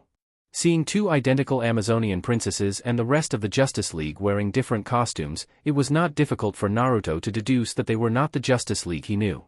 Wonder Woman frowned when she heard the two of them chit-chatting and making light of the current situation, but she did not comment on it because just then, the monster slammed the black and white costumed Superman so hard that it made a crater in the street below. However, despite the violent slam, Superman stood up with no apparent difficulty. "What do you want?" the other dimension Superman said. The muscular and gray-skinned alien walked towards him slowly, his monstrous physique being seen even more clearly now under the lights coming from a helicopter flying above. "Same as you, I imagine," the alien's coarse voice rang. "Power. Control. But I had to see the best this planet had to offer. I am not impressed." At those words, Superman narrowed his eyes and lunged at him. Boom. A shockwave exploded from the impact of the gray-skinned alien's fist against Superman's face, and it shattered all the glass and windows of the buildings and cars 300 feet around them. "Damn, that's some serious strength." Naruto whistled impressed. "Superman." Diana cried out in distress and was about to jump off from the sidelines and finally join the fight, but two red tails suddenly wrapped around her wrists, stopping her. "What's the big idea?" "Let go of me," she shouted at Kyubi, but he said seriously. "Naruto and I made a bet. The fight is not over yet, so don't butt in." "Poohoo." Naruto almost burst into laughter, but he quickly masked it with a fake cough. Momentarily, Diana didn't know how to react to how ridiculous that statement was. "Don't worry, I'll stop your friend from getting mangled if it comes down to it." At those words, Diana remembered just who exactly the tiny fox that had immobilized her was. Especially feeling the incredible strength in the tails restraining her, she no longer had any doubts about Kyubi's powers. The muscular alien came to the new crater that Superman had made with his body. "You think you can hurt me?" he said, and his massive foot stomped on Superman's prone body several times, further burying him into the ground. "My skin can withstand a nuclear explosion." He grabbed Superman by the neck, raised him in the air and prepared to throw another devastating punch. "My bones are dash." But just as he was speaking, two beams of red light came from Superman's eyes and hit him right in the forehead. Drool came from the corner of the creature's mouth and he lost all strength in his limbs, falling to the ground on his knees. Kyubi no longer needed to restrain Diana because she stopped trying to break free, too startled by what she had just witnessed. Superman had just lobotomized someone in front of so many people. "What the hell, you really never lose a bet, do you?" Kyubi said, irritated. Naruto shook his head and admonished. Kurama, have I ever lost a bet? Over a century has passed yet you never learn your lesson. TSK. Shame on you." The fox growled unhappily but did not retort. That creature single-handedly almost defeated the Justice League. Why are those humans even pointing their backwater crappy guns at him?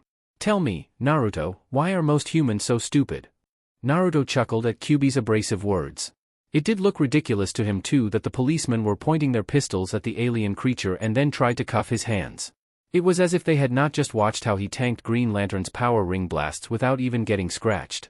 A huge swarm of reporters popped out seemingly out of nowhere and flocked around the Justice League, throwing dozens of questions at the same time. "You lobotomized him," Lois Lane said, her voice betraying her shock. "What's your question, Lois?" Superman asked curtly. It's so out of character," she added. "It's about time if you ask me," one of the nearby journalists said, and many others voiced their agreement. "That's right."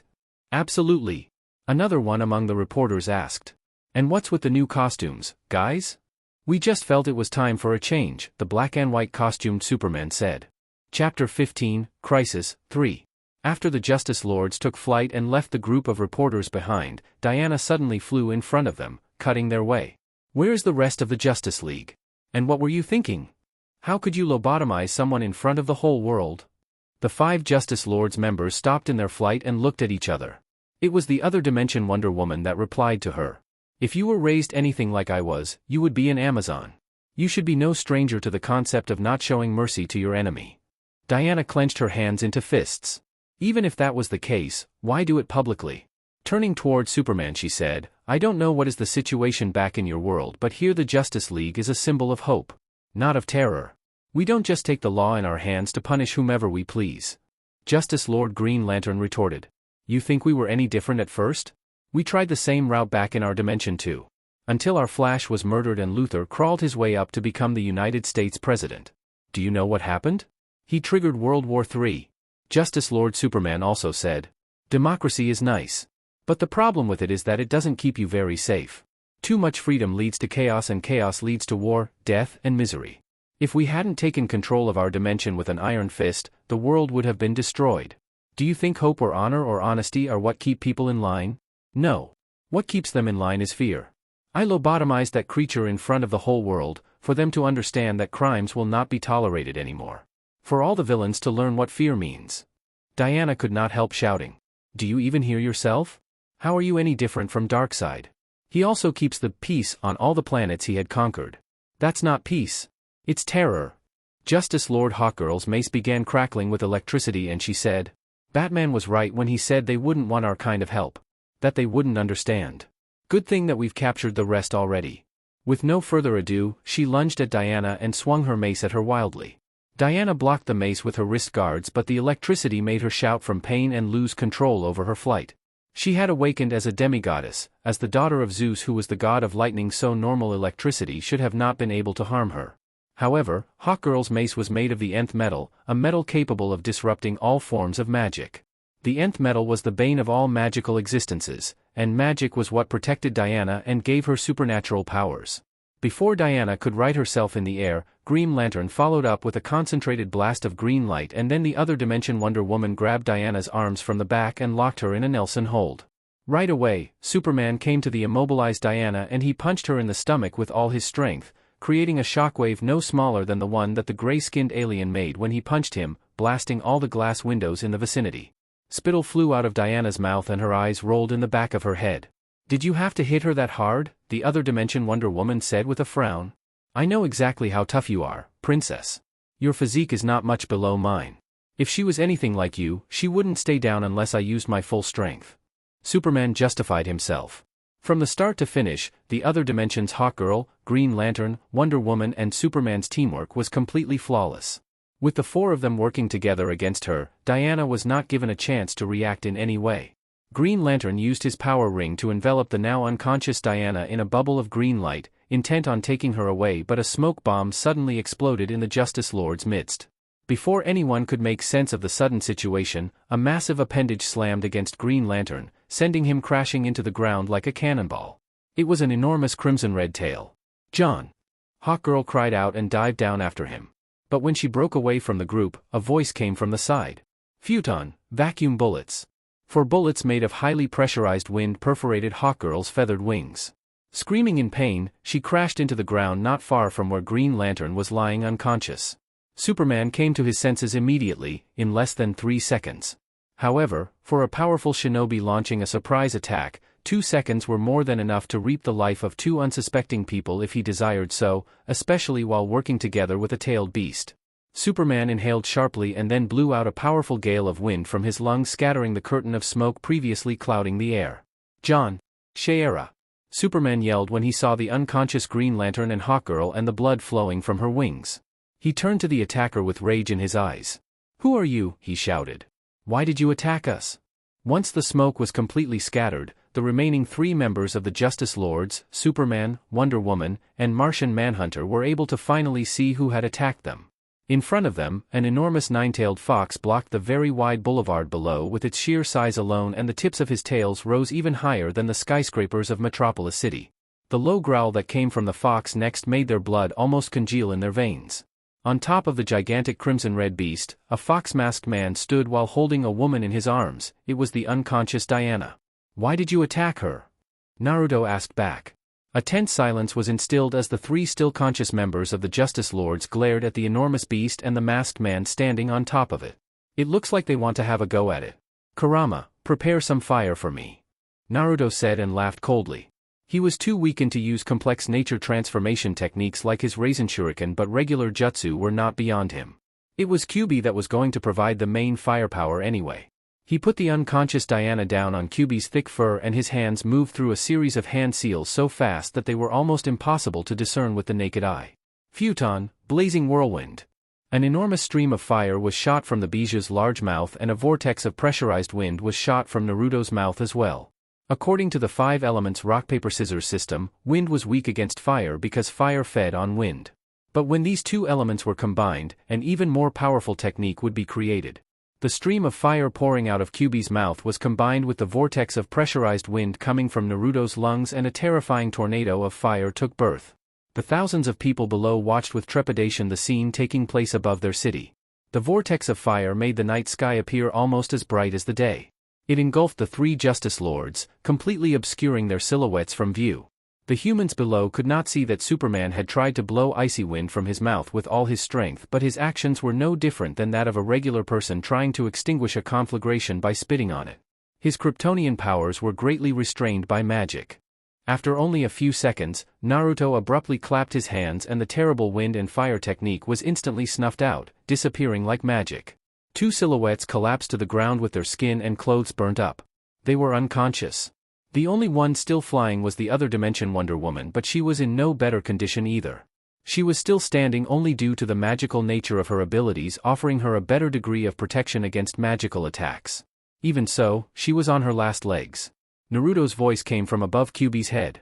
Although Wonder Woman was flying at a considerable distance from them, every word spoken by Naruto was heard as well as if they were spoken right into her ears. I don't care about how your dimension is. I don't care what philosophy is right and what is wrong. To me, your squabbles are insignificant. However, he said this word with a drawl, when I was at my lowest, the Justice League offered me asylum and they even nursed me back to health. I owe them a favor. The other dimension Wonder Woman grit her teeth in unwillingness. If you had not attacked us by surprise, do you think you could have gotten one over us? She shouted at him. A deep rumble made the skyscrapers around reverberate when laughter came from the Titanic Fox's mouth. Naruto chuckled as well at her words. Don't tell me you also want a referee and 3 judges to score our match the next time we fight, he said in ridicule. What is this, some play fighting exhibition? Saying that, Naruto's and Kyuubi's obnoxious laughter reverberated through the city. Seizing the opportunity to attack is a form of strength as well. You're over 3,000 years old, how have you not learned that even to this day, he said still sniggering. Naruto moved his hands and pressurized blades of wind gathered around his body like ribbons. With a flick of his wrist, a ribbon of pressurized wind suddenly slammed into the other dimension Wonder Woman like a whip and hurled her crashing into the ground right next to the rest of the Justice Lords. Aside from her, they were all unconscious. I don't care how you do it, you have 4 hours to release the Justice League from wherever you're keeping them. Otherwise, one of the sharp ribbons of wind dancing around his body suddenly extended to grab the unconscious Justice Lord Superman from the ground and yanked him up. Your dear leader here will die. The black and white costumed Superman was brought on top of Kyuubi's enormous head and thrown down not far from Diana. Remember, Naruto said to the other dimension Wonder Woman, you have 4 hours. I'll wait for you here, in this city. After saying those words, the enormous fox shrunk down in size and then, the 4 of them vanished into thin air. It was still the same night, only 2 hours after the Justice Lords fought against Doomsday and Naruto and Kyuubi, that a portal was opened in a side alley, somewhere in Metropolis. Batman, Superman, Martian Manhunter, Flash, and Green Lantern, who was holding a slumbering Hawkgirl, stepped out of the portal, returning to their dimension. Thanks to Flash, who had managed to stop his heartbeats and fool the other dimension Batman into freeing him from his cuffs, the Justice League managed to escape from their cells. Eventually, Batman convinced his other dimension counterpart to activate the portal and let them come back to their original dimension. They are as strong as we are and just as smart. But they are willing to kill. They will not hold back. We can't win like that. Batman said. What are you saying? That we have to be willing to kill too? Superman shot back outraged. I won't cross that line.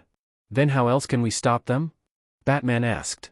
You're the smart one, you figure it out, Superman said. Batman narrowed his eyes in thought. We can't do it. Not unless we cross some kind of line too. But as he said those words, he suddenly got an idea. When he looked up, however, he noticed that a strange mood appeared among them. Am I right to guess that you're all thinking about the same thing as I do? Batman asked.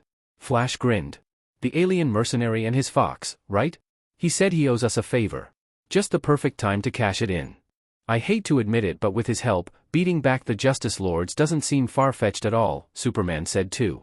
Little did the Justice League know that Naruto had already more than held his end of the bargain.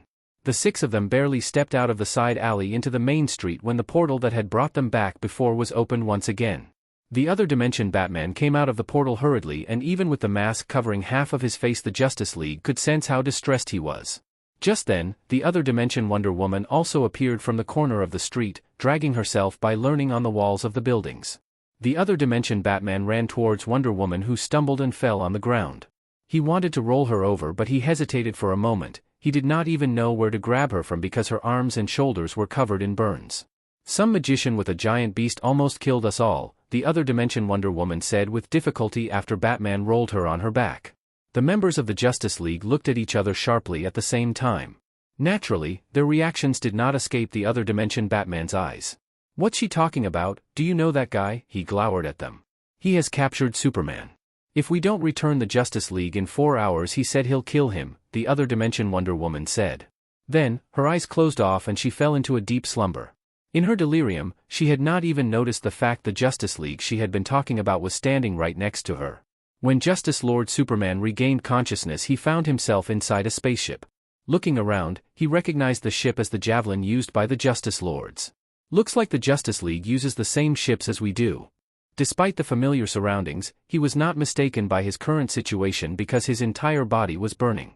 First and second-degree burns were covering his arms and chest and even parts of his face. With his Kryptonian physiology, he could not remember when was the last time he had been hurt as badly as that. But the fox's flames were of a magical nature and they were even hotter than the sun. He was a magic user. Ugh. A groan came out of his mouth. He hated magic. You're awake so quickly even after an attack like that?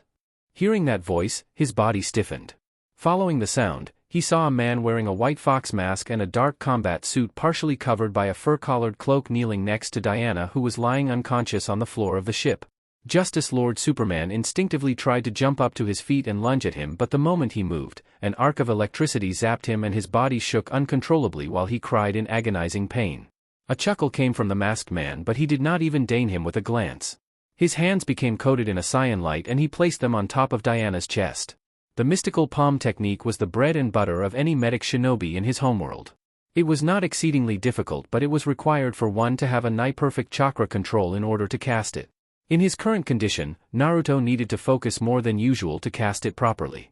What did you do to me? Justice Lord Superman asked through gnashed teeth. It was Kyuubi who answered him. He was now back to his tiny form, a little fox. Where I came from, it was called Fuinjutsu. Nasty shit, I'm telling you. Even I got murked by Fuinjutsu at some point in the past. In this world, people call it magic, but it's the same thing. So pipe down and don't make a move unless you want your ass roasted. Haha. Superman watched for a few moments how Naruto continued to heal Diana, but there were dozens of questions in his mind. What happened to the others? And why did you capture me? What are you planning? The more he spoke, the angrier he became, and he unconsciously tried to move once more, only to be electrocuted and made to scream in agony again. Kyuubi snickered like a hyena at the sight of his suffering. Stupid. Are you a masochist? Naruto's control over his mystical palm technique was broken when he snorted with laughter. Don't make me laugh, Kurama, or I can't focus. And you there, shut your pie hole. No one is dead, I only took you hostage until your pals released the rest of the Justice League, he said to Justice Lord Superman. After that, he knelt on the floor and went back to healing Diana. He's gonna kill you, you know? Kyuubi said snidely and snickered. If your friends don't release the Justice League in 2 hours, hee, you're as good as dead. Naruto stopped his mystical palm technique again. Kurama, I swear to the void. Luckily for Naruto, he was wearing his mask, or otherwise Kyuubi would have seen the traitorous grin on his face in spite of his different words. Though Naruto wanted to concentrate on healing Diana, Kyuubi was making it very hard for him to focus. It always cracked him up to see the fox toying with his prey. Oh come on, what's the fun in that? Don't worry about your princess, she's fine. Kyuubi exhorted. What, she's not my princess. This dickhead hit her so hard that you'd think he was trying to kill her. I owe the Justice League a favor, so I'm just making sure that she is fine. Nothing more than that, the fox said, his voice dripping with all kinds of insinuations. Nothing more. Naruto bit out. Kyuubi chortled at his overreaction, but he didn't press the issue. Now that it was silence again, Naruto went back to channeling the mystic palm technique. You know, I've never eaten a Kryptonian before. I wonder how they taste like. Kyuubi said after a while. Naruto stood up in annoyance. Alright, that's it, he said, and grabbed Kyuubi by the scruff of his neck like one would grab a naughty cat and threw him out of the javelin. He was about to start casting the healing technique again, but he could not help stopping in his tracks when a massive head appeared on the front window of the ship. Kyuubi had grown very large and pressed his huge head against the window of the cockpit, staring at Justice Lord Superman unblinkingly and licking his whiskers in a hungry fashion. Naruto finally gave up. He burst into laughter. Chapter 16, Justice League Unlimited. His hands coated in a cyan light and with beads of sweat appearing on his forehead, Naruto focused on speeding up Wonder Woman's recovery. Even so, he could not help letting his eyes roam over her face. Long and silky-looking raven-black locks of hair, unblemished pale white skin, a pair of supple eyebrows, a cute and small nose, symmetrical and defined cheekbones, an oval face and a pair of luscious, plush and naturally red lips. Naruto felt his pulse speed up when he looked at her. No doubt, she's the most beautiful woman I've ever seen. Feeling his chakra flow slipping out of his control, he closed his eyes and shook his head to dispel the distracting effect that her flawless beauty had on him. Resolutely, he refused to look at her face anymore and chose instead to keep his eyes locked on his hands, or else he would not be able to maintain his mystic palm technique. But that proved to be no good either, because after 2 minutes he got bored and his eyes unwittingly jumped to what could be seen beyond his hovering hands. Huge was the only thing he could think about. Before he could stop himself, his cyan chakra-coated hands lowered and lightly pressed against the large mounds of flesh below. The soft but springy sensation coming from his palms when he touched her peaks was like a small electric shock for his body. But it lasted only for a second, because he quickly lifted his hands up and turned his head away, closing his eyes tightly. When he opened his eyes, however, he noticed, to his horror, that the giant fox pressing his huge head against the window of the ship had seen everything that he had done. It's over. I wanna die. Kurama will never let me live it down. He was not allowed the luxury to even wallow in his own inner misery and prepare his heart for the aftermath, because at that moment, a strangely sensual voice, in his distorted point of view, came from the woman lying below. NNG, why were you touching my chest? Naruto froze, even the chakra flow to his hands halted and the mystic palm technique stopped. 3 infinitely long seconds passed, with Naruto just staring at her stupidly, momentarily not knowing what to say. He dressed his voice awkwardly. I was, healing you. A sound between a scoff and a chuckle came from the fox outside the ship. That's not how the mystic palm technique works. You don't need direct contact. You just wanted to feel up her big milkers and dash. Kurama, you shut your trap. Naruto hollered. Understanding what was going on, a hue of pink appeared on Diana's normally pale cheeks. I am exhausted and far from being in my best state. It was an accident. Kyubi returned to a smaller size and rushed back inside the ship very quickly, not wanting to miss out on even 1 second of fun. So you switched from I was healing her to it was an accident? Bwahahaha, he mock-imitated Naruto's voice and then barked with laughter. As if they could read each other's mind, in the next moment, a human-sized fox and a man lunged at each other at the same time. It was a full-on brawl. The two of them started rolling on the ground and clobbering each other with punches, trying to strangle the other with their hands or tails, and even trying to bite each other in a mess of tails and limbs, while Diana and Justice Lord Superman watched them with a blank look on their faces. Normally, this kind of brawls ended up with Naruto getting the upper hand due to his superior hand-to-hand combat skills, but this time it was a completely different story. Huffing and breathing out heavily, Naruto was eventually thrown flat-faced on the floor, sprawled on his stomach, while the human-sized nine-tailed fox plopped himself heavily with his butt on his back. Triumphant laughter came from the fox. Wahaha! I win. Now say it. Say it. Piece of shit. Naruto cursed under his breath. At his words, Kyubi's size increased, suddenly becoming 400 pounds heavier. I give up. Naruto cried out breathlessly. Then say it. Kyubi said with a gloating voice. Kurama-sama. Kyubi's size increased once again and Naruto started tapping on the floor with his hand like the loser tapping out in a wrestling match. Arg! Get off me, you fat fuck, you're gonna crush my spine. The huge fox brought a hand to one of his large, rabbit-like ears and sing-sang. I can't hear you. Kurama-sama. When Naruto finally yelled those words, an expression as if he had just attained nirvana and ascended to heaven appeared on Kyubi's face. Brawling against each other without using any kind of ability or chakra reinforcement technique was almost like a tradition for Naruto and Kyubi. They only used their physical strength and Kyubi adopted a size similar to Naruto. Whoever lost had to call the winner master and obey his commands for a week. It was how they solved their issues and let out some steam. Usually, it ended either in a tie or with Kyubi outright losing because Naruto's physical strength was not any lower than his while his fighting IQ was leagues beyond that of the Bijou. Kyubi could count on the claws of one paw the number of times he had won against Naruto over the past almost 10 years. It went without saying how frustrating that was. This time, however, by taking advantage of Naruto's weakness, the fox won. His elation was beyond words. Justice Lord Superman was lying completely still on the floor with a seal painted on his forehead, and Diana was similarly sitting on the floor while watching in stupefaction how the giant fox was crushing a screaming Naruto under the weight of his massive butt. That was the scene on which the Justice League and the other dimension Batman stumbled upon when they finally found the javelin. Witnessing the huge fox tormenting Naruto, an incredulous voice came from the other dimension Batman. That is the guy that crushed the Justice Lords? I'm so tired. Naruto complained, now needing to sit and rest in his wheelchair for real. I was still recovering, but I was forced to use so much energy to fight the Justice Lords and then to heal both Hawkgirl and Wonder Woman. Whatever shall I do? Only ramen can save me now. At least 49 bowls of it. A soft hand grabbed him by one ear and twisted it slightly, enough to make him uncomfortable but not enough to cause him pain. He heard Diana's threatening voice coming from behind. Don't think that playing the victim will make me forget what you did. Naruto suddenly stopped his whining and became as silent as a grave, making both Diana and the fox on his shoulder giggle at his meek reaction. Deciding to figuratively pour salt on the open wound, Kyuubi said. Listen up, slave. Lightning Rasengan. Now. Naruto burst with indignation. You asshole, I'm seriously weak now. I can't expend more chakra. Rasengans are too hard to make when I'm like this, he yelled at him. Kyuubi laughed uncaringly. For all I know, you could be faking it again. You pretended you needed a wheelchair for almost a week when you could walk around just fine. So gimme my lightning Rasengan now. Remember, you're my slave for a week. You don't want to go back on your word, do you? Unless you want me to start talking about stuff? I'm sure that certain people would love to hear more about it. Naruto did not need to have eyes in the back of his head to feel that Diana, who was standing behind his wheelchair, suddenly made a very interested face at Kyuubi's words. He ground his teeth in unwillingness, but he raised his hand in defeat.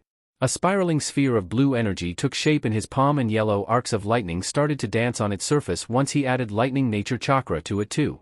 Not waiting for an invitation, the tiny fox stuck out his small tongue and licked at the sphere of lightning chakra. An electric current coursed through him and the crimson-red fur all over his body stood straight like needles, but Kyuubi let out an excited sound of delight and started taking small but quick bites off the lightning Rasengan. He had traveled the universe from one corner to the other alongside Naruto, and he had eaten countless types of dishes and the raw meat of countless creatures. However, nothing had ever come close to tasting as good to Kyuubi as Naruto's chakra. It was the ultimate delicacy. From behind, Diana was giggling silently to herself as she watched the interactions between the two of them. She was especially amused at how the fox cub's previously fluffy nine tails looked like a hacksaw now, but he still continued to eat the electrifying treat with gusto.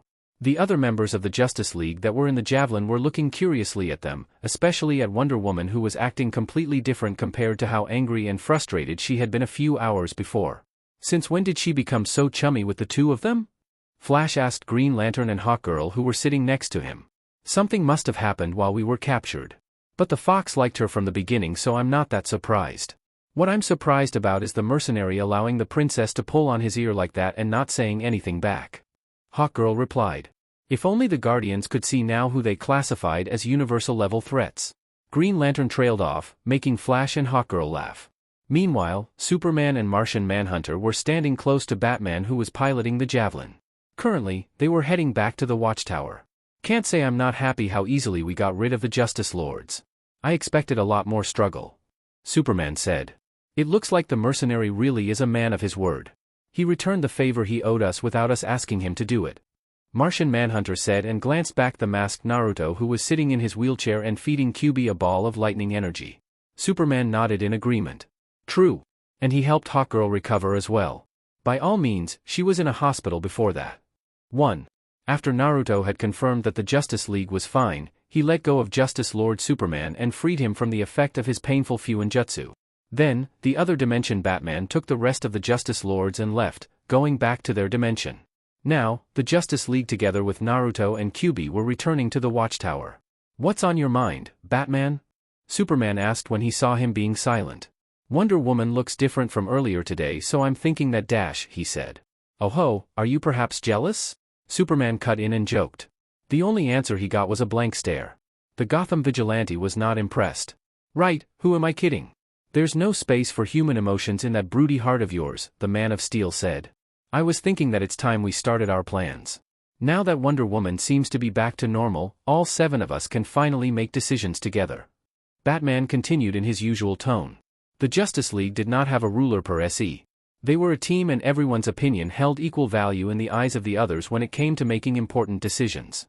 Because of Wonder Woman's previous emotional instability and absent-minded behavior, the 6 of them had been putting off their plans to expand the Justice League for the past 3 weeks.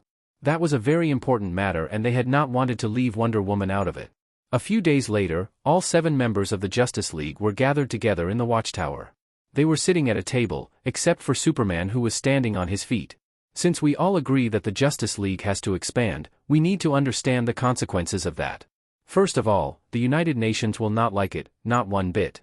We can expect that among the heroes that we recruit, there could also be moles from the government or the United Nations. Because of that, we need to be certain that we can trust each other. With everything. Realizing what Superman's words alluded to, Flash said a bit flustered. Hold on a second here. What about the whole secret identity thing? I mean, I trust you guys, but I'm not sure I'm ready to expose myself yet. You do realize that Batman and Superman already know everyone's identities, right? Probably John knows it too. Moreover, the princess and I don't have a secret identity, and Hawkgirl can't exactly disguise herself with her wings either. Green Lantern said. While they were talking, Batman was the first to take the initiative and pulled off his mask. I'm Bruce Wayne. Superman also took a pair of round glasses from somewhere and put them on his eyes. I'm Clark Kent. Show off. Flash mumbled and sagged his shoulders when he heard who exactly Batman was. I'm Wally West, he said, and took off his mask too. Red hair. It suits you. Wonder Woman, who sat next to him, said with a smile and playfully rubbed the top of his head. Flash perked up at her words. You think? He asked in a voice that betrayed how happy he felt at her compliment. Everyone knew who Green Lantern was, and that was the same for Martian Manhunter and Wonder Woman. The three of them had never attempted to hide their identities. Everyone turned to look at Hawkgirl, who was the only one who had not taken off her mask. She was looking down, as though she was thinking intensely about something. Before I tell you who I really am, I ask you to please listen and not interrupt me until the end. Noticing her unusual seriousness, the others piped down and focused their attention on her. Hawkgirl took off her bird mask and said, My name is Shayera Hole. I am a lieutenant and an espionage instructor in the Thanagarian Intergalactic Army. Despite her request to not be interrupted, John Stewart cried out. You mean to say that you are a spy? Similarly, Superman and Wonder Woman stood up and looked at her with serious eyes. Care to explain what exactly you mean by that? Green Lantern pressed on. Hawkgirl continued without flinching back at his reaction. As a Green Lantern, you should know about the intergalactic war between the Thanagarian and Gordanian empires. It's been going on for generations. Everywhere the Gordanians pass by, they leave only death and destruction in their wake. They kill everyone that opposes them and enslave and sell the ones that surrender. The Thanagarians are the only thing that stops them from taking over the entire galaxy. The reason why Earth, which is so close, at only 25 light-years away from the Vega star system, had not been invaded by the Gordanians yet, is the Thanagarian fleet holding them back. Green Lantern calmed down at her words and stood silent, listening to what she had to say. However, over the past few decades, the Gordanians' incursions have grown fiercer and their technology advanced in leaps and bounds due to the increasingly growing support of their old allies, the Psions. As of late, we started to lose ground. We predicted that the Earth would soon be faced with their invasion. Coming here, my mission was to ascertain the planet's defenses and become familiar with the natives' culture and customs in order for the Thanagarian army to more easily establish a military base here and halt the Gordanians' advance. To prevent the Earth from being destroyed. A silence that one could hear a pin drop was instilled in the conference room of the Watchtower. You spoke of your mission using the past. Did something change, or am I reading too much into it? The ever-perceptive Batman asked. Hawkgirl confirmed his thoughts. 2 days ago, I received a transmission from my commander. My orders have changed. I am to return to Thanagar. I did not know how to break the news to you because they were so sudden, but now it looked like the perfect opportunity. When her words finally sank in, multiple issues dawned on the others. You have to leave? Then, what about us? Green Lantern asked. Green Lantern and Hawkgirl had never spoken outright about their relationship with the rest of the Justice League, but the others were not clueless. They had long since discovered the growing affection between the two of them. They were not surprised by his question. Shayera Hole made a conflicted expression and sighed. I am military. I cannot ignore the orders I have been given. You were a soldier too, John, you should know that. Martian Manhunter spoke from the side. Then what about Earth? Have the Thanagarians given up on our planet and left us to fend for ourselves? We can't possibly stop an intergalactic empire's army alone. The problem brought forth by the Martian alarmed the others too. That's not the case anymore. The mercenary caterpillar annihilated the Psion race. Furthermore, the Gordanians have still not recovered from the shock of losing their allies like that. Our intel says that over the past 3 weeks that passed since the Psion's destruction, almost 1 million Gordanians have run away from their planet, Karna, terrified at the possibility of the mercenary coming to kill them too. The number of Gordanians deserting the army is increasing on a daily basis too. Currently, the Gordanians' ranks are in disarray.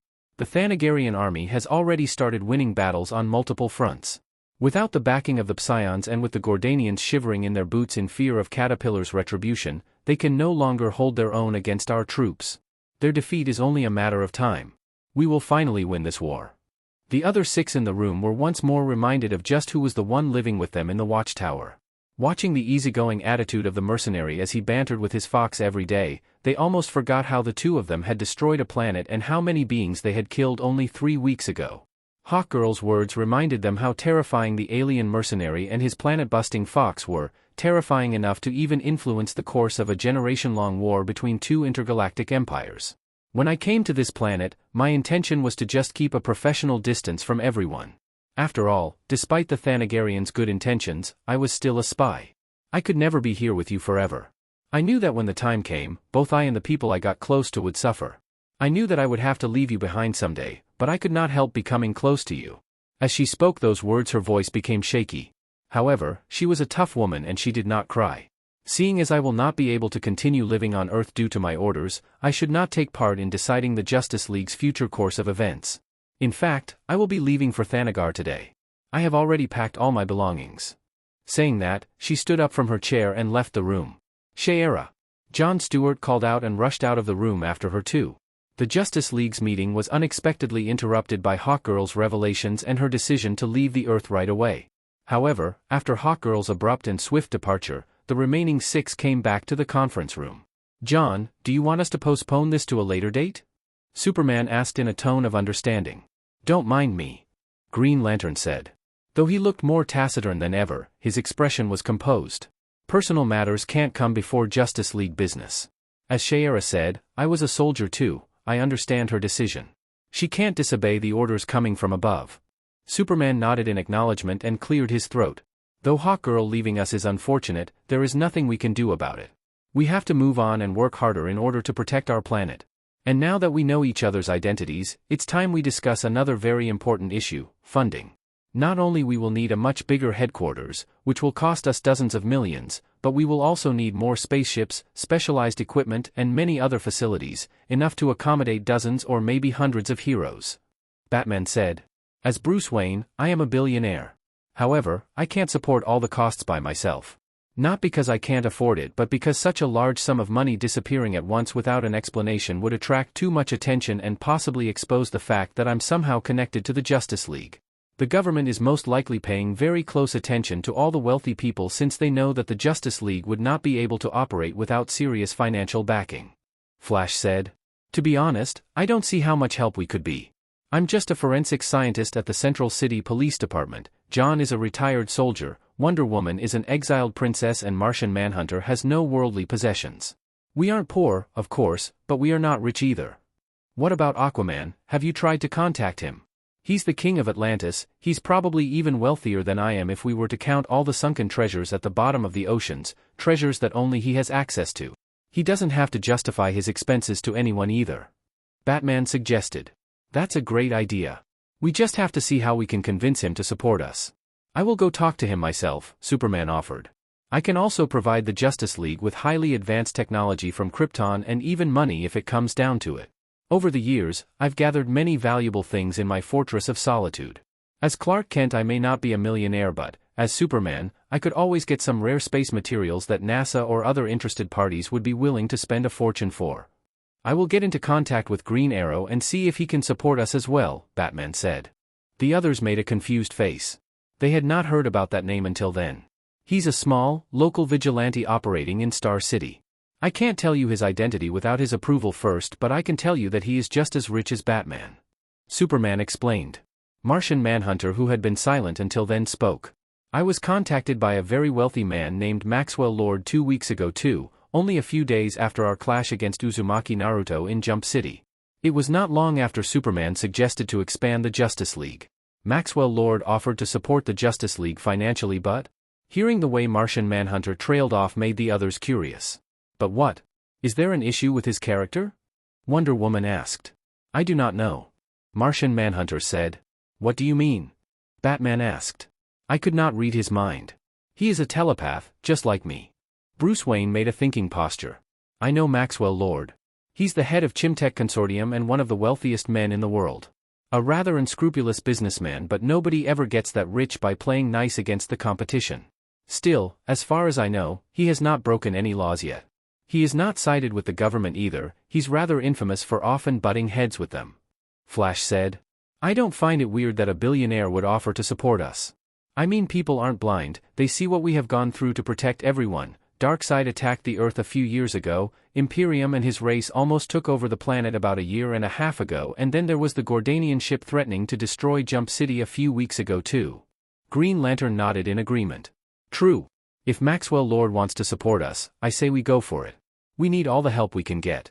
The six of them continued to discuss various matters related to the Justice League's future, but, at some point, the alarms of the watchtower started to blare.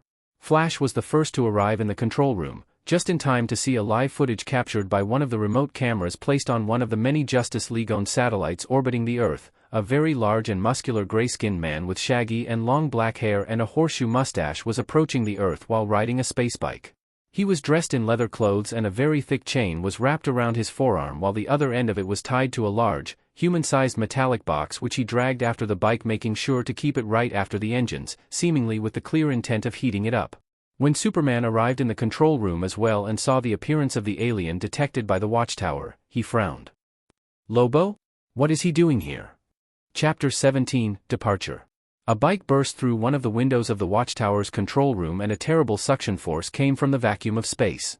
Alarms rang loudly, but fortunately, right after the window was shattered, a blast window lowered itself from the wall and covered the broken window, stopping the suction from outside.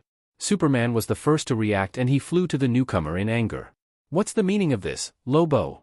You made me a promise that you'll never come to Earth and cause trouble for me or anyone else living here. The gray-skinned muscular alien wearing a biker outfit was none other than Lobo, the last Charnian. Don't get your panties in a bunch, Boy Scout. I didn't come to Earth, we're still in space. And I didn't come to cause trouble, I'm here for a delivery. See? The main man keeps his word. As he said that, he pulled on the chain wrapped around his forearm and a large metallic box was yanked forth and slammed on the floor. The box was metallic and large enough for a human to fit in, but its walls were red, heated up almost to the point of melting. Superman felt the beginning of a headache. The Charnian was a pain to deal with. What delivery? For whom? Green Lantern asked. Not for you, Green Dork. Don't pipe up. Green Lantern was already itching for a fight. Lobo's provocation was just the perfect excuse for him to let out some of the inner anger he accumulated from Hawkgirl's apparent indifference when she left earlier that day. But Superman raised an arm and stopped him from starting a fight that they could not easily finish. He understood that the Charnian did not come looking for trouble and that he technically had not broken his promise either. At that moment, a masked blonde man carrying a fox cub on his shoulder came through the doors of the control room. Sorry guys, the delivery is for me. The previously curled up and sleeping fox cub opened his eyes and his bloodlust flooded the room. Jumping off from Naruto's shoulder, in a mere second he became so large that the 3-story tall control room could barely contain his size. Where is the rat? His voice sounded demonic, filled with killing intent. What is going on? Naruto, control your fox or he might wreck the whole watchtower if he starts to fight. Batman said urgently. Naruto told Kyuubi. Don't kill the rat right away, Kurama. I want to hear the bastard say it. I want to ask him what made him betray me after more than 20 years of working together. What gave him the courage to backstab me? He was crazy for money but not crazy enough to forfeit his life for it. He should have known that this is how it was going to end the moment he tried to get me killed. He spoke calmly, but the cold fury in his voice made even Lobo unwittingly take a step back in wariness. The current Naruto was no longer like his teenage self, someone that would just brush over people when they betrayed him or when they tried to kill him. I don't know what's going on, but you're not going to kill anyone under my eyes, not as long as we are here. Superman stepped forth and said. All of a sudden, 4 shadow clones appeared next to Naruto. In the split of a second, the clones performed a short sequence of hand seals and a gale of wind burst from their mouths simultaneously. It was a wind release technique named Great Breakthrough. But he was not in the mood for making cool poses and shouting names of jutsu then. From the moment the clones were summoned to the moment they cast the wind technique, barely 1 second passed. The 7 members of the Justice League were unexpectedly pushed back by the gales of wind and thrown to the opposite side of the control room. But none of them was hurt because he had never intended to hurt them in the first place, he only wanted to push them to the side.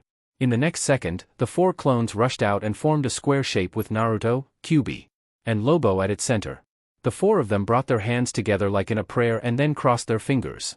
Instantly, bright purple walls of light rose from behind them from the floor until they reached the tall ceiling of the control room and encapsulated them together with their original body, QB, and Lobo in a cubic formation of light.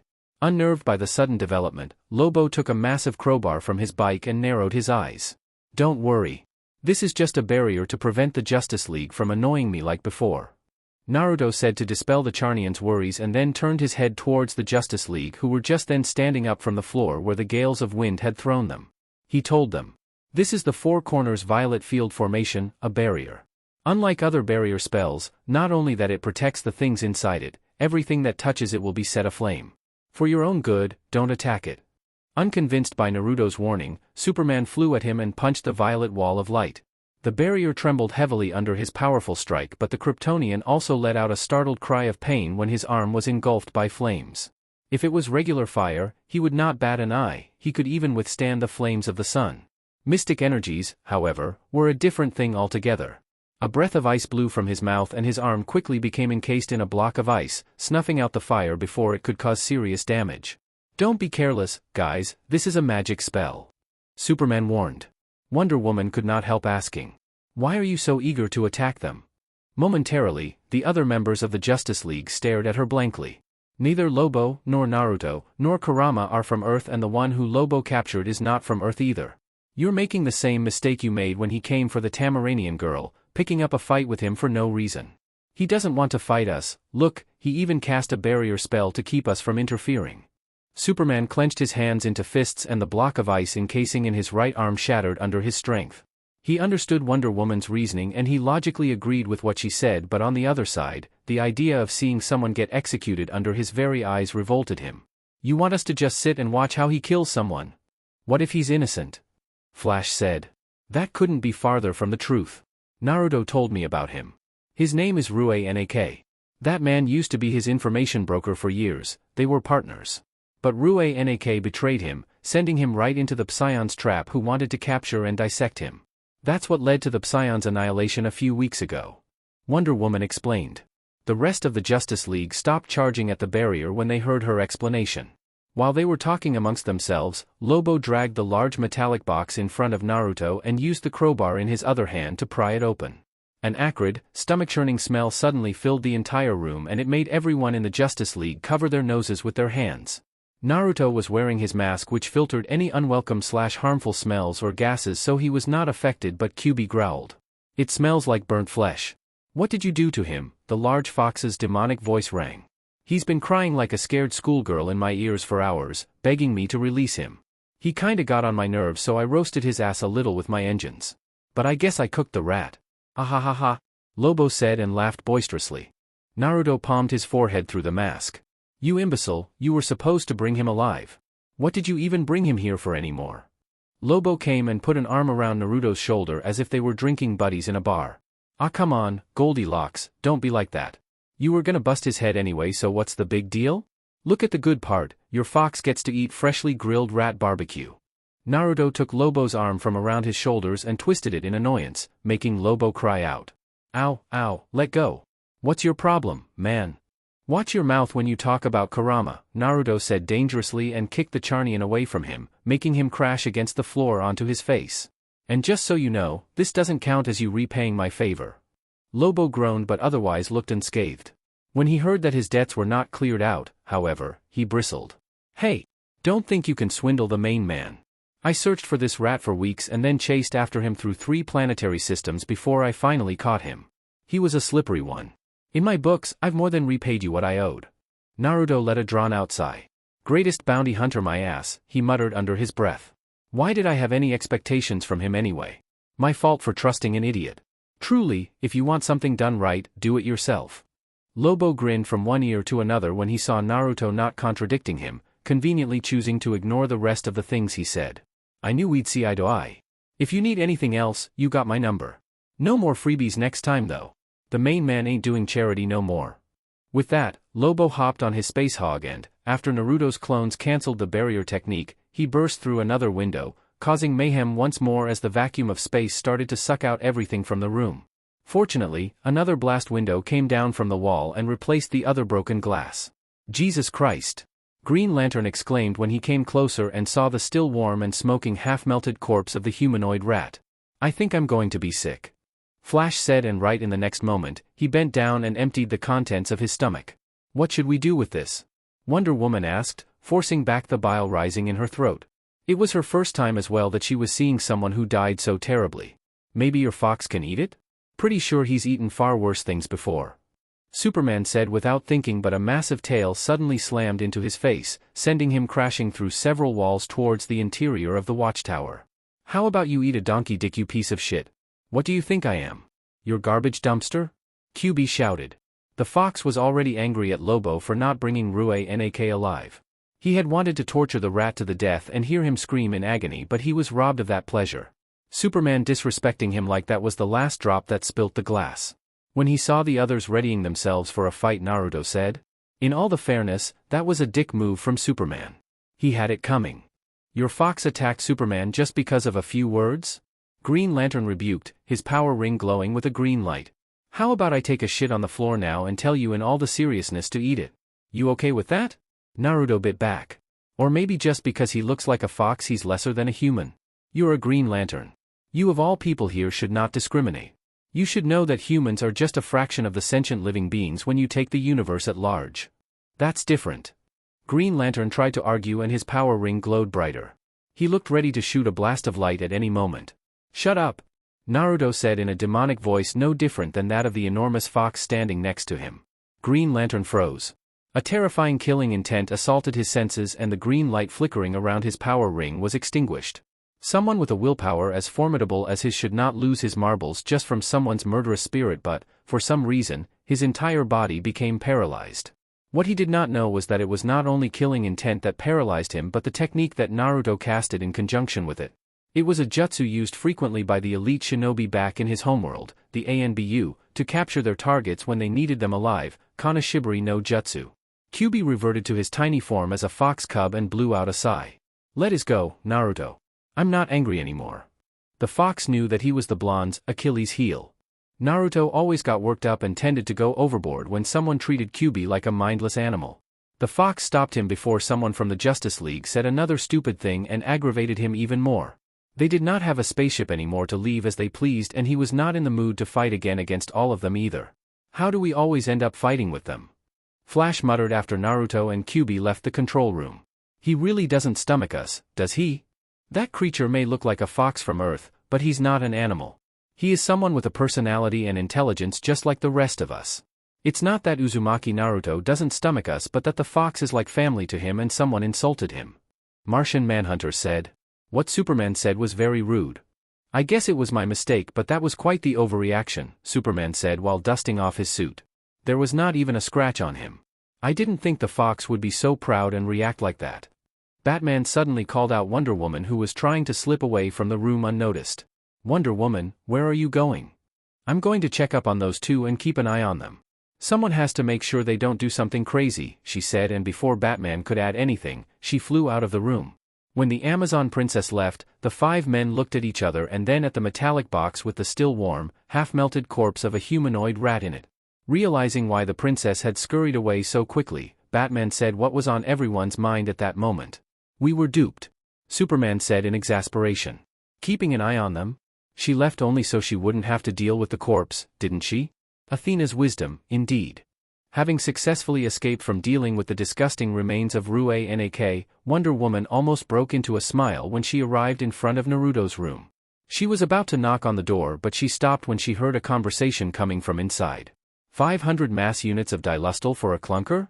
The hell, why don't you just rob me already? Naruto's voice came from behind the door. Ma, don't be so quick to anger, Mr. Uzumaki. You've been in the business for so long, you should know how the supply and demand rule works. Certainly, in ordinary conditions, this ship would be a bit cheaper, but when you consider the fact that it's on such short notice, you know, the price is bound to increase. An oily voice could be heard from what Wonder Woman assumed it was Naruto's communication device. It sounded like the voice of a merchant. The Amazon princess could automatically understand and speak any language because of Athena's blessing, but she could also discern that the language spoken by the merchant was not from Earth. It was alien. You call that a bit cheaper? 500 mass units of Dilustol are worth 3 to 4 times more than that dreg you call spaceship. As I said, on such short notice, I doubt anyone can just willy-nilly give you a better offer. If you think about it, the price isn't that unreasonable. Of course, I do have much better options available too, but the price for those will increase accordingly. No thank you.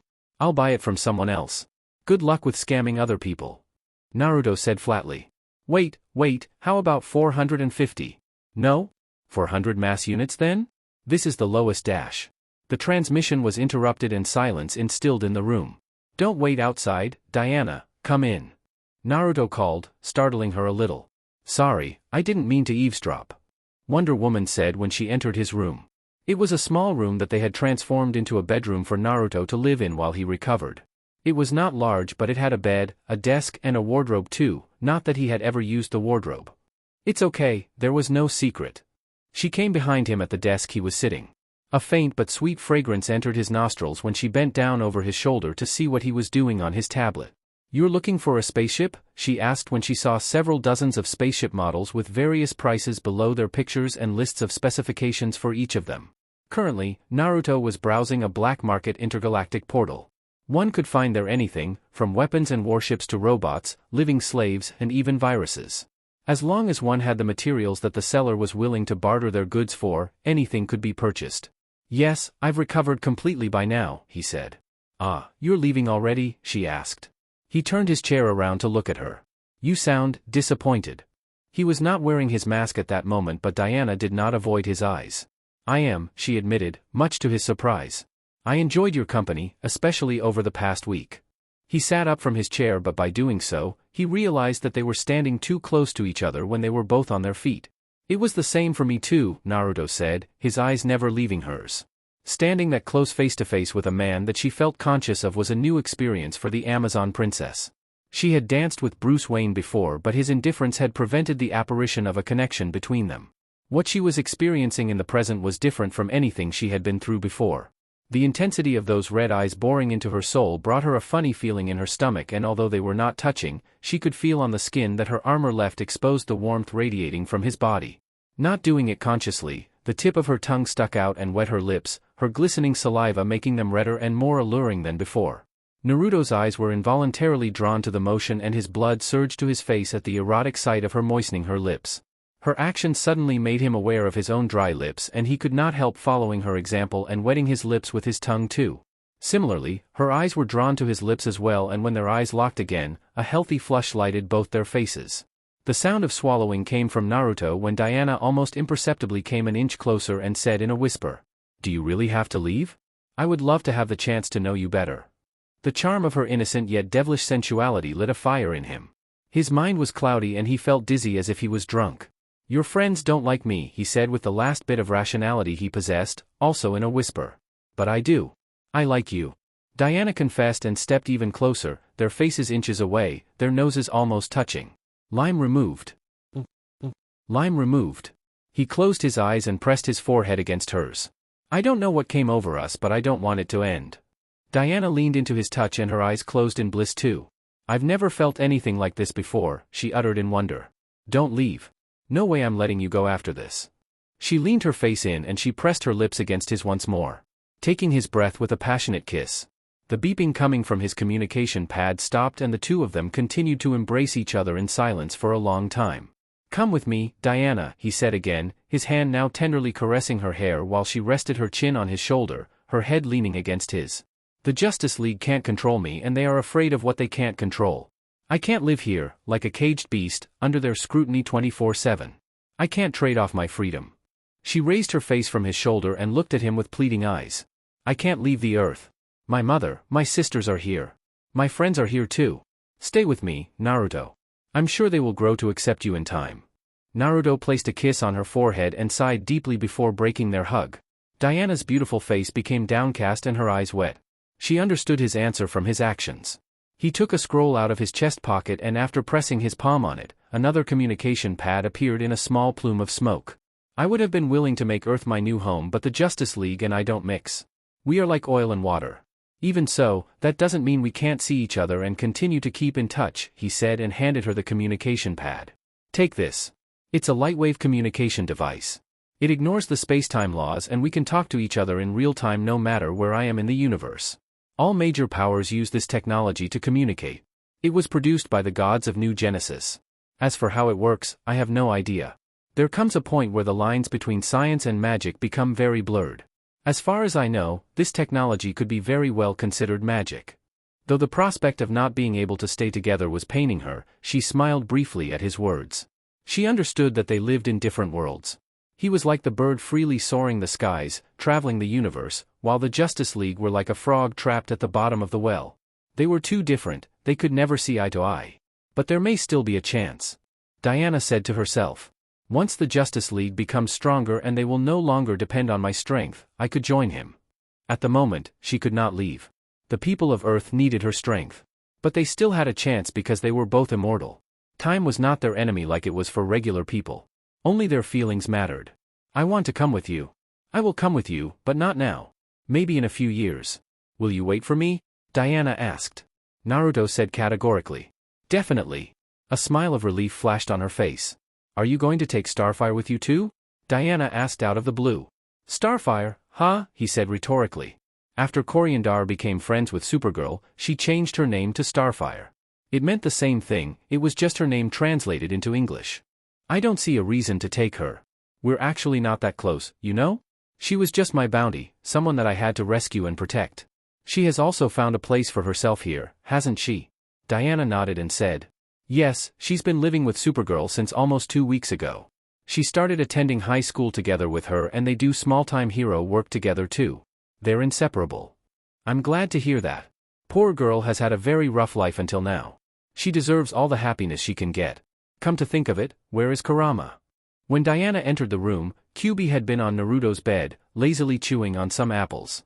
The thought that Kyuubi had watched him and Diana swallowing each other's tongues for half an hour made his face become as red as the apples on the bed.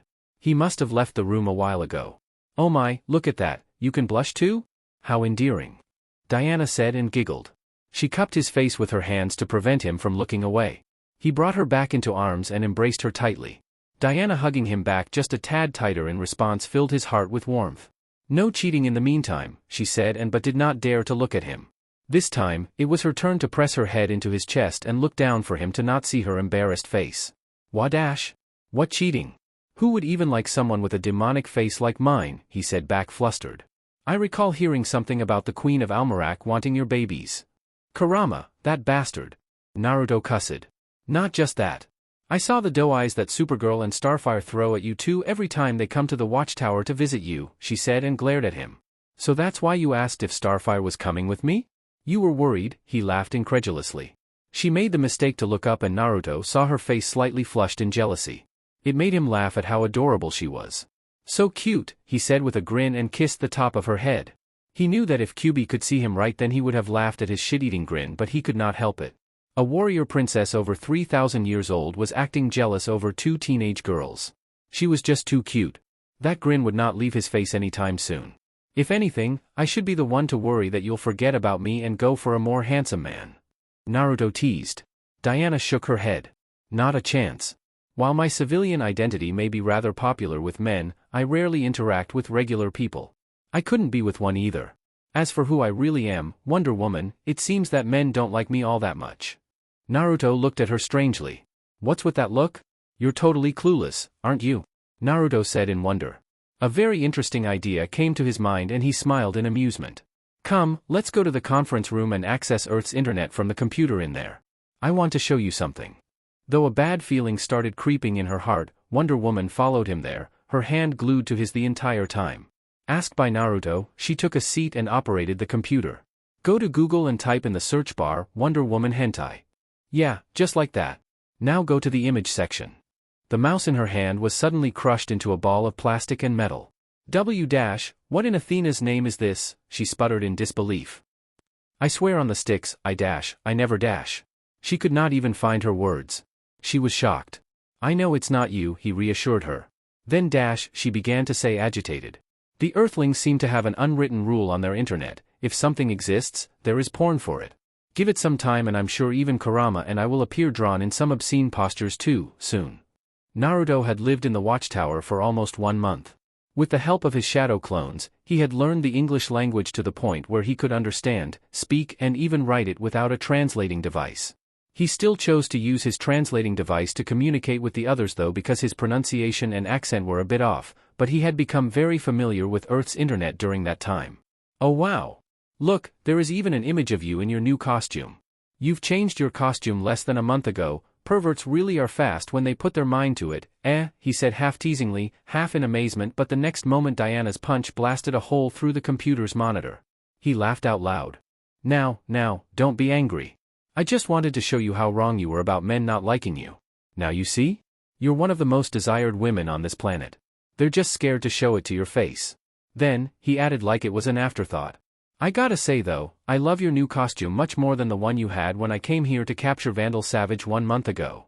Her previous anger melted like a miracle and an uncharacteristically shy expression appeared on her face. You think so? She asked, secretly feeling giddy inside when she saw how his eyes roamed over her figure. Compared to her previous costume consisting of red boots, blue briefs and a shoulderless red top, her current costume made her look more like the warrior princess that she was. She still had her golden lasso, her silver bracelets of submission and her golden tiara, but the rest of her costume was different. A white pair of skirts, a piece of clothing that looked like a skirt from outside but were pants on the inside, replaced her briefs, her red boots were replaced by a pair of knee-high golden greaves, and her red top was replaced with a white top on which a large golden owl motif extended its wings over her breasts. It was goddess Athena's symbol. Her previously bare shoulders were covered by golden pauldrons, she wore 2 wing-like golden accessories on the sides of her face, and a white cloak covered her back, her neck, and the upper part of her chest. Yes, absolutely. Compared to before, one can tell you're royalty just by looking at you. Naruto said and nodded furiously, a testament to how much he appreciated her new costume. Wonder Woman revealed a bashful smile and looked down while playing with a strand of her long hair. Naruto discovered a hard-to-believe fact: Wonder Woman, a warrior princess over 3,000 years old, was weak to compliments. Not long after that, the two lovebirds became immersed in their own little world again. For days after the incident caused by Lobo, another spaceship was detected by the watchtower. It was a small ship, no longer than 100 feet. There was only one person aboard, the pilot who came to deliver the ship to Naruto after he had bought it. There were not many members of the Justice League present in the watchtower at that moment because Naruto had not told them anything about his plans to leave. Besides Wonder Woman, who had spent every single second of the previous 4 days together with Naruto, the only other member of the Justice League present at the tower was Martian Manhunter. Not caring that the Martian Manhunter could see it, Diana poured her entire heart and soul in the goodbye kiss she shared with Naruto. Remember, whenever you want to talk, call me on my pad. And if there is anything you need my help with, I will drop everything I'm doing at that moment and rush to your side. Naruto said and then took her in his arms one more time. After the Earth could no longer be seen from the spaceship, Naruto sighed deeply. Though his face was covered by his white Fox ANBU mask, he did not want the temporary pilot of their ship to see his appearance. QB could easily sense his feelings with his negative emotion sensing. You don't need to feel lonely. You can come and see her anytime you want. MHM. Naruto made a sound of agreement. You know, I even think it's a good thing you didn't stay together now. QB said. That elicited a deep inhale of breath from Naruto. Why do you say so? I thought you liked her. The fox snorted at his overly defensive reaction. I do like her. She is a good human. But in the last 4 days, you've been eating each other's faces up almost non-stop. We did not dash. Naruto made a weak attempt at contradicting him, but a pointed look from QB shut him up. Maybe because it was the first time he had fallen in love for real with a woman, or maybe it was because he had repressed his feelings and biological needs as a man for decades due to his obsession with finding a way back to his homeworld. The real reason was not clear for Naruto either, but the passion he felt for Wonder Woman was like a smoldering volcano. Wonder Woman's situation was no different either after living for almost 3 millennia on Themyscira with no men around. The two of them had spent almost 100% of the last 4 days in physical contact with each other. They had not made the final step yet, but other than that, they did not leave from each other's arms, much to the rest of the Justice League's chagrin, since there were only 5 of them to fight against crime now that Hawkgirls left and Wonder Woman would not leave Naruto's room. If your feelings for each other are real, the distance will only make your love grow stronger. But if what you feel for each other is limited to just lust and physical attraction, the distance will quickly make them die down. QB said. And how would you know that? You're a bijou. Naruto said, annoyed just at the thought that what he and Wonder Woman felt for each other might not be real. I've seen that happen many times before with other humans. I've lived for over 1,000 years, and don't forget that I was sealed inside Mito and your mother for almost 80 years too. While sealed for almost 1 century, there was not much left for me to do other than to observe the humans outside. I have my negative emotion sensing too. I may be a bijou, but there aren't many beings that know more about human feelings and emotions than I do. I certainly know more than you do at the very least, the fox said arrogantly. Humans are very fickle beings, and their feelings and emotions are even more than so. Best friends can become enemies in an instant, despite years of friendship, and children can turn against their parents and vice versa without much difficulty. You and Diana have met only a few weeks ago, and you've been together for just 3 to 4 days. It's a few years too early for you to blindly put your trust in her feelings like that. Chances are that you're just lusting for each other. It's too early to tell. Naruto let out another long sigh and gave up on arguing with the fox after hearing his explanation. He knew that when the fox was not playing around, his wisdom was league beyond his. The fox had lived 10 times as long as him. Deep inside he understood the truth in his words. You might be right, Kurama-sensei, he said half seriously, half jokingly. I guess some time apart would serve us well, both me and Diana.